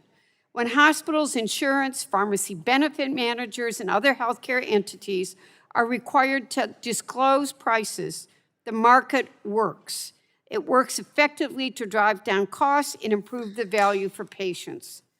But transparency, as my other colleagues have discussed alone, is not enough if the marketplace itself is becoming less competitive. We're seeing major corporations buy up different parts of the healthcare supply chain, such as insurers acquiring physician practices, pharmacy benefit managers owning the pharmacies, and large systems consolidating hospitals and providers. This growing vertical integration allows companies to consolidate power, game the system, inflate costs, and too often prioritize profits over patients. It's harming patients, taxpayers, and independent doctors and pharmacists who can't compete with conglomerates. So if we truly want transparency to work, we must also ensure there is meaningful competition in the healthcare marketplace. In this sense, we're also taking an important step towards addressing the growing concern surrounding the use of prior authorization requirements in Medicare Advantage plans by adding the Improving Seniors Timely Access to Care Act. Too often, these bureaucratic requirements create unnecessary delays, administrative burdens, and most importantly, barriers to treatment for seniors who need timely access to important medical care. More than 33 million Americans are enrolled in Medicare Advantage plans, including more than 650,000 seniors in Michigan. The Improving Seniors Timely Access to Care Act would modernize and streamline the prior authorization system by requiring Medicare Advantage plans to establish an electronic prior authorization process. We're increasing transparency by requiring Medicare Advantage plans to report information about their use of prior authorizations, including the rate of approvals, or more importantly, denials. We'll also be taking another important step, changing that by ensuring community health centers are equipped to provide behavioral health, mental health, and substance use disorder services as part of the comprehensive care by adding the Expanding Community Access to Health Services Act in this package. For many individuals, community health centers are the only places that they can receive affordable primary care close to home. But too often, mental health care and substance use disorder treatment remain difficult to access, fragment, or simply unavailable. Recent studies found that the need for behavioral health center care has increased in recent years, while providers continue to face staffing shortages and burnout.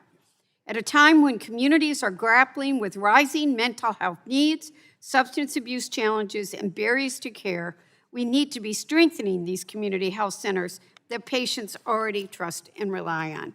I urge my colleagues to support the policies that expand healthcare price transparency, expand access to care, strengthen competition, and make healthcare more affordable for Americans. Thank you, Mr. Chairman, and I yield back. Gentlelady yields back. Are there any speakers on the amendment on the Republican side? Seeing none on the Democrat side. Gentleman from Ohio is recognized for 5 minutes to speak on the amendment. Thank you, Mr. Chair, and I want to thank you and the ranking member, everyone that you put a ton of work into this bill, the Lower Cost, More Transparency Act.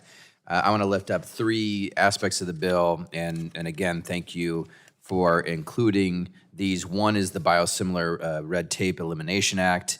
That would simplify the FDA's approval process and provide life-saving medications at a lower cost for patients. The second is language that requires the FDA to take steps to speed up the process to bring over-the-counter drugs to market.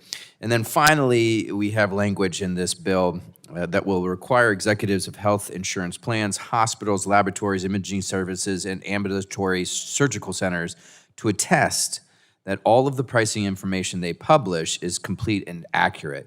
We have pushed for transparency before, and sometimes these providers will provide that transparency in a really complicated, convoluted way. It's Excel spreadsheets. It doesn't really work for patients, and so this would require the CEOs of these providers to be accountable for what they publish. Even when price data, as I mentioned, is available, it's often buried in thousands and thousands of pages of Excel sheets that are missing key details, impossible for patients to navigate. We must hold healthcare executives accountable to the price transparency information that they publish. And our amendment, which is now in the bill, ensures that the burden of the transparency is on the executives of these organizations. The accountability for healthcare prices belongs at the top. This will ensure healthcare entities provide clear, reliable information that patients can actually use to make informed decisions. Thank you for your work on this, for including this important language, and I yield back. Yields back. Are there further speakers on the bill on the Republican side? Seeing none. The gentlelady from Virginia is recognized for 5 minutes to speak on the amendment. Thank you, Mr. Chairman, and I want to thank you and Ranking Member Pallone for your work on this important bill, the Lower Cost, More Transparency Act, and thank you for including my bill to increase data transparency for supplemental benefits under Medicare Advantage. Every fall, millions of seniors sit at their kitchen table and flip through a stack of Medicare Advantage brochures, each one promising different supplemental benefits. In Virginia alone, seniors can choose from 143 Medicare Advantage plans. These plans are sold with promises of benefits ranging from dental, vision, and hearing to even gym membership and grocery cards. But we can't tell our seniors how much of that promise has actually been delivered to them and at what cost. In 2025, MedPAC found that Medicare paid MA plans nearly $86 billion in rebates to fund these supplemental benefits, yet the agency had no reliable data on how many seniors actually use them or their real value. Seniors are making enrollment decisions based on these supplemental benefits with no certainty whether the plan that looks best on paper will actually deliver what they need when they need it the most. At the same time, Medicare Advantage beneficiaries, who now make up more than half of all Medicare beneficiaries, are navigating rising costs and a mountain of prior authorizations, putting prescriptions and treatments out of reach. Seniors need adequate information about benefits, not more obstacles to receiving the care they need. And my bill, which is now included in this one, would require MA plans to disclose exactly which supplemental benefits are offered, how seniors are utilizing them, and how much they cost. With greater transparency around Medicare Advantage supplemental benefits, seniors will be better equipped to make medical decisions amid the ongoing affordability crisis. If Medicare Advantage is going to remain the choice for more than half of America's seniors, Congress and CMS need real data to ensure that the program delivers on its promises. I'm also happy to see the committee move bipartisan legislation, the H.R. 3514, the Improving Seniors Timely Access to Care Act, through this aims. Prior authorization, which requires health plans to approve a service before the provider could even deliver it, poses a significant barrier to timely care, particularly to women of all ages.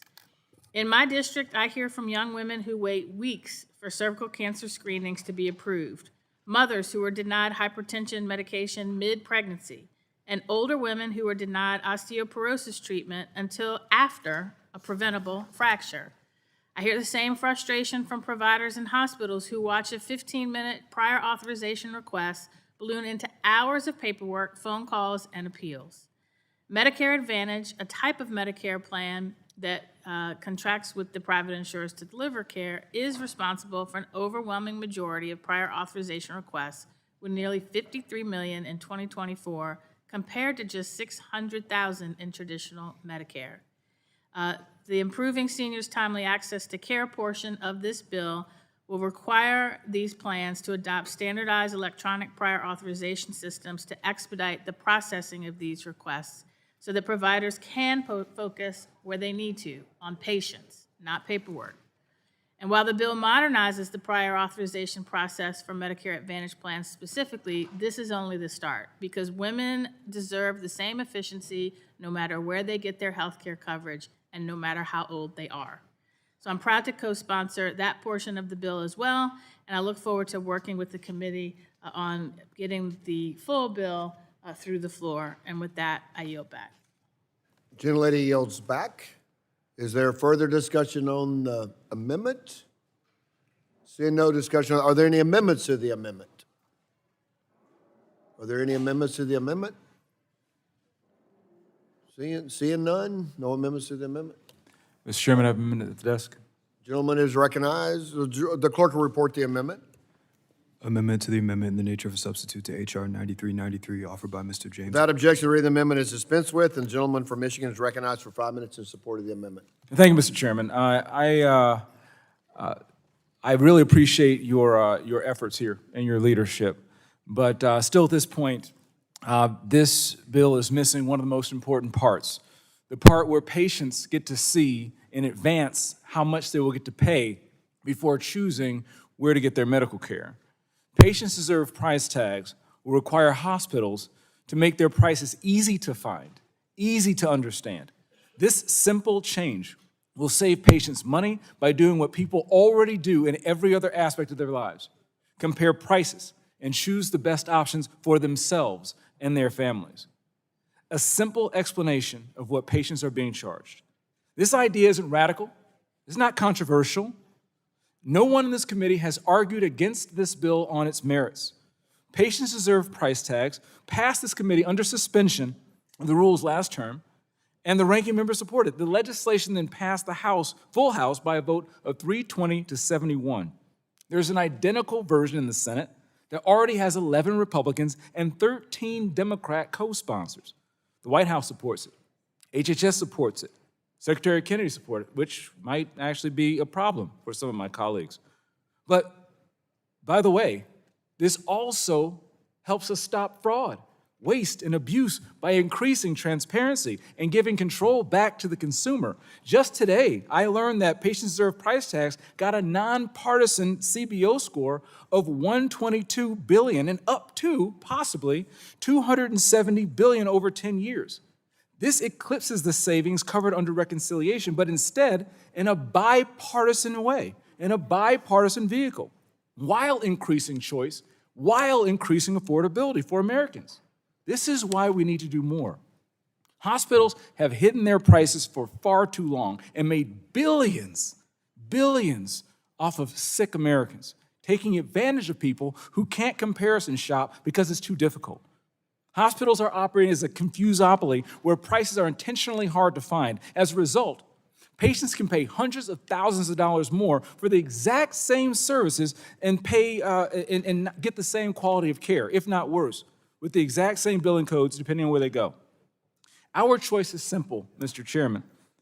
Strengthen this bill to help patients save money, or protect a system that's intentionally confusing and hard to navigate. Protect patients or protect hospital profits. The American people want and expect Congress to do more to lower healthcare costs and increase affordability and cut fraud, waste, and abuse. Patients deserve price tags will do all three. It will lower healthcare costs by requiring hospitals to clearly label prices so patients can make informed decisions about where they spend their money and how they get treated. Which is why I'm excited to continue my work with you and your team, Mr. Chairman, to include key protections to strengthen the final bill. The chairman has given me his word as a fellow West Point graduate and as a good friend that we'll continue to strengthen this bill. And I'm excited to continue our work because this is popular, it is bipartisan, it's bicameral, and it's the right thing to do. I urge the rest of the committee to support, and I will be withdrawing my amendment and working to include the strength in the final underlying bill, Mr. Chairman. All right, the gentleman withdraws his amendment? With Withdraw my unanimous- amendment, and I see the rest of my time, sir. Without objection, the amendment is withdrawn. Are there further amendments to the amendment in the nature of a substitute? Seeing. The question before the committee is adopting the amendment in the nature of a substitute. All in favor say aye. Aye. All opposed, no. Are there any further amendments? Seeing none, the question now occurs on adopting H.R. 9393 as amended. A roll call vote has been requested, and I really appreciate everybody's work. Means a lot today, so thank you very much, and the clerk will call the roll. Mr. Lauda. Mr. Lauda votes aye. Mr. Griffith. Mr. Griffith votes aye. Mr. Bilirakis. Mr. Bilirakis votes aye. Mr. Hudson. Mr. Hudson votes aye. Mr. Carter of Georgia. Mr. Carter of Georgia votes aye. Mr. Palmer. Mr. Palmer votes aye. Mr. Dunn. Mr. Crenshaw. Mr. Joyce. Mr. Joyce votes aye. Mr. Weber. Mr. Weber votes aye. Mr. Allen. Mr. Allen votes aye. Mr. Balderson. Mr. Balderson votes aye. Mr. Fulcher. Mr. Fulcher votes aye. Mr. Pfluger. Mrs. Harshbarger. Mrs. Harshbarger votes aye. Mrs. Miller Meeks. Mrs. Miller Meeks votes aye. Mrs. Kamick. Mr. Obernolte. Mr. James. Mr. James votes aye. Mr. Benz. Mr. Benz votes aye. Mrs. Houchin. Mrs. Houchin votes aye. Mr. Fry. Ms. Lee. Ms. Lee votes aye. Mr. Langworthy. Mr. Langworthy votes aye. Mr. Kane. Mr. Rulli. Mr. Rulli votes aye. Mr. Evans. Mr. Evans. Mr. Evans votes aye. Mr. Goldman. Mrs. Fedorchak. Mr. Pallone. Mr. Pallone votes aye. Mr. Gett. Mr. Gett votes aye. Ms. Schakowsky. Ms. Schakowsky votes aye. Ms. Matsui. Ms. Matsui votes aye. Ms. Castor. Ms. Castor votes aye. Mr. Tonko. Mr. Tonko votes aye. Ms. Clark. Ms. Clark votes aye. Mr. Ruiz. Mr. Ruiz votes aye. Mr. Peters. Mr. Peters votes aye. Mrs. Dingle. Mr. Veazey. Mr. Veazey votes aye. Ms. Kelly. Ms. Kelly votes aye. Ms. Bardagan. Ms. Bardagan votes aye. Mr. Soto. Mr. Soto votes aye. Ms. Schreier. Ms. Schreier votes aye. Ms. Strahan. Ms. Strahan votes aye. Ms. Fletcher. Ms. Fletcher votes aye. Ms. Ocasio-Cortez. Mr. Auchincloss. Mr. Auchincloss votes aye. Mr. Carter of Louisiana. Mr. Carter of Louisiana votes aye. Mr. Menendez. Mr. Menendez votes aye. Mr. Mullen. Mr. Mullen votes aye. Mr. Landsman. Mr. Landsman votes aye. Ms. McClellan. Ms. McClellan votes aye. Chairman Guthrie. Chairman Guthrie votes aye. Anyone seeking Fedorchak? Ms. Fedorchak, I'm Ms. sorry. Fedorchak is not recorded. Ms. Fedorchak votes aye. Mr. Obernolte? Mr. Obernolte votes aye. On the Democrat side, anyone? Well, maybe another minute or two, second, just to see. This is a big vote. Anybody know somebody coming for this? All right. Anybody on your side, you think? You're good. All right. Seeing no one else.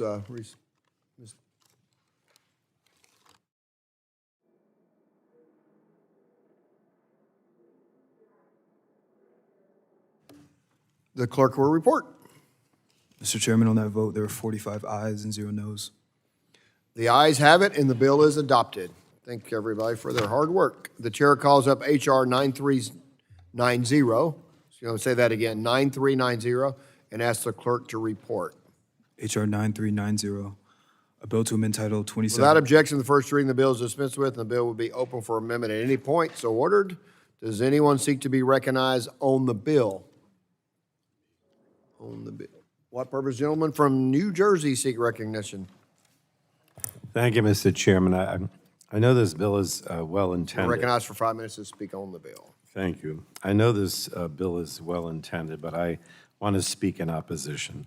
While I believe patients deserve transparency in the prices they pay for health care, I'm very concerned that the bill will cause more confusion for consumers and become a barrier to care. And I also have strong concerns about the practicality of this proposal. The bill requires all hospitals, ambulatory surgical centers, laboratories, and imaging providers to post cash prices for healthcare services in publicly accessible locations. And this includes hundreds and possibly thousands of procedure codes that providers would be required to post somewhere in their facilities, including on their walls. And I'm concerned that requiring hospitals to post cash prices would deter patients from seeking care, particularly patients who qualify for financial assistance or may be enrolled in health care coverage. According to a recent survey by the Kaiser Family Foundation, consumers already face significant barriers when trying to understand the out-of-pocket costs associated with their coverage.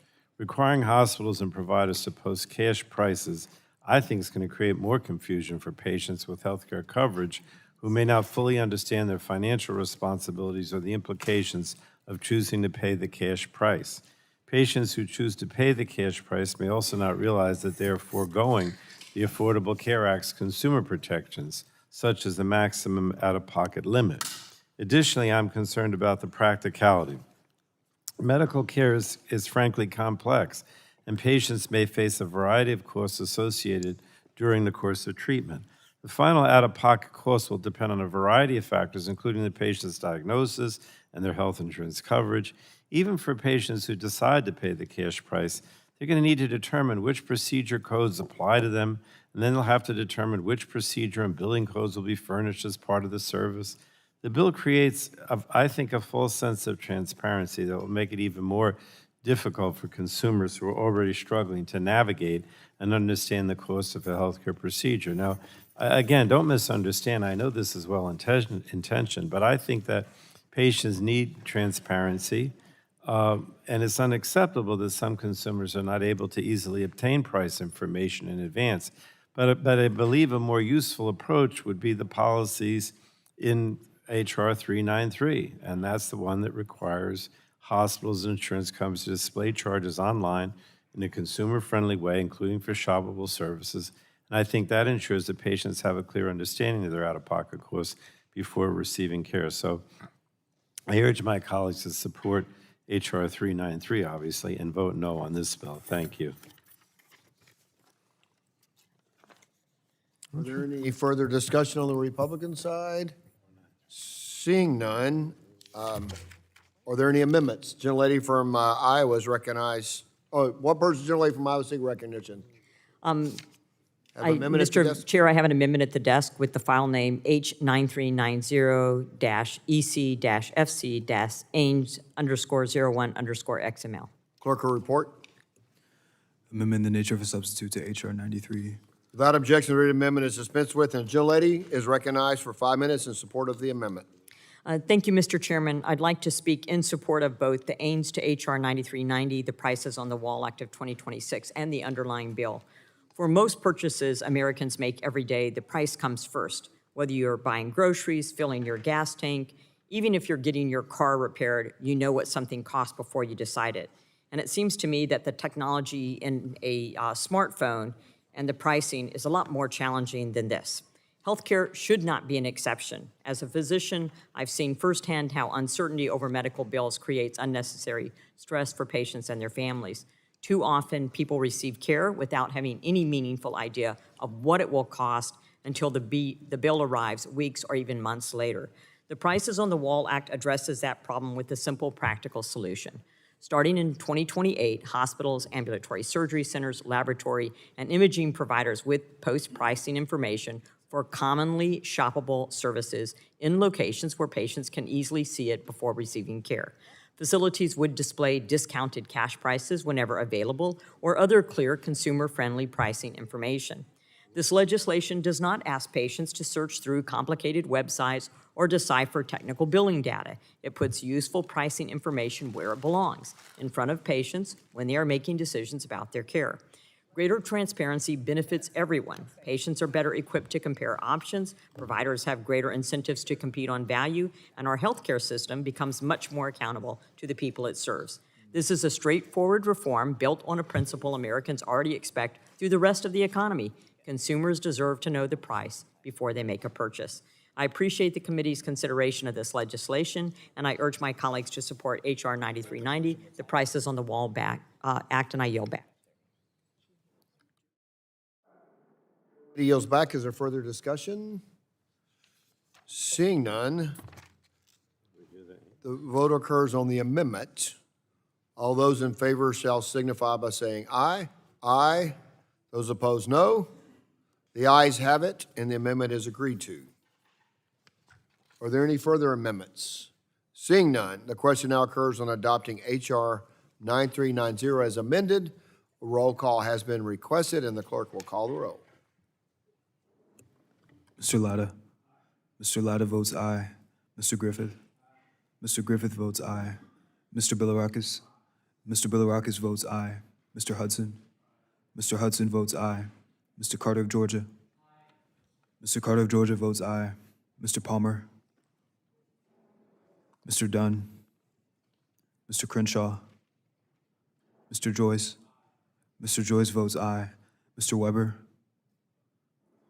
Mr. Allen. Mr. Balderson. Mr. Balderson votes aye. Mr. Fulcher. Mr. Fulcher votes aye. Mr. Pfluger. Mr. Pfluger votes aye. Mrs. Harshbarger. Mrs. Harshbarger votes aye. Mrs. Miller-Meeks. Mrs. Miller-Meeks votes aye. Mrs. Kamick. Mr. Obernolte. Mr. Obernolte votes aye. Mr. James. Mr. James votes aye. Mr. Benz. Mr. Benz votes aye. Mrs. Houchin. Mr. Fry. Ms. Lee. Mr. Langworthy. Mr. Langworthy votes aye. Mr. Kane. Mr. Rulli. Mr. Rulli votes aye. Mr. Evans. Mr. Evans votes aye. Mr. Goldman. Mr. Goldman votes aye. Mrs. Fedorchak. Mrs. Fedorchak votes aye. Mr. Pallone. Mr. Pallone votes no. Ms. Teget. Ms. Teget votes no. Ms. Schakowsky. Ms. Schakowsky votes no. Ms. Matsui. Ms. Matsui votes no. Ms. Castor. Ms. Castor votes no. Mr. Tonko. Mr. Tonko votes no. Ms. Clark. Ms. Clark votes no. Mr. Ruiz. Mr. Ruiz votes no. Mr. Peters. Mr. Peters votes no. Mrs. Dingle. Mr. Veazey. Ms. Kelly. Ms. Kelly votes no. Ms. Bardagan. Ms. Bardagan votes no. Mr. Soto. Mr. Soto votes no. Ms. Schreier. Ms. Schreier votes no. Ms. Trahan. Ms. Trahan votes no. Ms. Fletcher. Ms. Fletcher votes no. Ms. Ocasio-Cortez?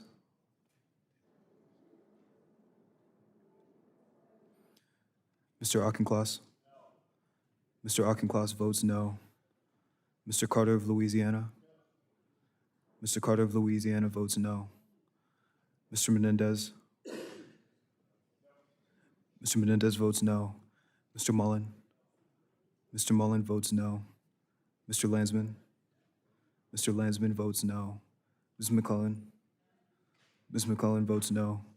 Chairman Guthrie? Chairman Guthrie votes aye. Mr. Weber is not recorded. Mr. Weber votes aye. Ms. Houchin? Yeah. Mrs. Houchin is not recorded. How's Mr. Palmer of Houchin votes Alabama aye. recorded? Mr. Palmer is not recorded. Mr. Palmer votes aye. Anyone on your side?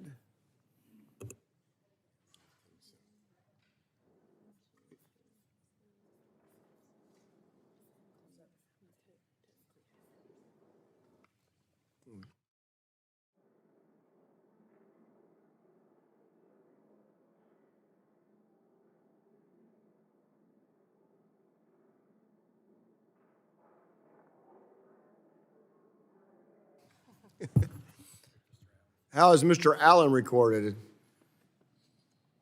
Mr. Allen is not recorded. Mr. Allen votes aye.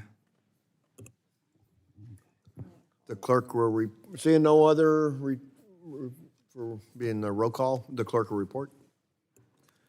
Mr. Chairman, on that vote, there were 24 ayes and 21 noes. The ayes have it and the bill is adopted. The chair calls up H.R. 1266 and asks the clerk to report. H.R. 1266, a bill to prohibit certain uses of xylazine and for other purposes, be it enacted by the Senate and House of Representatives of the United States of America and Congress assembled. Section 1, short title. This title may... Without objection, the first reading of the bill is dispensed with, and the bill will be open for amendment at any point. So ordered. Does anyone seek to be recognized on the bill? The gentleman from Texas is recognized for 5 minutes to speak on the bill. Mr. Chair, I do have an amendment. I'm sorry. Are we at that point? Amendment to H 1266 FCR Ains? So no one to speak on the bill, so we'll speak on the Ains. So the gentleman, we can call up the Ains. You want to speak on the, so we're going to speak on the Ains as the bill. Is that okay? All right, it's fine. So gentlemen, the clerk will report. Everybody have the chance to speak. Amendment in the nature of a substitute to H.R. 1266, offered by Mr. Pfluger of Texas. Without objection, the reading of the amendment is dispensed with, and the gentleman is recognized for 5 minutes in support of the amendment. Gentleman is recognized. Thank you, Mr. Chairman. Moving this bill has been a top priority alongside Congressman Panetta since 2023. And after 3 years' work, I'm proud to see that this is moving in a bipartisan way.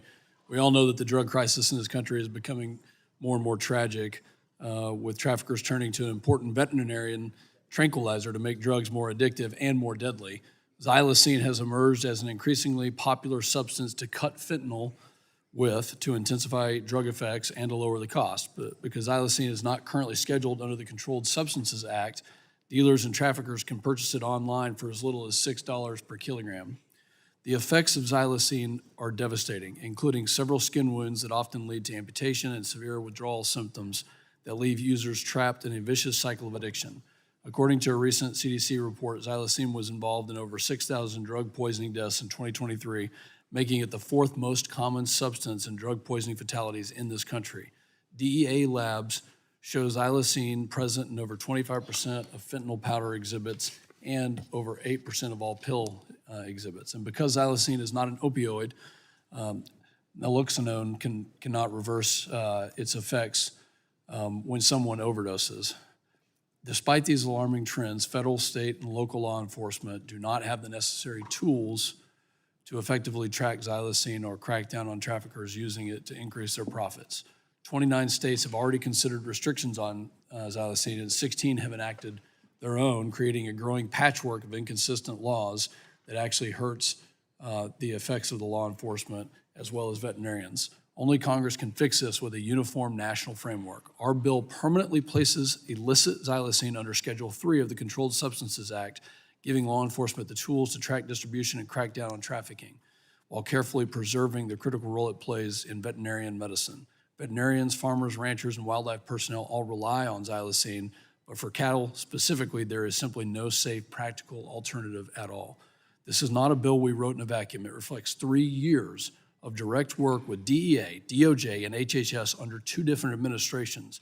And without the statutory changes in our bill, DEA cannot amend the ultimate user definition to protect veterinarians, farmers, and ranchers, and cannot bring xylazine into our cause reporting, their automated comprehensive drug reporting system that tracks every step of the supply chain from manufacturing to point of sale.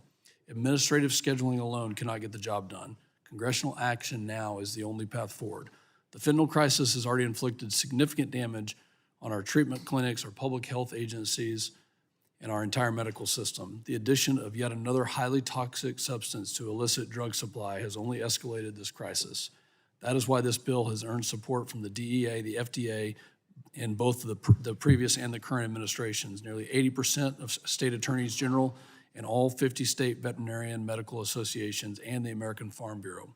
I want to thank Congressman Panetta and Bilirakis for their partnership in this effort. Scheduling xylazine while protecting its critical veterinarian uses is a responsible approach, and I urge my colleagues to vote yes. I yield back. Anyone else speaking to the amendment? Recognize the gentlelady from Massachusetts, Ms. Trahan. I'm sorry, I'm waiting for the amendment to be offered. I'll speak on that. You're waiting for the additional amendment? Yeah. Okay, fair enough. Recognize the gentleman from Georgia, Mr. Carter. Thank you, Mr. Chairman. Mr. Chairman, I move to strike the last word. Gentleman is recognized to speak on the amendment, the nature of substitute.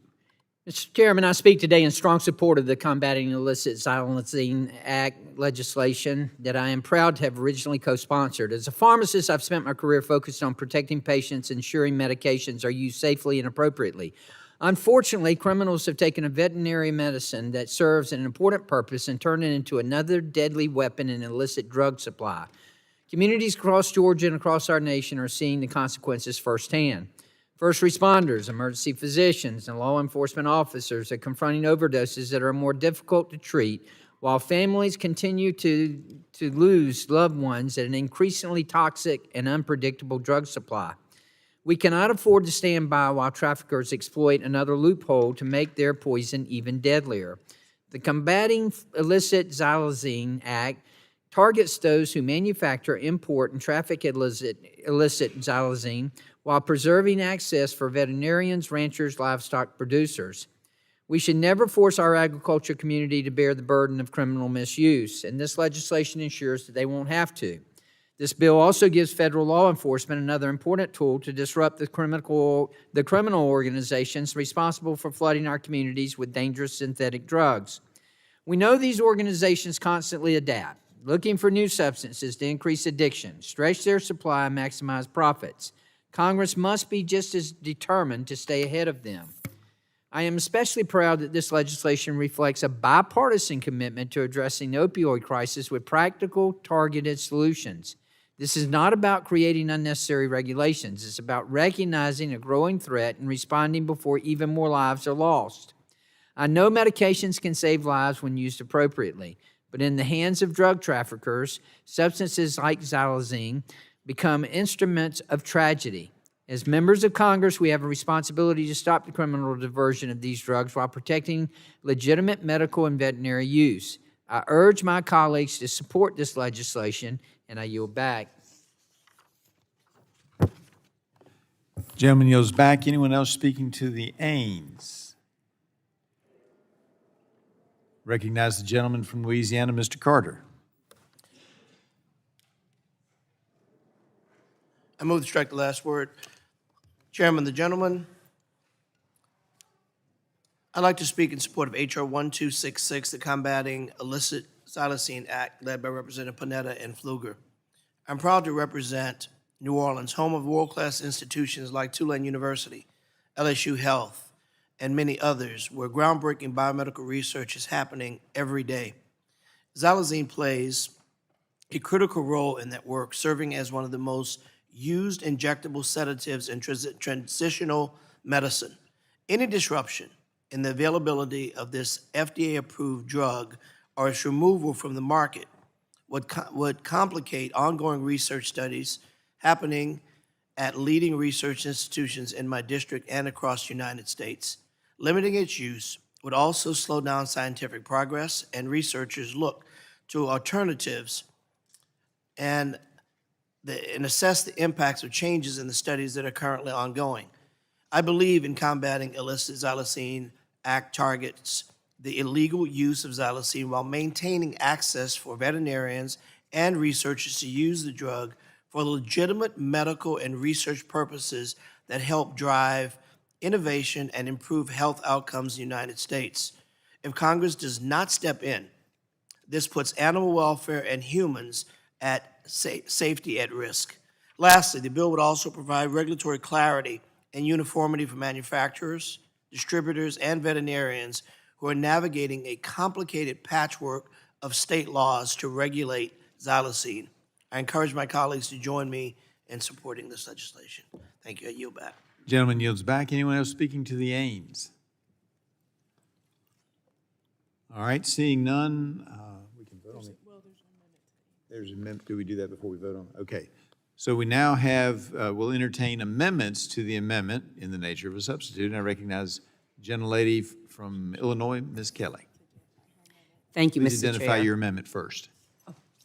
My fault. I recognize you to speak on it. We haven't identified it yet. Can the clerk identify Ms. Kelly's amendment? Amendment to the amendment in the nature of a substitute to H.R. 1266, offered by Ms. Kelly of Illinois. Gentlelady may state her amendment. Thank you, Mr. Chair.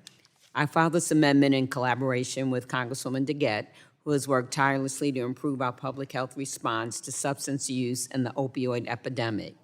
This amendment would move xylazine to a Schedule V drug under the Controlled Substances Act rather than Schedule III drug, where the current legislation has it placed. As many of you are aware, Schedule III drug possession carries felony charges and up to 10 years of prison time, whereas a Schedule V drug possession charge is a misdemeanor. This difference cannot be understated when it comes to helping people with substance use disorders.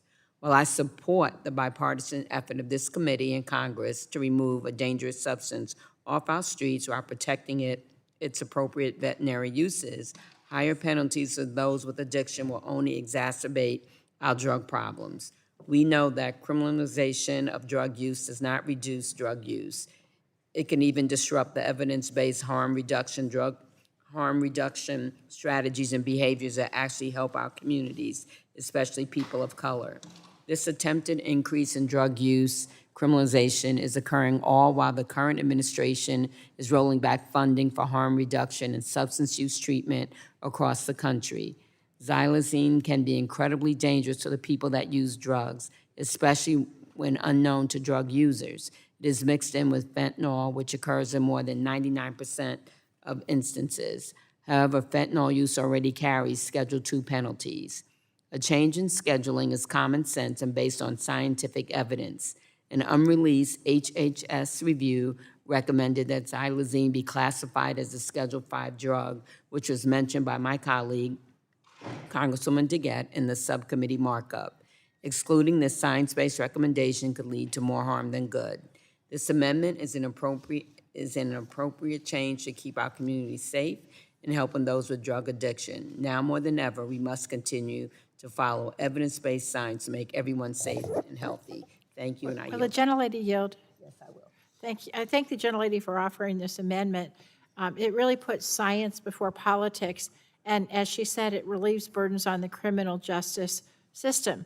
By amending the bill to put xylazine in Schedule V instead of Schedule III, it gives the DEA the authority to track and prosecute illegal drugs while not over-criminalizing low-level drug offenders. As my friend mentioned, HHS and DEA recommended Schedule V in their scientific analysis, which Congress has yet to receive and which we asked for in the subcommittee hearing. And the reason why they do this analysis as a prerequisite to scheduling a substance is because the cost of overscheduling takes the form of an overburdened judicial system, and it takes real tolls on the communities across the country. I support scheduling xylazine, and I also support a statutory fix to ensure veterinarians can maintain access to this essential tranquilizer for legitimate purposes. But I served in the state legislature for some time in Colorado before I came here, and I saw what happened when people overschedule or over-penalize offenses, and that is, it just adds to the burdens of our system while not addressing the real risks. And so I think what we need to do is to get the actual study that was done and to base our legislation on science and facts. And so that's why I support the gentlelady's amendment, and I yield back. Gentlelady yields back. Does the gentlelady yield back to? Yes, I do. So the gentlelady yielded back to the gentlelady who yielded back to the chair. Yep, got it. And now recognize the gentleman from Texas, Mr. Pfluger. Yep. Well, I appreciate my colleague, Congresswoman Kelly, for, I think we all believe that this is, something needs to be done. I just kind of want to, get back to the root of this, and obviously I have strong opposition to this amendment because I do think it would weaken the bill by lowering the schedule from 3 to 5. Placing it in Schedule 3 has been a product of extensive bipartisan work for many years. As I said, 3 years, and this policy is supported by both HHS and DEA, and it has received support from both the Biden and the Trump administrations, those entities in both administrations. In fact, the Biden administration repeatedly called for xylazine to be placed at Schedule 3, not Schedule 5. And several years ago, HHS also considered Schedule 5 as part of its 8-point scheduling process. The previous administration moved past that early thought and then ultimately endorsed our bill's Schedule 3 approach. The Biden administration's own detect and defeat proposal included the same Schedule 3 language found in this bill, further confirming that Schedule 3, not Schedule 5, was considered their final position. So I think, when we're looking at this amendment, this unfounded, I think, hesitation about placing it at Schedule 3 really could jeopardize what we're trying to do here, which is solve a problem that is pretty complex. And I want to enter a letter into the record, Mr. Chairman, from the HHS Assistant Secretary for Legislation. It's the position of HHS that they believe legislatively scheduling xylazine into Schedule 3 is appropriate to institute clear, meaningful controls given the dangers posed by xylazine as an adulterant in the illicit market, end quote. And the date of the letter is? I don't have the date of the letter, but I'll get the date to you. All right. Without objection? Is there an objection? You want to know the date? Reserving the right to object. We'll hold it until both sides have had a chance to take a look at it and see the letter. But the chairman wants the date, so. I generally like the date. Okay. You're right. Sorry. Thank you. Back to the point, moving xylazine to Schedule 5 would do nothing but weaken the tools that prosecutors and law enforcement need to go after traffickers. And that only helps the people profiting off this crisis. Yet some similar drugs are listed at Schedule 5, but scheduling isn't just about which category a drug falls into. It's also about how dangerous a drug is. And xylazine's abuse and dependency risk is exactly why it belongs in Schedule 3. Given that xylazine is now found in 49 of 50 states and in nearly 1/3 of all fentanyl powder seized by DEA, my bill as drafted will help lead to safer communities across the U.S. And I think that this amendment would only undermine that bipartisan work that we've done to ensure that DEA has the ability to combat the increasing threat of xylazine. Therefore, I urge all of my colleagues to vote no on this amendment, but to vote in the affirmative on the Schedule 3. I yield back. Gentleman yields back. Others wishing to address the amendment, the Kelly Amendment. Anyone else wanting to address the Kelly Amendment? Recognize Ms. Trahan of Massachusetts for her time to talk on the amendment. Thank you, Mr. Chairman. I'm glad that this committee is coming together in a bipartisan way in support of the Combating Illicit Xylazine Act. It's an act that I co-sponsor, and I'm proud to do it. Xylazine is a genuine and growing danger in the illicit drug supply. It heightens the sedation and respiratory depression caused by opioids. It makes emergency overdose reversal drugs like naloxone less effective. and it causes severe necrotic wounds that too often end in amputation. Xylazine has already reshaped the drug supply back home in Massachusetts. State data shows xylazine turned up in roughly 1 in 5 tested street drug samples last year, and the Merrimack Valley, which I hail from, has felt it. Our local law enforcement has been blowing the whistle on xylazine for years, a warning I raised in this committee 3 years ago.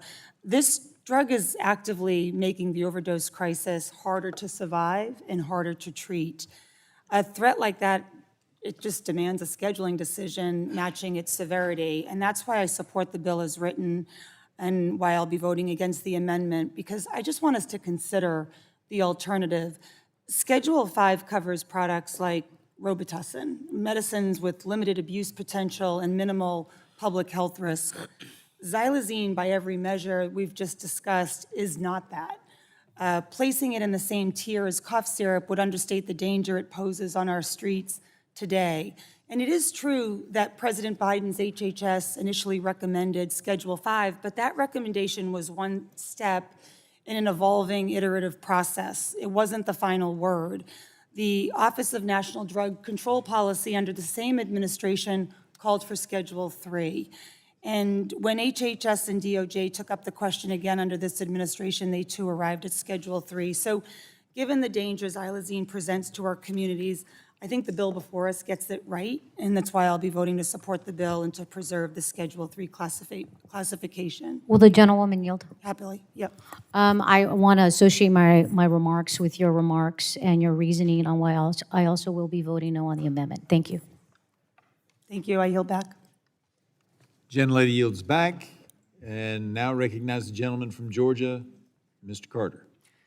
Mr. Chairman, I want to call on my experience as a pharmacist for over 40 years in the state of Georgia. Schedule 5 drug can be signed for in the state of Georgia. This would be a terrible idea to classify this as Schedule 5, and I hope everyone realizes that, and I hope that we will vote this amendment down, because this is not what we're trying to do here in addressing the serious problem that is afflicting our communities and that needs to be addressed. So I encourage everyone to vote against this amendment, and I yield back.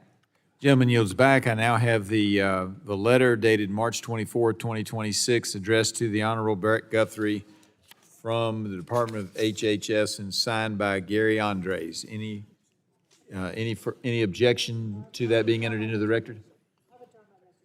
Gentlelady withdraws her reservation, and it is admitted into the record without objection. Anyone else wishing to speak to the amendment? Seeing none, all those in favor of the amendment say aye. Aye. Opposed, no? No. The noes have it. The amendment is defeated. Now we have to vote on the amendment in the nature of a substitute, assuming there are no other amendments. Seeing none. All right, we'll now vote on the amendment in the nature of a substitute and we vote on the amendment in the nature of a substitute, the language. So all those in favor say aye. Opposed, no. The amendment in the nature of substitute is adopted. Now we vote on the underlying bill as amended. Excuse me, and a roll call has been requested. The clerk will please call the roll. Mr. Lauda. Aye. Mr. Lauda votes aye. Mr. Griffith. Aye. Mr. Griffith votes aye. Mr. Bilirakis. Mr. Bilirakis votes aye. Mr. Hudson. Mr. Hudson votes aye. Mr. Carter of Georgia. Mr. Carter of Georgia votes aye. Mr. Palmer. Mr. Palmer votes aye. Mr. Dunn. Mr. Crenshaw. Mr. Joyce. Mr. Joyce votes aye. Mr. Weber. Mr. Allen. Mr. Allen votes aye. Mr. Balderson. Mr. Balderson votes aye. Mr. Fulcher. Mr. Fulcher votes aye. Mr. Pfluger. Mr. Pfluger votes aye. Mrs. Harshbarger. Mrs. Harshbarger votes aye. Mrs. Miller-Meeks. Ms. Miller-Meeks votes aye. Mrs. Kamick. Mr. Obernolte. Mr. James. Mr. James votes aye. Mr. Benz. Mr. Benz votes aye. Mrs. Houchin, Mr. Fry, Ms. Lee. Ms. Lee votes aye. Mr. Langworthy. Mr. Langworthy votes aye. Mr. Kane. Mr. Kane votes aye. Mr. Rulli. Mr. Rulli votes aye. Mr. Evans. Mr. Evans votes aye. Mr. Goldman. Mr. Goldman votes aye. Mrs. Fedorchak. Mrs. Fedorchak votes aye. Mr. Pallone. Mr. Pallone votes aye. Mr. Gatt. Mr. Gatt votes aye. Ms. Schakowsky. Ms. Schakowsky votes aye. Ms. Matsui. Ms. Matsui votes aye. Ms. Castor. Ms. Castor votes aye. Mr. Tonko. Mr. Tonko votes aye. Ms. Clark. Ms. Clark votes aye. Mr. Ruiz. Mr. Ruiz votes aye. Mr. Peters. Mr. Peters votes aye. Mrs. Dingle. Mr. Veazey. Mr. Veazey votes aye. Ms. Kelly. Ms. Kelly votes aye. Ms. Bardagan. Ms. Bardagan votes aye. Mr. Soto. Mr. Soto votes aye. Ms. Schreier. Ms. Schreier votes aye. Ms. Trahan. Ms. Trahan votes aye. Ms. Fletcher. Ms. Ocasio-Cortez. Mr. Auchincloss. Mr. Auchincloss votes aye. Mr. Carter of Louisiana. Aye. Mr. Carter of Louisiana votes aye. Mr. Menendez. Aye. Mr. Menendez votes aye. Mr. Mullen. Aye. Mr. Mullen votes aye. Mr. Landsman. Mr. Landsman votes aye. Ms. McClellan. Ms. McClellan votes aye. Chairman Guthrie. Chairman Guthrie votes aye. Is there anyone seeking recognition for the purpose? The gentleman from Tech, Mr. Crenshaw. Mr. Crenshaw votes aye. Crenshaw. Mr. Weber? Where is it? Mr. Weber votes aye. He's sitting right there. Ms. Houchin? Mrs. Houchin votes aye. Anyone else? Seeing none, the clerk will report.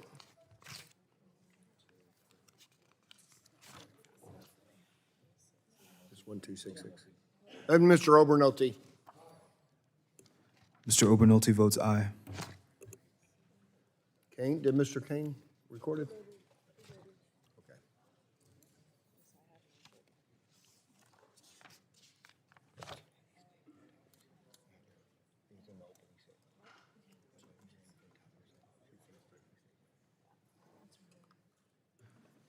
Mr. Chairman, on that vote, there were 48 ayes and 0 noes.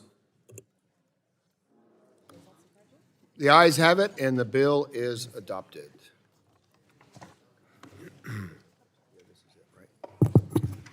The chair calls up H.R. 2004 and asks the clerk to report.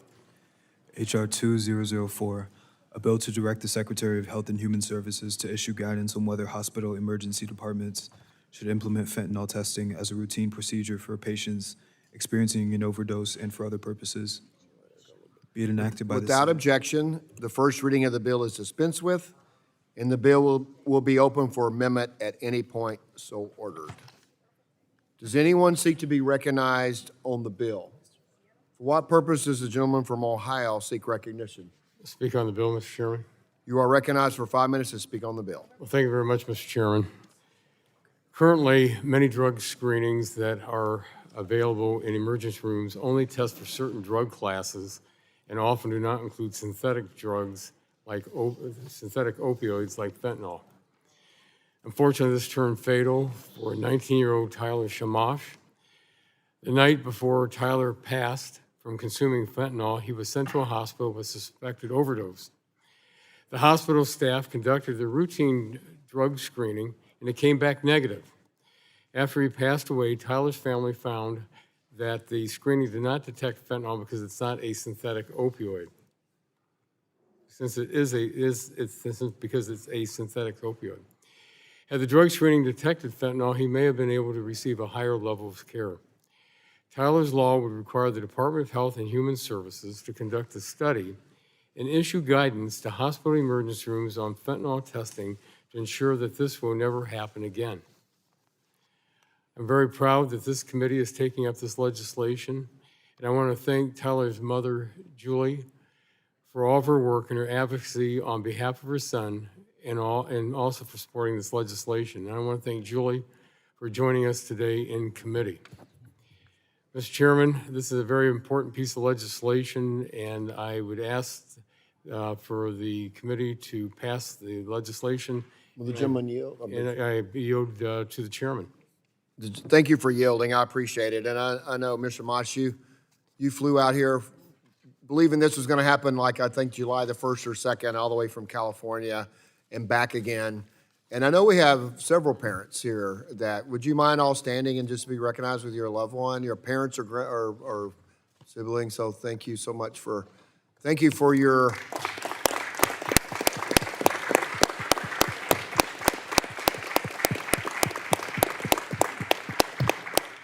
we're so sorry for your loss, but your advocacy is a way to prevent other parents and family members from going through this and is a testimony to your loved one. We appreciate you all being here.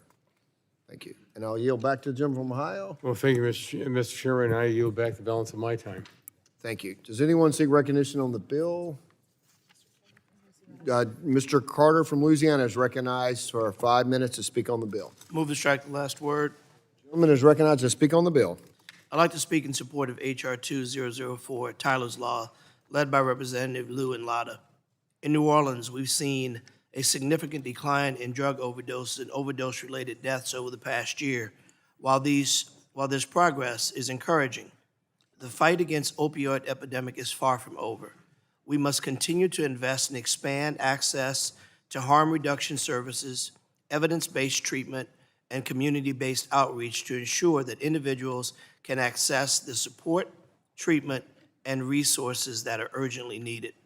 That's why I'm proud to support Tyler's Law, which would take an actionable steps toward preventing fentanyl overdoses across the United States, including cities like mine, the city of New Orleans, and close existing gaps in drug screening and testing. Currently, emergency departments do not include fentanyl in the 5-panel toxic drug screening, and because the drug does not show up on rapid drug testing, it can go largely undetected. Tyler's Law would close this gap by requiring HHS to complete a study and examine how often hospitals test patients experiencing an overdose for fentanyl. Using the data from the study, HHS would also required to issue guidance on making fentanyl testing routine procedure in hospital emergency rooms. This legislation will, in fact, save lives and fill the existing gaps in the current system. We offer our most heartfelt condolences, sympathies for your loss, but know that we hear you, we're working, and we're sympathetic to make sure nobody else has to die. So God bless you, and I urge my colleagues to join me in voting yes. Mr. Chairman, I yield. Is there further discussion on the bill? I heard Mr. Chairman from somebody. Oh, you said it. Is there any further discussion on the bill? Seeing none, are there any amendments on the bill? Seeing none.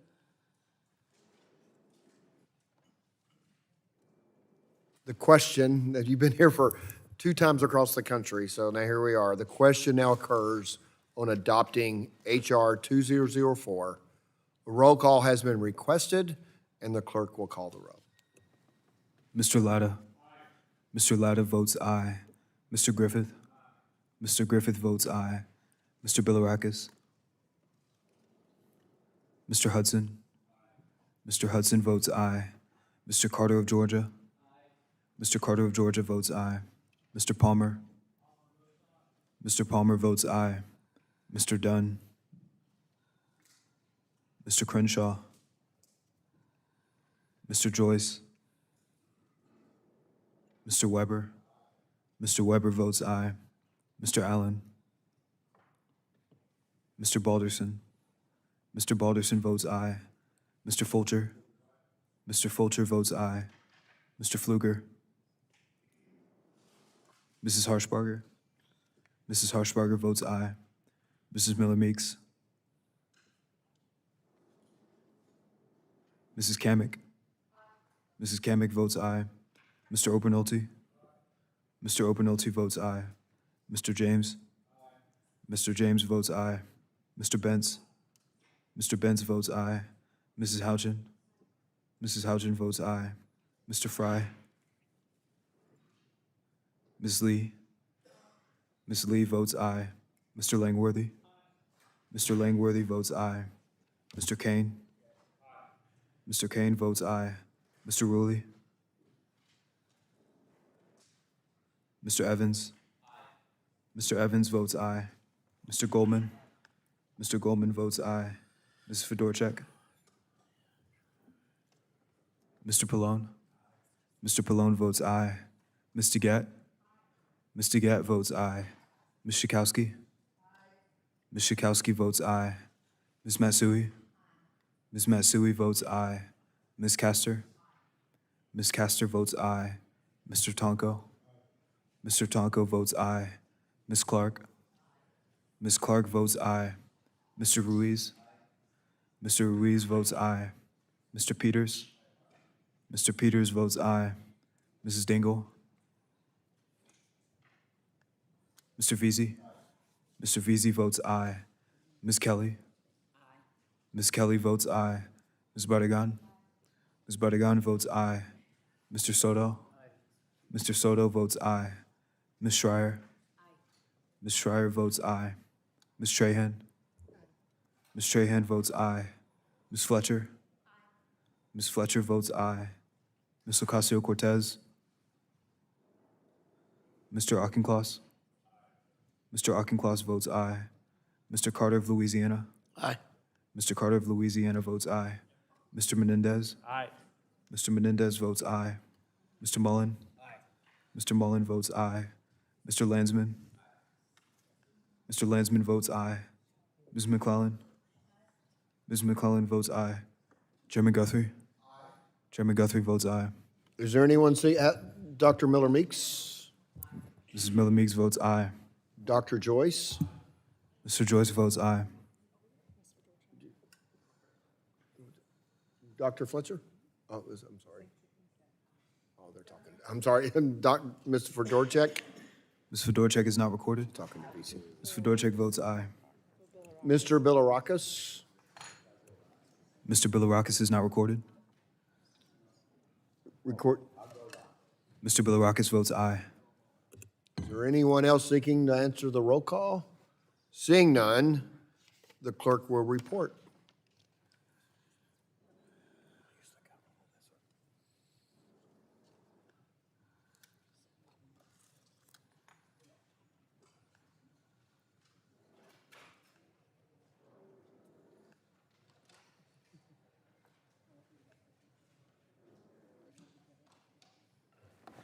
Mr. Chairman, on that vote, there were 46 ayes and 0 noes.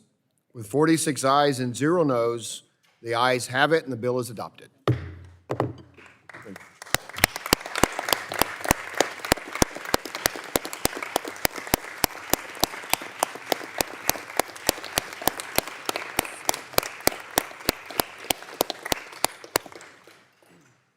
Thank you. Thanks for being here. We're down to just a few tabs, so we're getting close, so thank you, everyone. The chair calls up H.R. 7970 and asks the clerk to report. H.R. 7970, a bill to amend the Controlled Substances Act to permit... Without objection, the first reading of the bill is dispensed with, and the bill will be open for amendment at any point so ordered. Does anyone seek to be recognized on the bill? Mr. Chairman, For what purpose, gentlemen from Ohio seek recognition? speak on the bill. You are recognized for 5 minutes to speak on the Well, bill. thank you, Mr. Chairman. The United States is plagued by fatal overdoses all across our country, driven by the spread of increasingly potent synthetic drugs. And one of the things, when we talk about fatal overdoses, I think it's important to point out that we had a sheriff that testified before us in committee that said, you know, these aren't just overdoses, these are outright poisonings that are occurring out there across our country.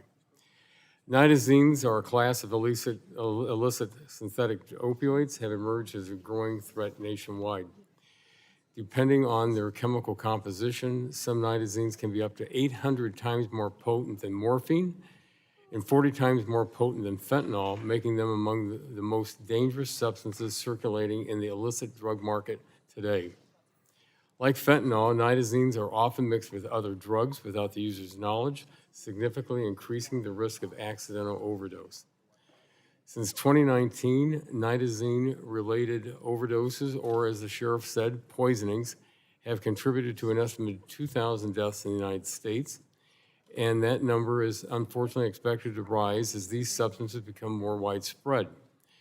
Despite their extreme potency, many nitazenes remain temporarily scheduled, creating enforcement problems for law enforcement and public health officials.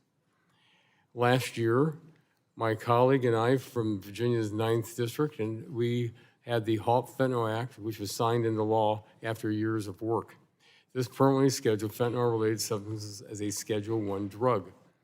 According to the CDC, during the time frame it took from this introduction of the legislation to it was signed into law, nearly 195,000 Americans died from synthetic opioid overdoses or poisonings driven by illicit fentanyl, with 2025 data still out. We cannot sit by and wait for similar numbers to occur with nitazenes. That's why I'm grateful for the committee taking up this legislation and giving the federal government the tools to stop the poisoning and permanently schedule nitazene as a Schedule I drug. And I'd ask the committee to pass this legislation, and I yield back the balance of my time. The gentleman yields back. Is anyone seeking to speak on the bill? The gentleman from New Jersey is recognized for 5 minutes to speak on the bill. Mr. Chairman, let me basically say that I think every member of this committee already agrees that nitazenes are dangerous. They're potent, and Americans using it illicitly are suffering and dying. What I'm concerned about is how this bill approaches the problem. Agencies should be engaging in the process Congress laid out in the Controlled Substances Act, which requires scientific and regulatory entities to collaborate on a science-based approach to drug scheduling. But instead, this bill would permanently place an entire chemical class, those that exist today and those not yet invented, into Schedule I, and it would do so immediately. And I have 3 problems with this approach. First of all, this is structure-based scheduling, not science-based scheduling. For more than 50 years, the CSA has asked a basic question before a drug enters Schedule I, and that is, does it actually have a high potential for abuse and no accepted medical use? And that answer has rested on a scientific and medical evaluation led by HHS and the FDA. But H.R. 7970 sets that evaluation aside for an entire class. Public health experts have warned for years that this rests on an unproven assumption that structurally similar molecules behave similarly. They do not always. Scheduling by structure alone risks sweeping in a potential antidote alongside the poison. Now, second, this bill does not have an off-ramp, and Schedule I is where research is stopped. Once the substance is scheduled, there's no built-in mechanism to remove it if research later shows it is harmless or even useful. And Schedule I is precisely the category that makes that research hardest to perform. In reviewing the fentanyl class-wide scheduling order, the Government Accountability Office documented that scientists faced real obstacles studying Schedule I drugs, including long delays in obtaining approval. And this warning is particularly significant for nitazene. CDC has found that naloxone can reverse a nitazene overdose, but often only after repeated doses. So we need to design better reversal protocols, and this means studying these compounds, work this bill makes harder, not easier. And third, this approach is not new. DEA already has the authority to schedule nitazene compounds and has been doing so on a temporary basis since 2020. Each time we scheduled one compound, the illicit market answered with another, more potent one. So nitazenes themselves are partly a product of that dynamic and the next move in a game of chemical whack-a-mole. A broad, nonpartisan coalition has engaged with Congress on this repeatedly, the Leadership Conference on Civil and Human Rights and its 240 member organizations, the Drug Policy Alliance, the Vera Institute of Justice, the Sentencing Project, AIDS United, and law enforcement voices like the Law Enforcement Action Partnership. Their message is consistent. Permanent class-wide scheduling repeats the failures of the drug war while diverting resources from what drove overdose deaths down last year, naloxone, fentanyl test strips, and medications for opioid use disorder. So I believe we should schedule what the science directs us to schedule. build in a research pathway and an off-ramp for substances later shown to be harmless, and pair any enforcement with the health investments championed by this committee. So if we're serious about stopping nitazines, let's give scientists the tools to understand them and not just give prosecutors the tools to charge them. I urge my colleagues to oppose H.R. 7970 as written for all these reasons, and I reserve the balance of my time. That's just, Mr. Chairman. Gentleman reserves the balance of his time or yields? I'm sorry, let me yield it because I don't think anybody wants it. Okay, thank you. Anyone seeking recognition to speak on the bill? Seeing none, there's an amendment, right? Gentlemen, what purpose, are there any amendments to the bill? Gentleman from Ohio is recognized. Well, thank you, Mr. Chairman. I have an amendment at the desk, file name H7970-FCR-Ains_01. The clerk will report. Amendment in the nature of a substitute to H.R. 7970. Without objection, the reading of the amendment is dispensed with, and the gentleman from Ohio is recognized for 5 minutes in support of the amendment. Well, thank you, Mr. Chairman. I'm not going to use the 5 minutes. It's pretty much what this amendment does. It incorporates the feedback from the Drug Enforcement Agency to help ensure that this bill will be implemented as intended. And I'm proud of the work that's been done on the bill, and I encourage my colleagues to support the Ains and the underlying legislation. And with that, Mr. Chairman, I'm going to yield back the balance of my time. The gentleman yields back his time. Is there any discussion on the amendment? You have an amendment, right? So there's no further discussion on the amendment. Are there any amendments to the amendment? Gentlelady from Washington is recognized. Well, what purpose is the gentlelady from Washington seek recognition? Mr. Chairman, I have an amendment at the desk. It's Amendment 2. Identify the amendment. I'm sorry. H7970, Amendment 2. Clerk will report. Amendment to the amendment in the nature of a substitute to H.R. 7970. Without objection, the reading of the amendment is dispensed with, and the gentlelady is recognized for 5 minutes in support of her amendment. Thank you, Mr. Chairman. I'm really glad to see the committee advance this important bill to permanently control nitazines as a Schedule I drugs. As a physician, I'm extremely concerned about how dangerous nitazines are. These drugs are nearly 500 times more potent than morphine, and they are incredibly deadly and risky. And the opioid epidemic, particularly with fentanyl, has already devastated far too many families in my state of Washington and across the country, and we just can't let another dangerous synthetic drug take any more lives. But at the same time, we have to be really smart about how we tackle this crisis. Right now, burdensome restrictions on Schedule I drugs have made it incredibly difficult for scientists to study them. This hurts our ability to learn more about the risks and potential medical benefits of these substances. Maybe there are some. It even impairs our ability to learn about how to treat overdoses, and we need to know that. So, for example, we wouldn't have naloxone, the medication that's used to reverse an opioid overdose, if research hadn't been done on oxymorphone, which is derived from morphine, a Schedule II drug. That's why it's important that we lower the barriers to conducting valuable research on Schedule I drugs. I supported these research reforms for Schedule I drugs in the Halt Fentanyl Act, which was signed into law last year. However, the Trump administration has been dragging their feet. They were supposed to issue guidelines to implement this bill and to ease a path to doing this research nearly 6 months ago, and we have not seen a final rule. And this research is really important. We shouldn't keep passing new laws while federal agencies ignore the ones we already have on the books. So I'm introducing this amendment to ensure guidance on Halt Fentanyl implementation has been issued before any part of Stop Nitazines can take effect. I would encourage everyone to vote yes, and yield back. Thank you. Gentlelady yields back. Is there any discussion of the amendment? Gentleman from Texas is recognized to speak on the amendment. Move to strike the last word. Gentleman is recognized to speak on the amendment. Thank you, Mr. Chairman. I strongly oppose this amendment to H.R. 7970, the Stop Nitazine Act. While I am in opposition to this amendment, I want to take a moment to thank my colleague for highlighting the good work we've accomplished in the Halt Fentanyl Act, which included streamlining the processes for researching Schedule I controlled substances. The rulemaking provision in question was in regards to implementation and enactment of the Halt Fentanyl research reforms. The committee has been in communication with DEA, and I can confirm that DEA is actively working on implementing this law, as well as implementing the policy regulations.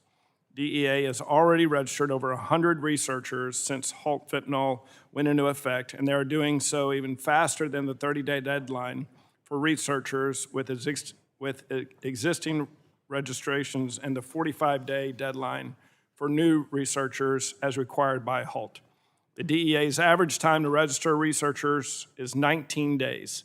The Stop Nitazene Act will not harm the ability to conduct research on nitazenes. The Stop Nitazene Act makes our community safer and prevent undue harm to the American people, and that is not something we should delay. I strongly urge my colleagues to vote no on this amendment. I thank the chair and I yield back. Thank you. The gentleman yields back. Is there further discussion on the amendment? Seeing none, if there's no further discussion, the vote occurs on the amendment. All those in favor shall signify by saying aye. Aye. All those opposed say nay. Nay. In the opinion of the chair, the nays have it. Is there any further amendments to the amendment? Seeing none, if there's no further discussion, the vote occurs on adopting the amendment in the nature of a substitute. All those in favor shall signify by saying aye. Aye. All those opposed, nay. Nay. In the opinion of the chair, the ayes have it, and the amendment is agreed to. Are there any further amendments? Seeing none, the question now occurs on adopting H.R. 7970 as amended. A roll call has been requested, and the clerk will call the roll. Mr. Latta. Mr. Latta votes aye. Mr. Griffith. Mr. Griffith votes aye. Mr. Bilirakis. Mr. Bilirakis votes aye. Mr. Hudson. Mr. Hudson votes aye. Mr. Carter of Georgia. Mr. Carter of Georgia votes aye. Mr. Palmer. Mr. Palmer. Mr. Palmer votes aye. Mr. Dunn. Mr. Crenshaw. Mr. Joyce. Mr. Joyce votes aye. Mr. Weber. Mr. Weber votes aye. Mr. Allen. Mr. Balderson. Mr. Balderson votes aye. Mr. Fulcher. Mr. Fulcher votes aye. Mr. Pfluger. Mrs. Harshbarger. Mrs. Harshbarger votes aye. Mrs. Miller-Meeks. Mrs. Kamick. Mrs. Kamick votes aye. Mr. Obernolte. Mr. Obernolte votes aye. Mr. James. Mr. James votes aye. Mr. Benz. Mr. Benz votes aye. Mrs. Houchin. Mrs. Houchin votes aye. Mr. Fry. Ms. Lee. Ms. Lee votes aye. Mr. Langworthy.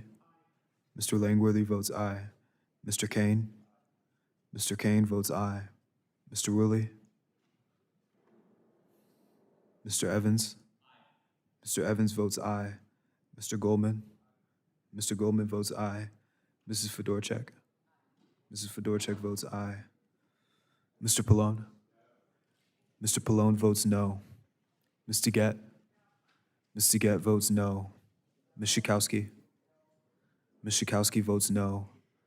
Ms. Matsui. Ms. Matsui votes no. Ms. Castor. Ms. Castor votes no. Mr. Tonko. Mr. Tonko votes no. Ms. Clark. Ms. Clark votes no. Mr. Ruiz. Mr. Ruiz votes no. Mr. Peters. Mr. Peters votes no. Mrs. Dingle. Mr. Veazey. Mr. Veazey votes no. Ms. Kelly. Ms. Kelly votes no. Ms. Bardagan. Ms. Bardagan votes no. Mr. Soto. Mr. Soto votes no. Ms. Schreier. Ms. Schreier votes aye. Ms. Strahan. Ms. Strahan votes no. Ms. Fletcher.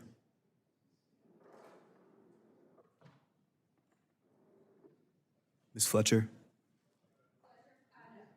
Ms. Fletcher votes no. Ms. Ocasio-Cortez. Mr. Auchincloss. Mr. Auchincloss votes no. Mr. Carter of Louisiana. Mr. Carter of Louisiana votes no. Mr. Menendez. Mr. Menendez votes no. Mr. Mullen. Mr. Mullen votes no. Mr. Landsman. Mr. Landsman votes no. Ms. McClellan? Ms. McClellan votes no. Chairman Guthrie? Aye. Chairman Guthrie votes aye. Mr. Pfluger? Mr. Pfluger votes aye. Mr. Allen? Mr. Allen votes aye. Mr. Ruley? Mr. Ruley votes aye. Anyone on your side?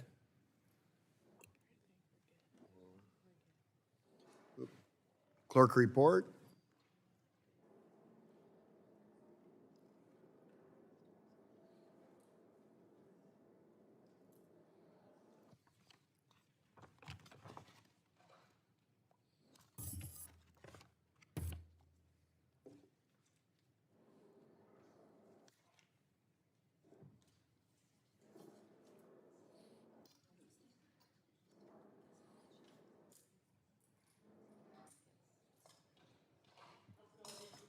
Miller Meeks is, you haven't called the roll yet. Dr. Miller Meeks? Mrs. Miller Meeks votes aye. Below the. Mr. Chairman, on that vote, there were 28 ayes and 21 noes. The ayes have it. The bill is adopted. So the chair calls up H.R. 1561 and asks the clerk to report. H.R. 1561, a bill to require research. Without objection, the first reading of the bill is dispensed with, and the bill will be up for amendment at any point. So ordered. Does anyone seek to be recognized on the bill? The gentleman from New Jersey is recognized to speak on the bill. Thank you. The Alert Communities Act will improve first responders' capacity for responding to overdoses by allowing training grants to be used to facilitate access to fentanyl and xylazine test strips. In the past decade, there's been a rapid increase in the proliferation of fentanyl and xylazine within the illicit drug supply. They're being added to many drugs to make them more powerful and addictive, and both fentanyl and xylazine are associated with an increase in overdose risk, and too often people who are exposed to it are unaware that it has been added to their drugs. However, there are steps that can be taken to determine whether drugs contain fentanyl and xylazine, including using test strips. And this drug checking technology is inexpensive and easy to use, and it can reduce the potential risks associated with substance use. With an ever-changing drug landscape and increasingly contaminated drug supply, it's important that we continue to support harm reduction strategies like test strips. And I'm glad that this bill expands access to test strips by training first responders on their use and allowing them to distribute test strips as appropriate. I'm grateful to my colleague, Representative Crockett, and others for their work on this bill, and I strongly urge my colleagues to join me in supporting the bill. I yield back. Thank you, Mr. Chairman. Thank you. The gentleman yields back. Is there further discussion on the bill? Seeing none, are there any amendments to the bill? Seeing none, before we call this roll, we've got two more roll calls after this, it appears, unless there's amendments, but two more. So we're getting close. So anyway, the question now occurs on adopting H.R. 1561.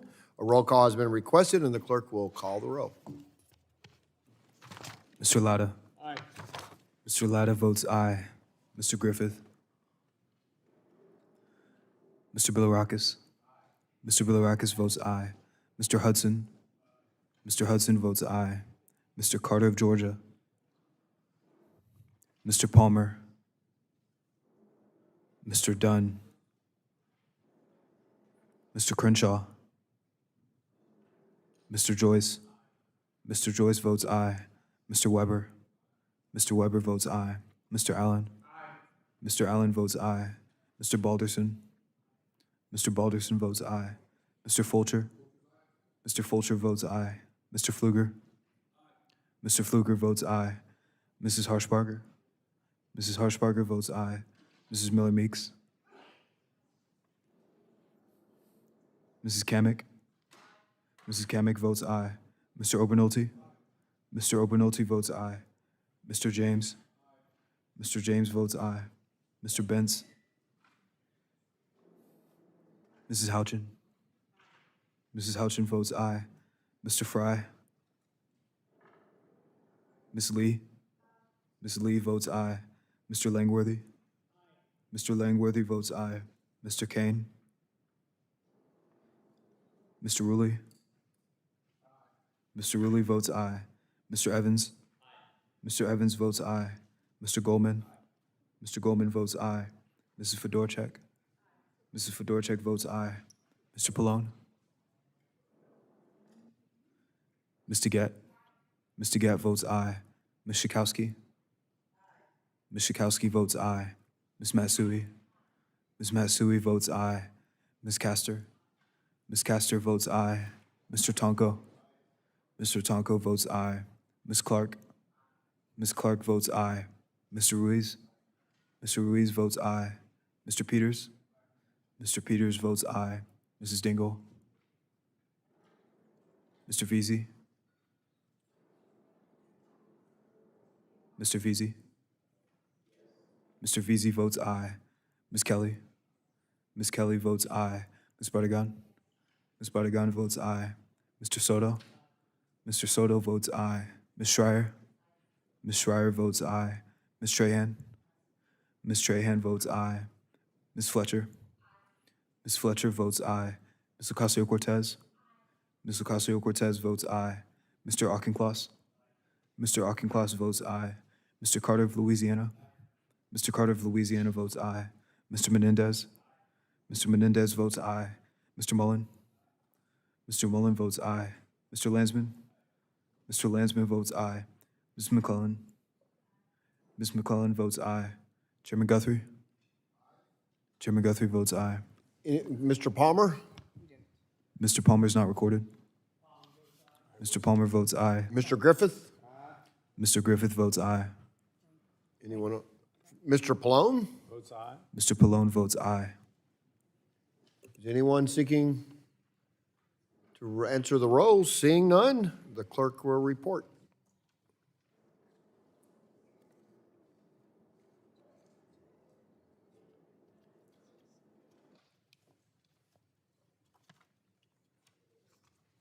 No amendment. Well, there are amendments, but not vote.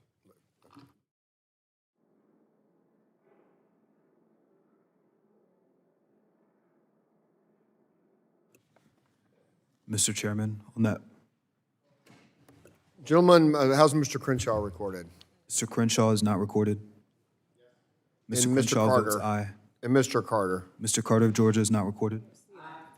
Mr. Carter votes aye. Yep. Gentlelady from New York, is she here? Did you get your vote recorded?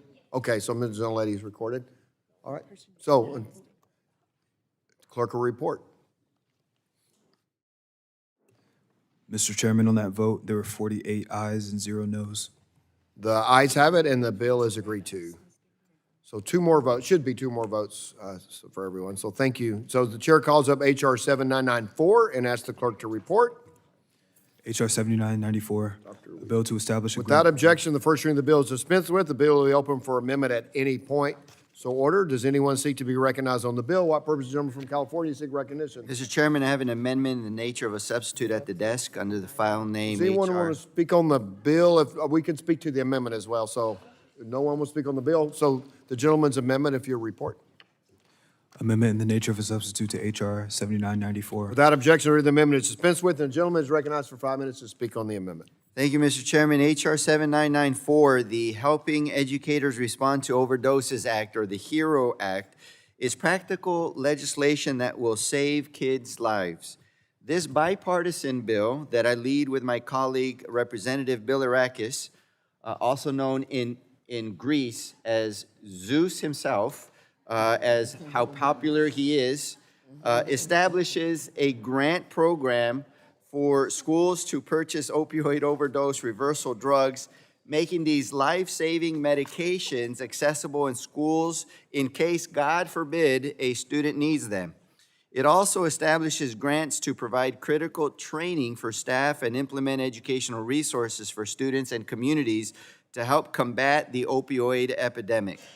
The bill also includes transparency measures that require schools to report when these opioid reversal medications are administered. This amendment, in the nature of a substitute, streamlines this reporting requirement to be less burdensome for schools while maintaining the bill's original intent. The opioid epidemic is a public health crisis, and we need to take action.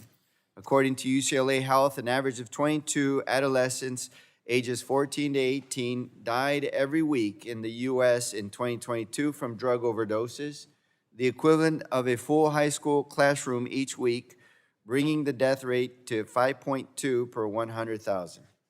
As an emergency physician, I have cared for many patients overdosing on opioids. I have also had to comfort family members of patients who unfortunately were not able to receive life-saving Narcan in time and died. And let me tell you, it is such a tragedy and so heartbreaking to know that a patient could have survived if they had life-saving Narcan available. Every story that ends in an overdose is tragic, but it cuts that much deeper when it could have been prevented had Narcan been administered. So we need to take action now to mitigate overdoses through training, through education, and through awareness. And we need to ensure widespread access to opioid overdose reversal medications like naloxone or Narcan. These medications exist, but they only work if they are accessible. This bill is a pragmatic, actionable step we can take to tackle the opioid crisis head-on, and our kids' lives depend on that. So I urge my colleagues to support and move this bill in a bipartisan manner. Thank you, and I yield. Thank you. The gentleman yields back. Is there discussion on the amendment nature substitute? Gentleman from Florida is recognized for 5 minutes to speak on the amendment. Thank you, Mr. Chairman, and you know what? I've been called a heck of a lot worse, so I'll accept it graciously. Thank you very much. So in any case, let's get on to this very serious bill. I support the bill, obviously, and I want to speak in support of the amendment of the underlying bill sponsored by my good friend, Dr. Ruiz. Again, it's just an honor to do this because I know what it means to these families. We've got to get this across the finish line as soon as possible. Communities across the country continue to feel the devastating impact of the opioid epidemic, and schools should be equipped to respond when an overdose emergency occurs. This legislation provides targeted support to help schools obtain opioid overdose reversal drugs, develop emergency response plans, and provide education on overdose response and prevention. These are practical steps that will help schools protect students and save lives. And this is why we're here and why we run for office, to make a real difference, a direct impact on people's lives. So we're here to save lives. I appreciate the co-sponsor, Dr. Ruiz, in working with me on these very, very important bills. I want to thank him for his partnership and leadership on this important piece of legislation, and I urge my colleagues to support the amendment and the underlying bill. And I yield back. Thank you. The gentleman yields back. Is there further discussion of the amendment? Seeing none, the question occurs on adoption of the amendment. All those in favor shall signify by saying aye. Aye. All those opposed, nay. The ayes have it. The amendment is agreed to. Are there any further amendments? Seeing none, the question, we do have one more bill after this. So the question now occurs on adopting H.R. 7994 as amended. A roll call has been requested, and the clerk will call the roll.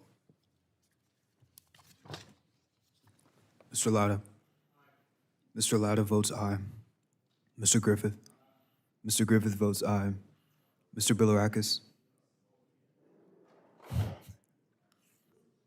Mr. Bilirakis.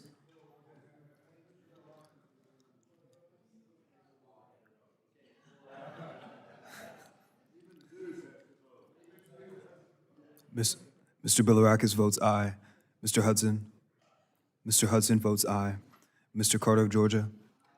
Mr. Carter of Georgia votes aye. Mr. Palmer. Mr. Palmer votes aye. Mr. Dunn. Mr. Crenshaw. Mr. Joyce. Mr. Joyce votes aye. Mr. Weber. Mr. Weber votes aye. Mr. Allen. Mr. Allen votes aye. Mr. Balderson. Mr. Balderson votes aye. Mr. Fulcher. Mr. Fulcher votes aye. Mr. Pfluger. Mr. Pfluger votes aye. Mrs. Harshbarger. Mrs. Harshbarger votes aye. Mrs. Miller Meeks. Mrs. Kamick. Mrs. Kamick votes aye. Mr. Obernolte. Mr. Obernolte votes aye. Mr. James. Mr. James votes aye. Mr. Benz. Mrs. Houchin.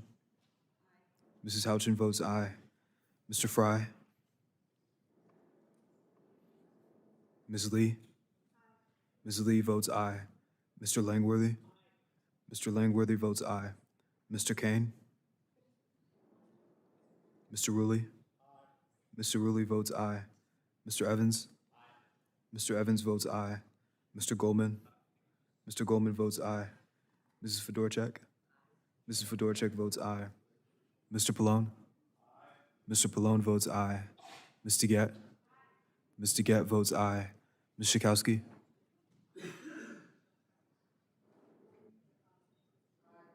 Ms. Schakowsky votes aye. Ms. Matsui. Ms. Matsui votes aye. Ms. Castor. Ms. Castor votes aye. Mr. Tonko. Mr. Tonko votes aye. Ms. Clark. Ms. Clark votes aye.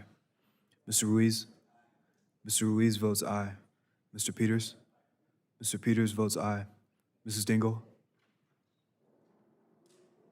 Mr. Veazey. Mr. Veazey votes aye. Ms. Kelly. Ms. Kelly votes aye. Ms. Bardagan. Ms. Bardagan votes aye. Mr. Soto. Mr. Soto votes aye. Ms. Schreier. Ms. Schreier votes aye. Ms. Trahan. Ms. Trahan votes aye. Ms. Fletcher. Ms. Fletcher votes aye. Ms. Ocasio-Cortez. Ms. Ocasio-Cortez votes aye. Mr. Auchincloss. Mr. Auchincloss votes aye. Mr. Carter of Louisiana. Mr. Carter of Louisiana votes aye. Mr. Menendez. Mr. Menendez votes aye. Mr. Mullen. Mr. Mullen votes aye. Mr. Landsman.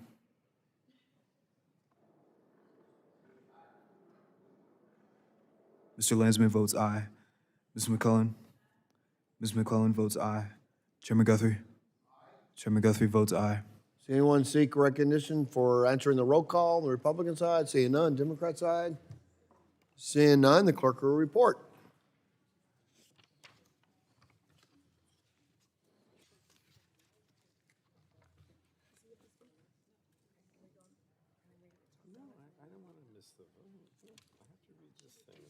We'll go fast.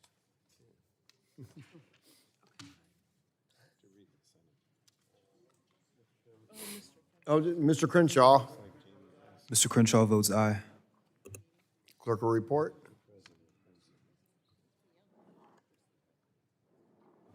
Mr. Chairman, on that vote, there were 48 ayes and 0 noes. The ayes have it, and the bill is adopted. So as we go, this is our last bill, so I'll go quick. Thank you very much for the hard work. Know that for all the time we spent on these bills today, hours were spent on each bill with our staffs and our members working together. So appreciate that very much. That way we'll have a lot of work, that we can get things across the floor and when we return. So the chair calls up H.R. 8005 and asks the clerk to report. Committee print of H.R. 00. Without objection, the first reading of the bill is dispensed with, and the bill will be open for amendment at any point. So ordered. Does anybody seek to be recognized on the bill? Gentleman from Colorado. What purpose does the gentleman from Colorado seek recognition? Thank you, Mr. Chairman. Move to strike last word. Will to speak on the bill, and you're recognized to speak on the bill. Thank you, Mr. Chairman. And today I'm proud to speak in strong support of my bill to help combat the scourge of fentanyl deaths driven by the proliferation of counterfeit prescription drugs. The bill is the Stop Pills That Kill Act. This common sense legislation will help save American lives by cracking down on criminals who traffic poison disguised as prescription drugs, and by developing a comprehensive plan to address this epidemic head-on. With the Trump administration closing and securing the southern border, the United States has thankfully seen a steep decline in monthly synthetic opioid overdose deaths from about 50,000 a month at the end of 2024 to 38,000 now. Unfortunately, Colorado has seen the exact opposite trend, with an average overdose death rate of about 800 per month at the end of 2024, increasing to 1,000 now. Because Colorado's trend did not match the national decline, Colorado has unfortunately seen more than 1,600 tragic overdose deaths that would not have existed if Colorado had simply followed the national decline. As a police officer who worked in the Denver metro area for over 10 years, I know this isn't a coincidence. When I was working to keep communities in Colorado safe from things like fentanyl poisoning our communities via counterfeit pills, ruling Democrats chose time and again to push soft on crime policies that released hardened criminals back into our community and lessened criminal sentencings for drugs while refusing to take on fentanyl. And that's why I'm so glad that this bill, the Stop Pills That Kill Act, is being included in today's markup. The legislation is simple. Its primary provision implements new penalties and closes a sentencing loophole for counterfeit pill production so we can get the peddlers of this poison off of our streets and put them in jail. It also directs the Drug Enforcement Administration to develop a comprehensive plan that enables and empowers law enforcement, regardless of agency, to investigate and seize counterfeit fentanyl or methamphetamine substances. This bill builds upon my previous efforts in this space, namely the No Fentanyl on Social Media Act, which was included in the Bipartisan Kids Act, which passed the House last month. The proliferation of fentanyl-laced counterfeit pills over social media sites means that we've seen horrifying rates of fentanyl poisoning among our kids. In fact, Colorado had the second highest youth overdose death rate in the nation just 2 years ago, with 75% of those overdoses associated with fentanyl. This fight is personal to me. I'll remind everyone, every 15 days under the previous administration, we lost the same number of Americans to drug overdose deaths as we lost in the entirety of these September 11th terrorist attacks. As a combat veteran of the global war on terror, that statistic speaks volumes, and that's why I'm grateful to see my legislative proposal move forward in this committee. In a minute, I'll offer an amendment in the nature of a substitute that rolls up two other bills to help address the counterfeit pill epidemic. These would be led by my colleagues Rep. McDowell and Hageman.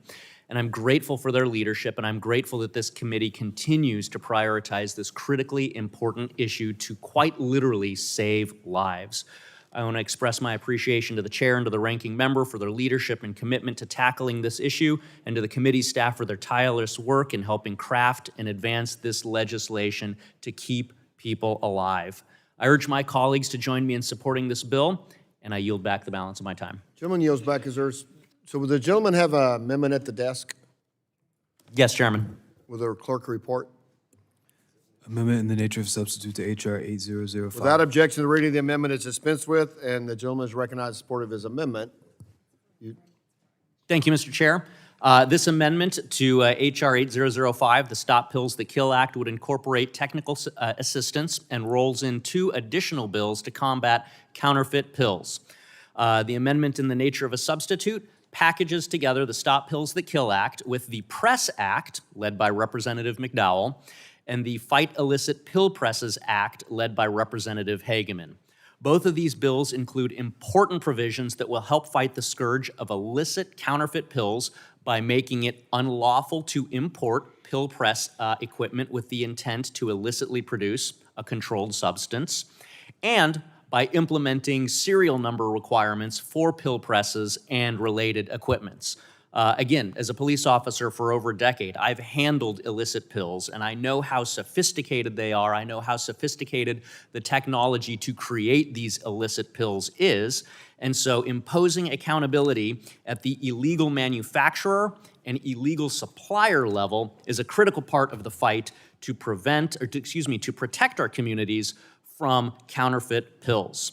Fighting this persistent epidemic of fentanyl overdoses in America is still a top priority for me. This amendment strengthens my bill by going after the manufacturers and the suppliers and the equipment that they use to create these illicit pills. I applaud Reps. McDowell and Hageman for their work in advancing public safety. I urge support for this amendment and yield back. The gentleman yields back. Is there further discussion? Seeing none. So the question before, if there's no further discussion, the vote occurs on the amendment. All those in favor shall signify by saying aye. Aye. Those all opposed, nay. The ayes have it, and the amendment is agreed to. Are there any further amendments? Seeing none, I know once we call the roll, we're going to lose you, so I just want to say thank you all so much for your work today. So if there are no further amendments or discussion, the question now occurs on adopting H.R. 8005 as amended. A roll call has been requested, and the clerk will call the roll. Mr. Latta? Aye. Mr. Latta votes aye. Mr. Griffith? Mr. Griffith votes aye. Mr. Bilirakis? Mr. Bilirakis votes aye. Mr. Hudson? Mr. Hudson votes aye. Mr. Carter of Georgia? Mr. Carter of Georgia votes aye. Mr. Palmer? Mr. Dunn? Mr. Crenshaw? Mr. Palmer votes aye. Mr. Dunn? Mr. Crenshaw? Mr. Joyce? Mr. Joyce votes aye. Mr. Weber? Mr. Weber votes aye. Mr. Allen? Mr. Allen votes aye. Mr. Balderson? Mr. Balderson votes aye. Mr. Fulcher? Mr. Fulcher votes aye. Mr. Pfluger? Mr. Pfluger votes aye. Mrs. Harshbarger? Mrs. Harshbarger votes aye.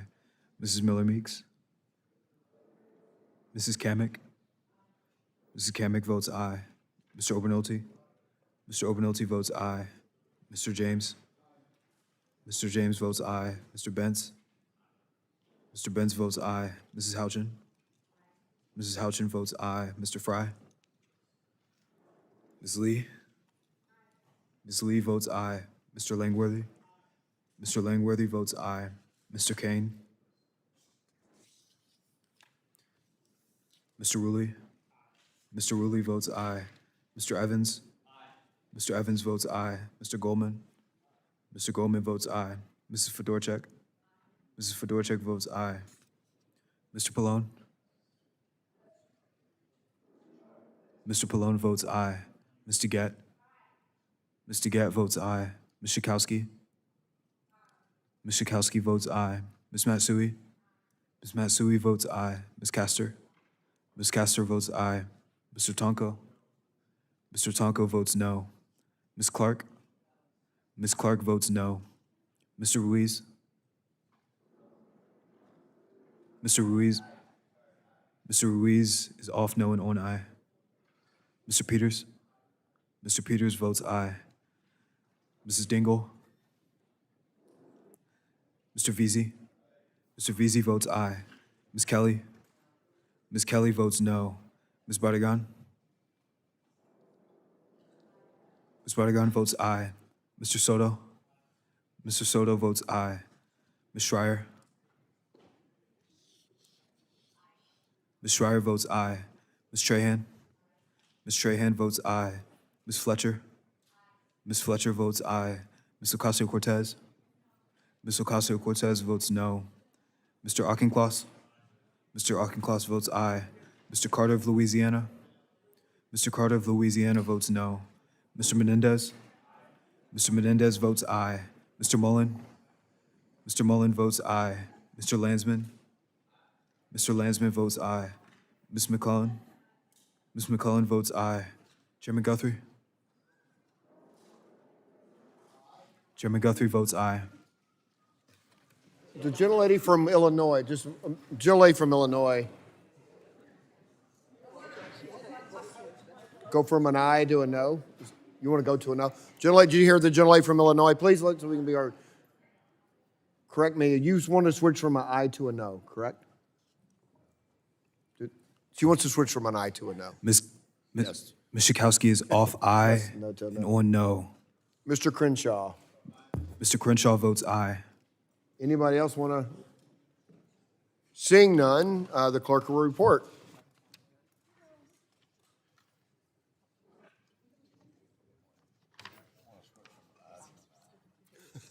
Aye for an aye.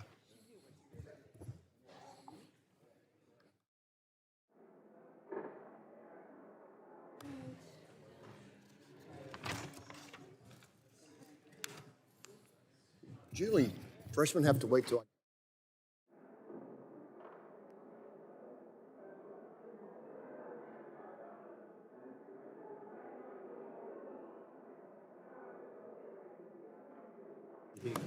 Mr. Chairman, on that vote, there were 43 ayes and 6 noes.